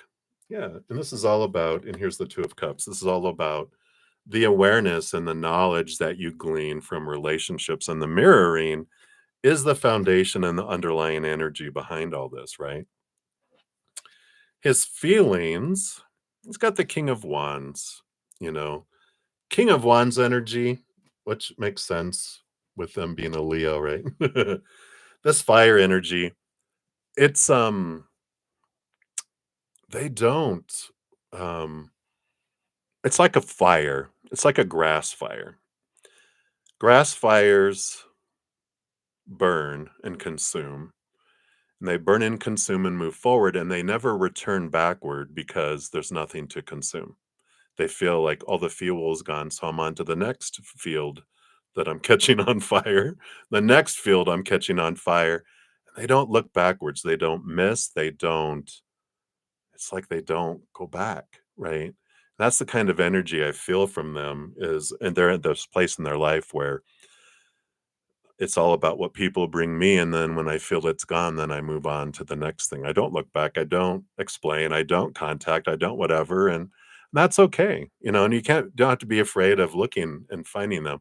Well, you will. Once you kind of process this information, I feel like you'll be like, "Yeah, their actions tell me about them, it's not about me." So I bump into them, I don't need to avoid and go anywhere. If I go, well, there they are. There's the forest, there's the grass fire, you know, maybe have like a little bottle of mist in your purse, and then, when, you see them, you just go, "Ps, ps," so that's putting out the fire. Your spirit guides are hilarious. So I feel like that's, like, where they're at, and I just feel like, you know, that's not you're not the first person that they've kind of ghosted like that. They've left a lot of burnt grasslands in their past, if that makes sense. And I'm not making light of this. I feel like you need to laugh. I feel like it's good for you to do that, right? Um, so let's take a look here. Do we understand why they've left here? Yeah, a little bit of information here on you know why from the human standpoint. The two of swords there is this back and forth, back and forth, back and forth. Excuse me, between their head and their heart. They're just um they've had so much pain, I feel like, growing up, that their mind really had this construct. It's like their brain is their safety officer that's trying to protect their heart, and so they don't allow deep connection from the heart because it's always resulted in pain in their past, and so they really strive not to connect. And we got the Six of Pentacles here, which is my codependency awareness card here too. And there is some awareness here that perhaps if this resonates, you might feel like an overgiver where when you were growing up, you felt like you gave so much and you got so little back. And so as you were growing up, there's like this out of balance, giving and receiving, where you feel you have to give 1,000 love coins to deserve one back, give 1,000 abundance coins before you deserve to get one back. And so there is that energy of you have felt like an overgiver in your relationships and school and work. Like, I always have to do so much more than everyone else to feel good about myself, right? Um, I feel like feelings were mutual in the moment, but then they consume and burn and then they move and then it's over, kind of energy is what happens with them. If they start to feel emotion, the brain doesn't let the emotions act. Even if the heart's like, I love her, I want her. The brain's like, no, you don't. They have kept them in a kennel so that they don't let the heart act. They let their passions act and they maybe communicate and think and stuff with their mind, but the emotions aren't there. And at some point, they realize, okay, I've done all I can in this. I need to move to do something else. It's like this thing that's inside of them that does that. But if you're an overgiver and they're a taker, an enabler in codependent relationships, then when they feel like, okay, this is the point where the person I'm with wants me to start giving back and I can't. I've consumed all I can. I need to move on to the next. It's like the fear of not being enough really rules them a lot, and so they avoid getting deeper. They go up to a certain point, and then they like I can't, and they run. Right? It's the fight or flight, and they run. So that tells you a lot about what's going on with them there. But also, if I haven't shared this with you before, um, these are two free videos around energy of focus, but it's the Six of Pentacles I'm more zeroing in on. But both of those are good. They're short videos, but they're empowering that help us with our energy too. It just might bring some transformation on the inside. I'm sorry, my lips are so chapped. I feel like they're getting all crusty. So sorry about that. But just feel like there's some good transformation because this relationship happened on purpose for a purpose, right? But I feel like that's what they're not avoiding you, they're avoiding pain that they think would happen if they let their heart out of the cage.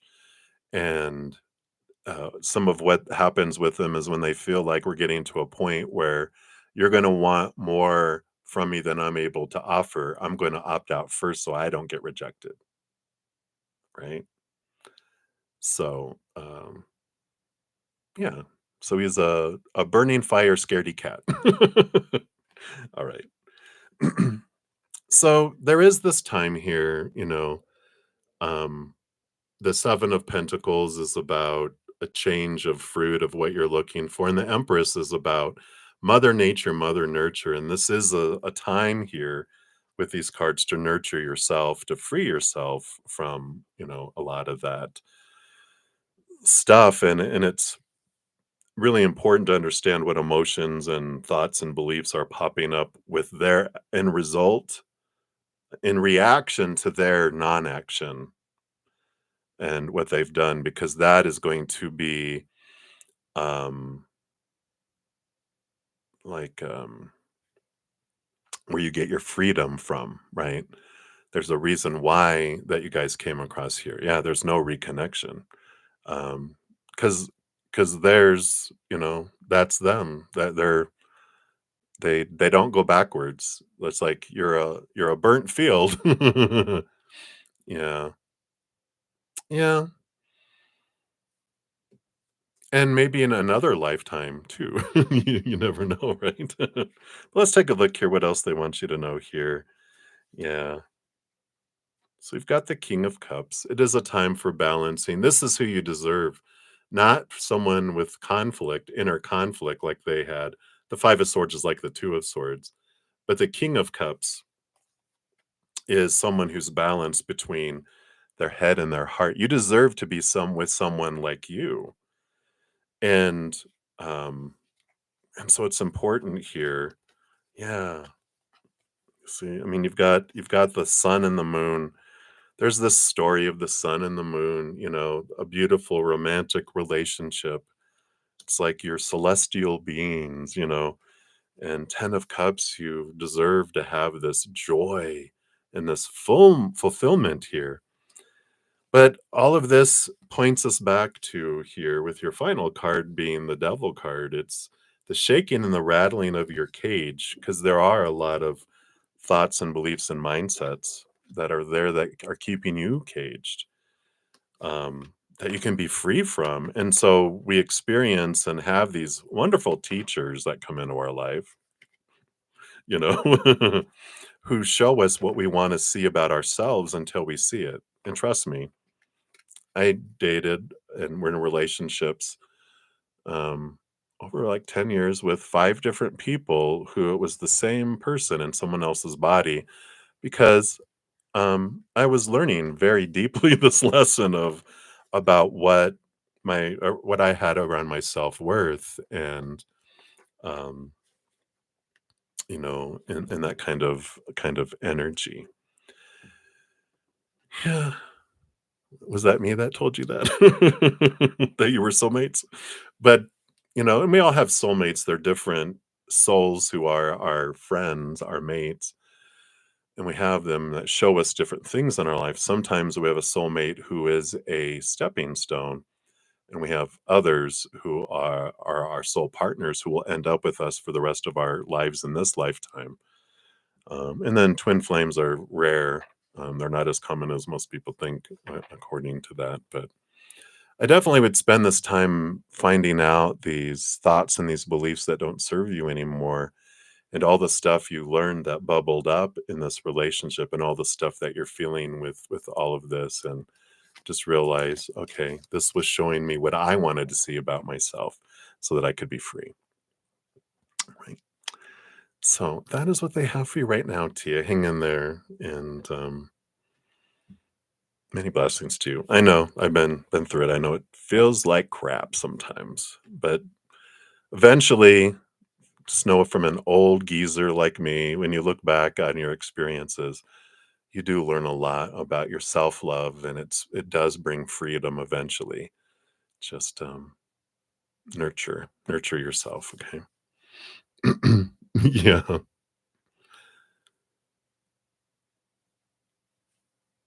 Yeah. I don't feel that energy there. So, all right. So that's what we have for you, my dear. So thank you again for your donation, and hang in there. Much love to you. Right. And then Crescent Moon, you are up next. Thank you for your donation. Let's give that a love and a like here.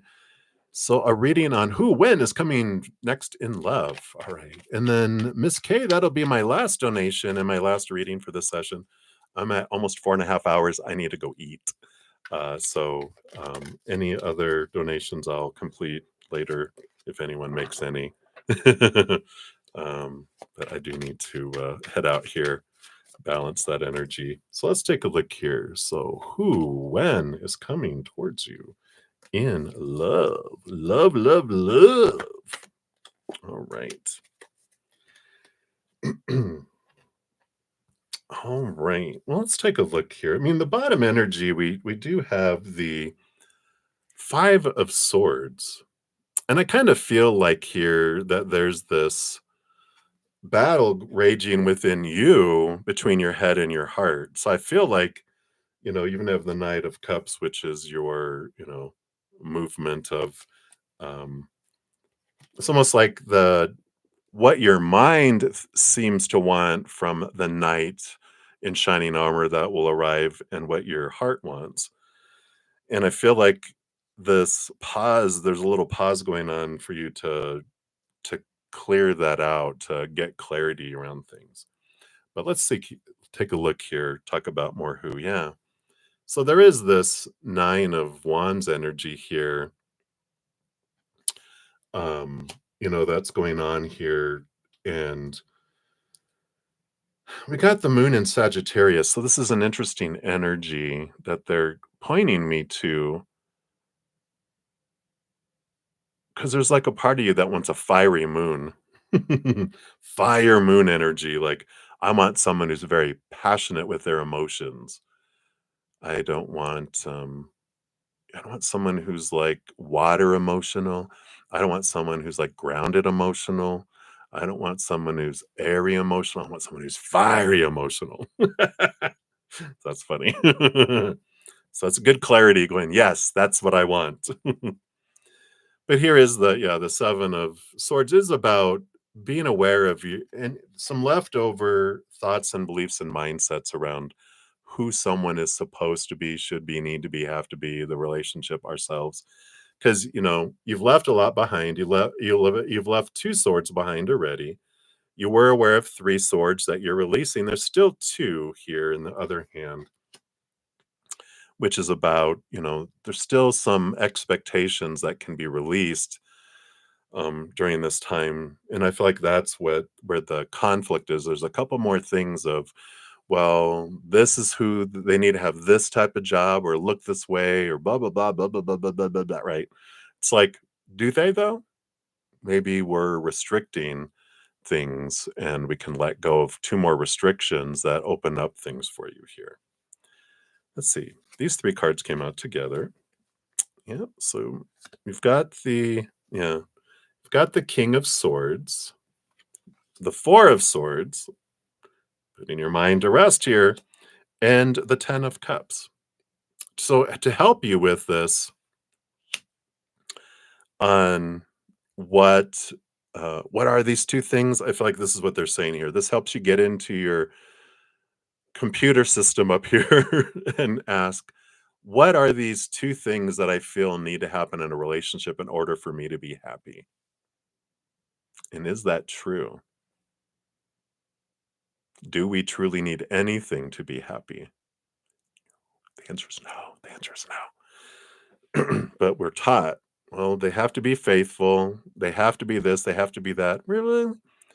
It might be important to us, but is it necessary for us to be happy? No, I can be happy no matter what for no reason at all. So I don't have to. Reasons of unhappiness are stories, they're lies. And I feel like it's a big important piece here of your journey coming in here because that also impacts like when they would be coming in depends on how soon you release those because those are the things that are blinding you to them. So like this is the blind, right? And they're here and it takes me time to turn this way eventually to go, oh, there they are. But if I remove these blinders and remove them, I see them faster. So that's what brings in relationships sooner than later is when I'm releasing all these blinders and restrictions and conditions and rules around relationship that set me free. So hopefully that helps with that. So the when is dependent upon you. It can be this year, it can be I'm gonna say next month. We're in February now. Next month, March. It can be accelerated if you really, really do your cleansing of that mind stuff. You could like be introduced to them in March, like Aries spring season, March 20th. Maybe you're going to a spring equinox festival, or if you're in the southern hemisphere, a fall equinox festival.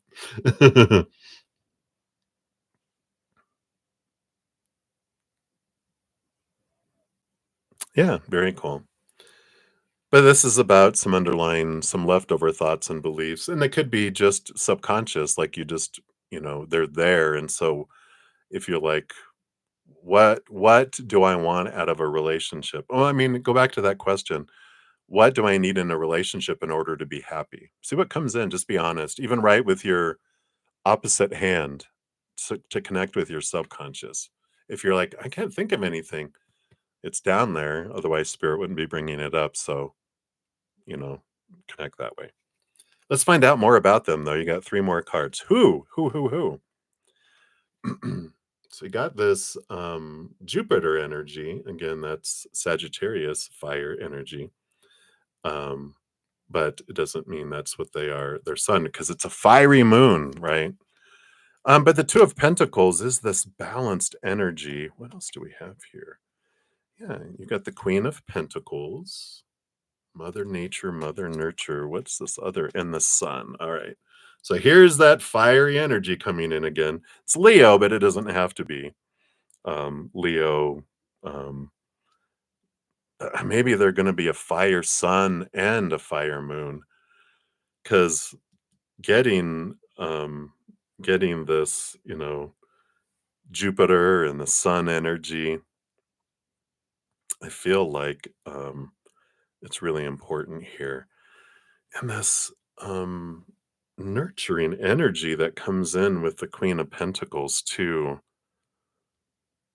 Oh, and there's Jupiter again in there too. Okay, I get it.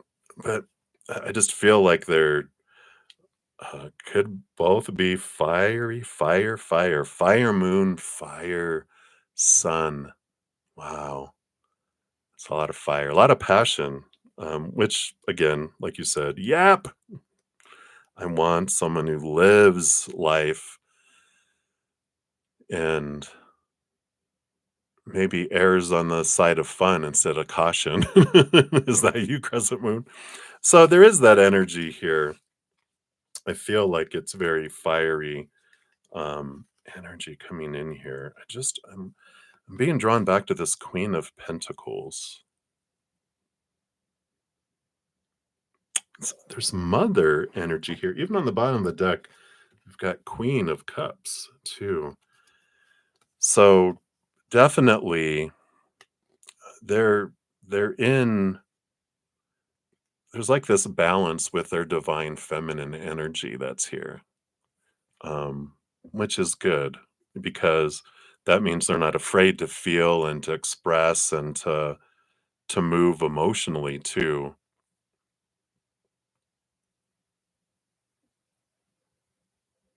You're a Gemini. Yep, yep, yep. So it's like there's this energy I'm just trying to see here because I'm stepping into their energy a little deeper. They're a musician, but that's not their career because they love the expression of music and they love the feeling of it. And I feel like they know several instruments. I'm getting like drum, electric guitar, acoustic guitar, piano, boom, boom, boom, like right on a roll. Do do do doom. Keyboard, of course, but and singing.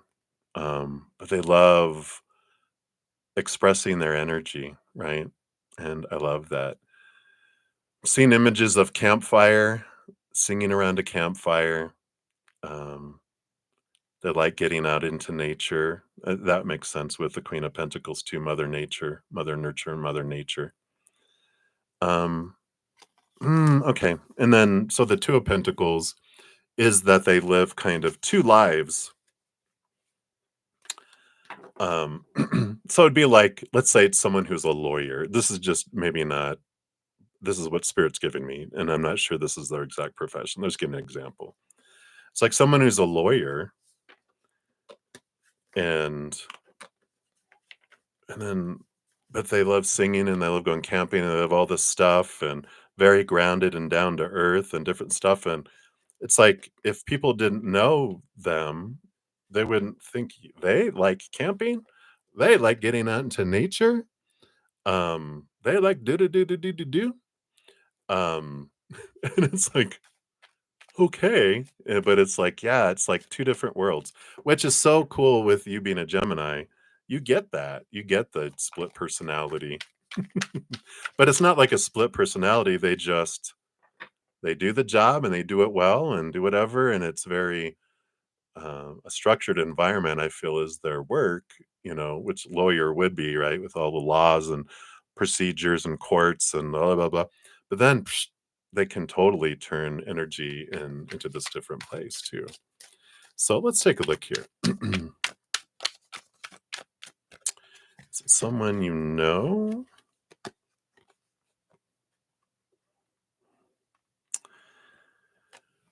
you got this moon energy is like this is the unknown. So I don't feel like you know him yet. And this 5 of Wands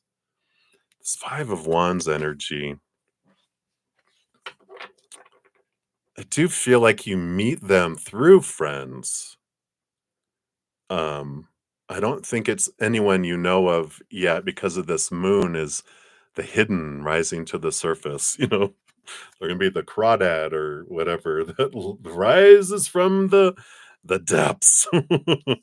But this 5 of Wands, as soon as I saw it, I saw a like group of friends, you know. So I feel like I don't feel like you've dated it. I don't feel like you know them at all. Um, but your friends know of them because I do feel like you do meet them through friends, and so yeah, I definitely feel that. How exciting! I love this. I love their energy. But yeah, so that's what's going on. All right, so that's what they have for you, Crescent Moon. Thank you again for your donation. So grateful. All right, let's take a look here. Excuse me.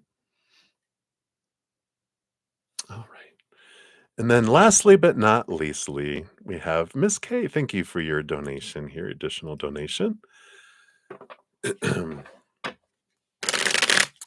see what we got here. You're welcome, Crescent Moon. So, how does your Taurus male friend feel about your friendship? All right. I think you did ask that. Was it yesterday? My guess was I only had one session this week. Was last night. If you asked it last night, I did answer that, or if it was last week. I feel like, or maybe someone else has a Taurus male friend, but I feel like this is familiar. But so if you want more information, definitely check out um, if you haven't already. But we'll just see what else they want you to, how else they feel about your friendship here.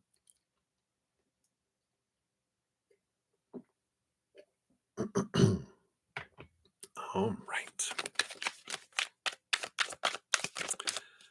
All right. Ooh, and those two. Okay. I want that one. Two. Oop, and this one, two. All right. Anything else? And that one too. And I do want that one. And I do want these as well. All right. So scooch, scooch, scooch. So we do have the 7 of Cups on the bottom. So they have a lot of different emotions that come in here around your friendship. And as you can see, oops, sorry, some are larger than others that are here. And we'll get clarity. 1, 2, 3, 4. Okay, there's five stacks here. So I feel like we're going to get 5 of the emotions out of the 7. Let's see here. Oh, so we have the 5 of Wands. I just put that back in. It came flying back out. So, excuse me as I burp up some green tea. Sorry about that. My stomach is empty. I'm going to go head out after this and eat.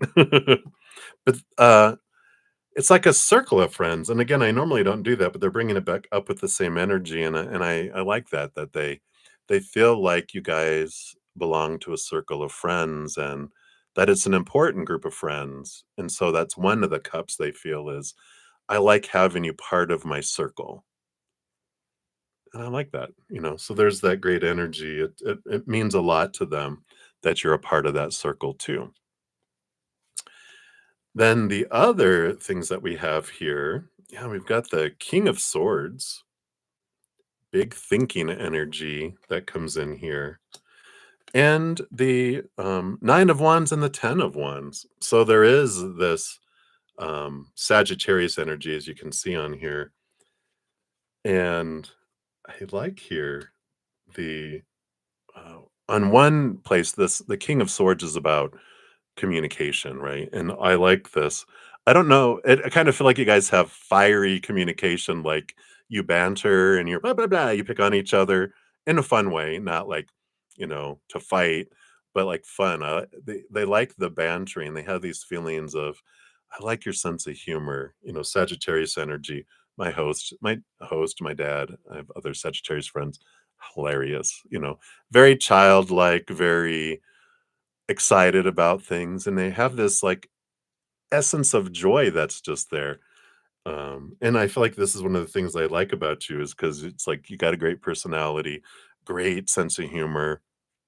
You're not shy, you banter, kind of energy that comes in here, and that's one of the things I really appreciate around your friendship too. Just like, yeah, I like that. I feel like it's just like they have a joy when they see you. So I like that. And then the third emotion that they have come in here. One of the things I really appreciate about you is your strength. With the death card, this is the transformation, the endings and the beginnings, and the Three of Wands. They see you as courageous in that you've been through a lot, and I feel like they know you've been through a lot, but um, you're not afraid to transform. You're not afraid to take things different directions and to alter course um, and evolution, energy here with, Scorpio, Pluto energy, transforming from a scorpion to a snake to an eagle to a phoenix. And I kind of think of you as a phoenix, like, boy, have you risen from the ashes over again and resilient from it. And they just see you as that, they have that courageous energy that's around there. I love that. Yeah. And we've got here with the Page of Swords and the Four of Wands. Four of Wands is joy and celebration, gatherings, and it is also the marriage card. And the Page of Wands, Page of Swords is about seeing things from a different perspective. And I like that one of the things that they probably don't talk about or um, focus on a lot, but that they look at you and they're like, um, wow, like a relationship and a marriage with you would be so different than anyone else because of all this stuff they see in you. And I don't know if we, I don't know if in the reading last night it came through of it's intriguing, but also scary because it is something. It's like dating a unicorn. I've never dated a unicorn, so it seems like it'd be fun and exciting, but also unknown and different. And what if I can't keep up? That's the big thing. That's the energy that just came up that I was feeling bubbling there and I couldn't put words around it. I don't know if I could keep up. Wow. I like that. So let's look here. The final three cards. Yeah. So there it is. They fear heartbreak. Like they don't want to break your heart and they don't want to be heartbroken with all this. And they've got the Ace of Cups and the Page of Wands. Definitely they could see that there would be, it'd be a passionate energy that's there. And the Ace of Cups would be a full heart and overflowing. But is it worth the risk, right? It's like we can go big or go home, but what if I lose everything else, you know?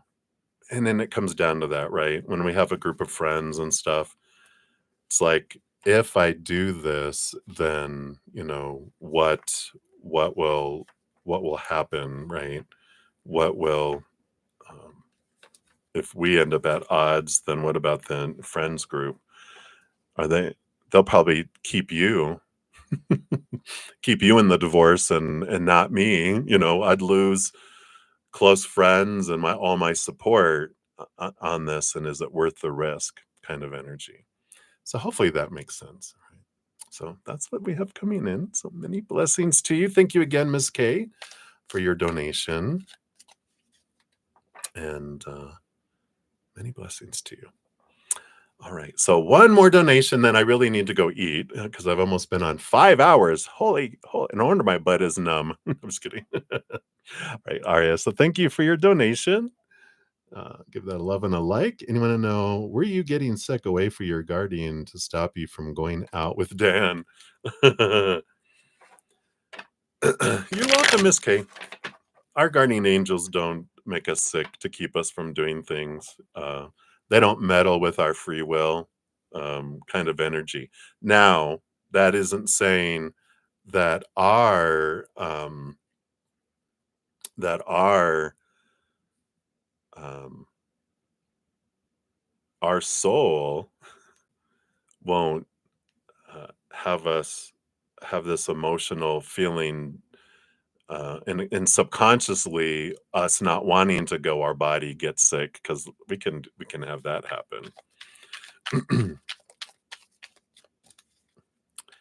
So it wasn't your guardian angel. Let's see here what they want you to know here about being sick here, though.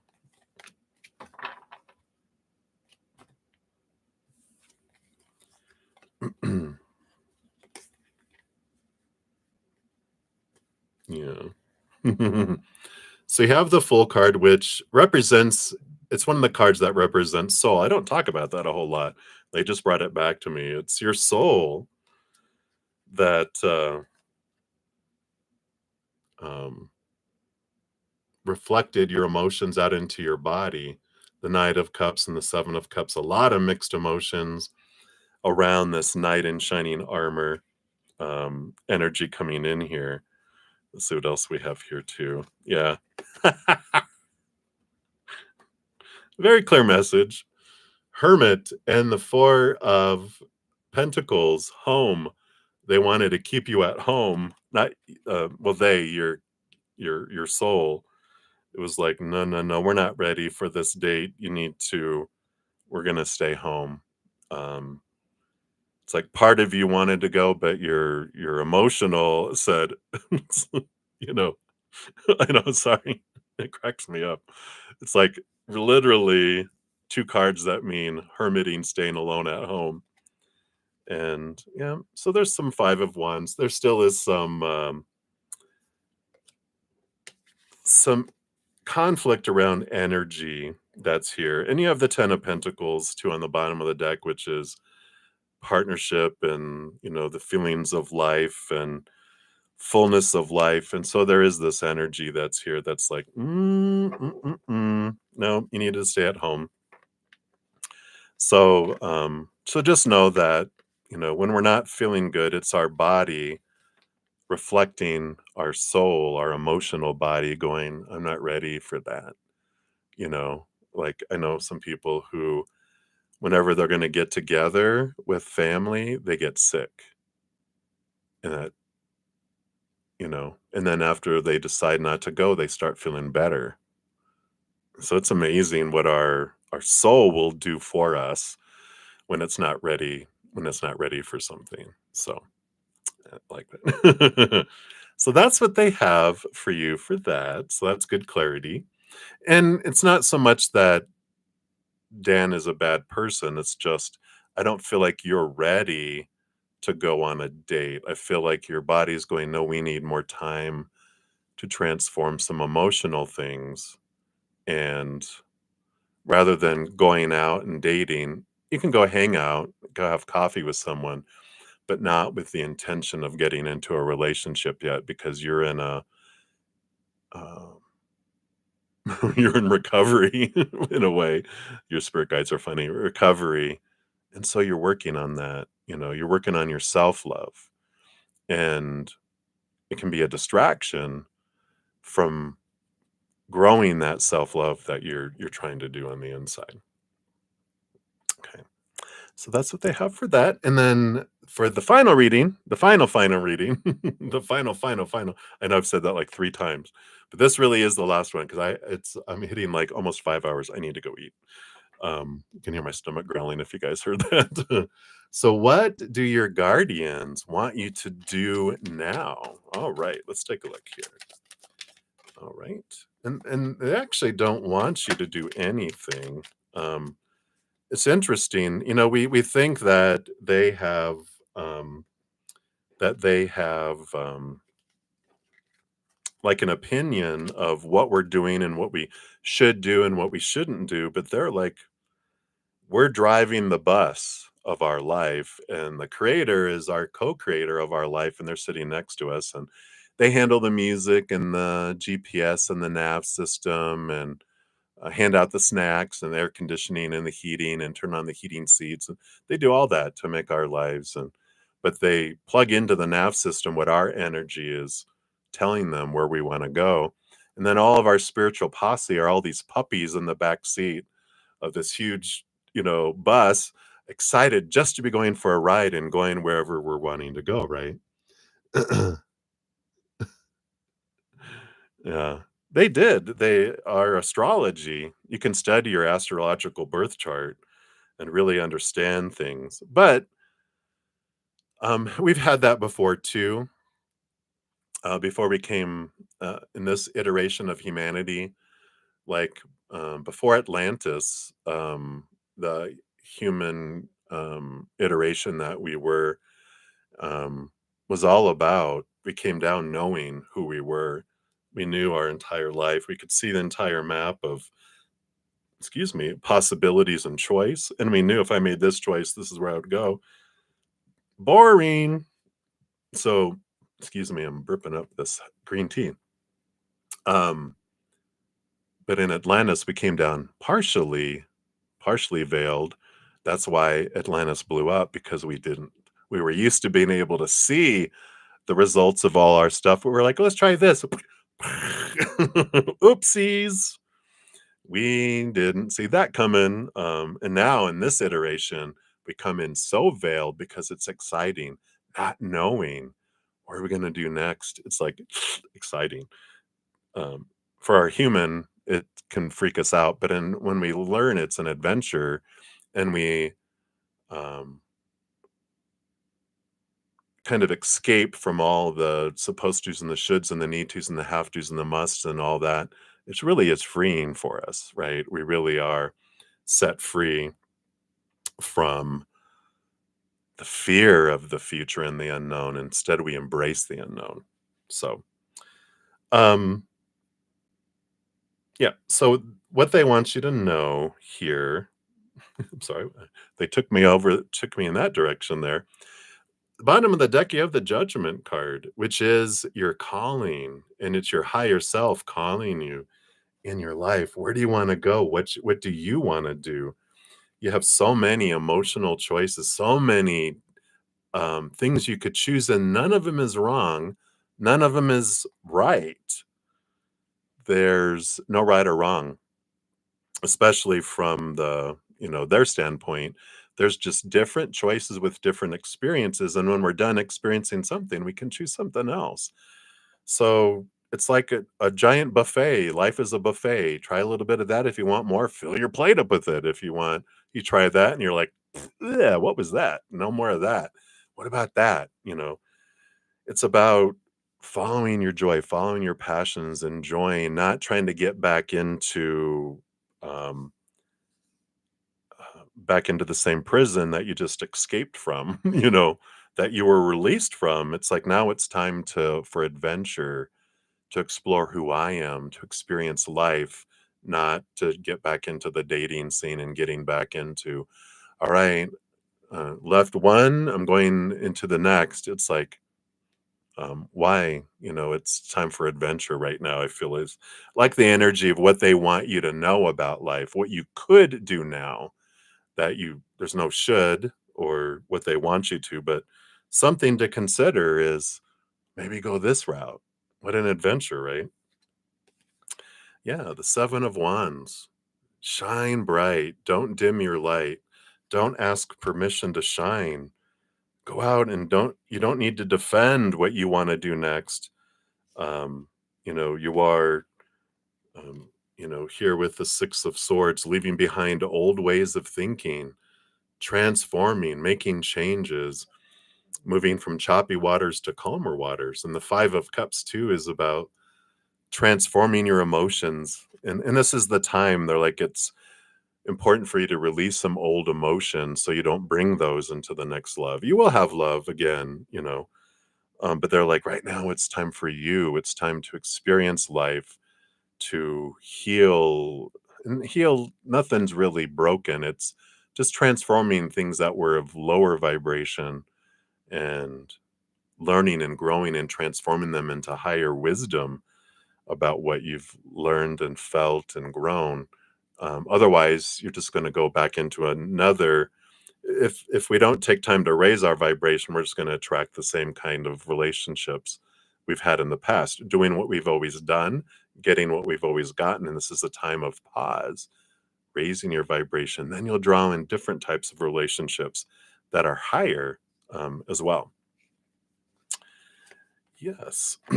Yeah. See, so you got these fives, which are transformations, and the Five of Pentacles is about really being able to transform these thoughts and these feelings rooted in abandonment, feeling left behind, feeling left out in the cold, feelings of lack, not being good enough, and transforming it into the Ace of Pentacles. So it is a very important time for you to be focusing on how you relate your worth in relationship to the outside world.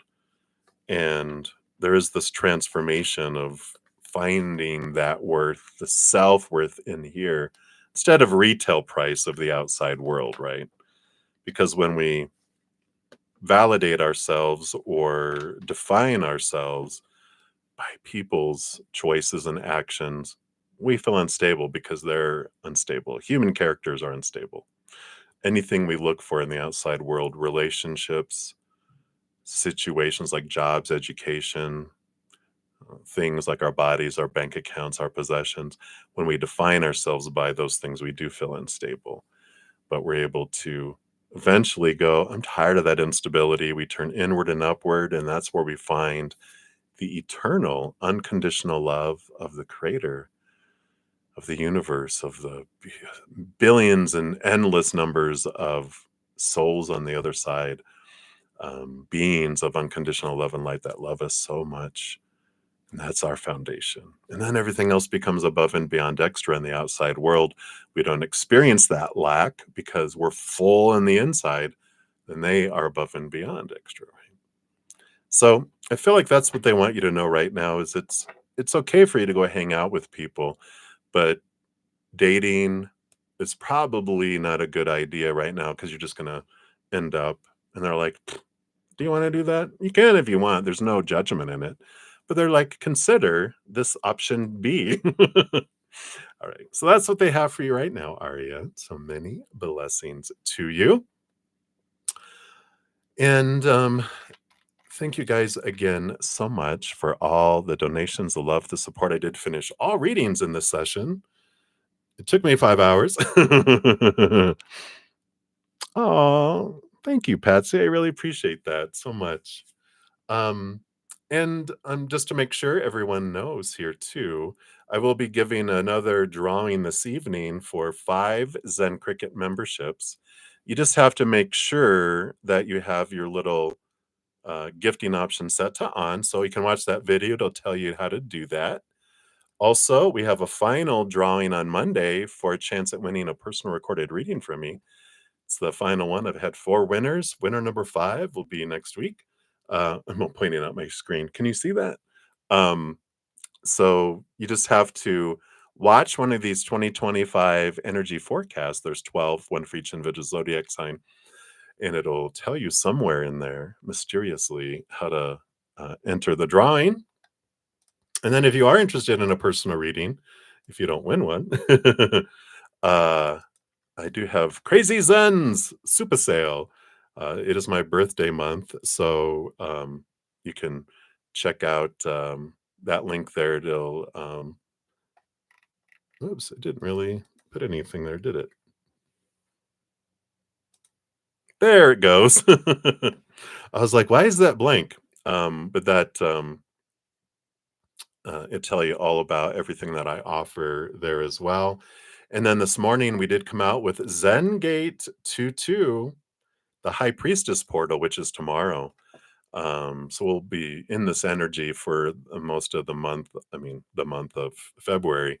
But there's a reading in there, as well as information on how to make the most of that high priestess energy. So, and a bunch of other things. I have a ton of other content, free content on my main page, if you guys would like to check that out too. So, all right, everybody, I'm going to go eat. I will be back in 2 hours. So, if you're interested, I shall return.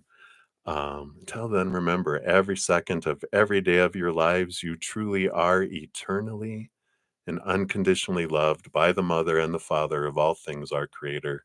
And of course, I love you guys too. So, until I see you again, much love. Hang in there. Take care of yourself and have fun. We'll see you soon.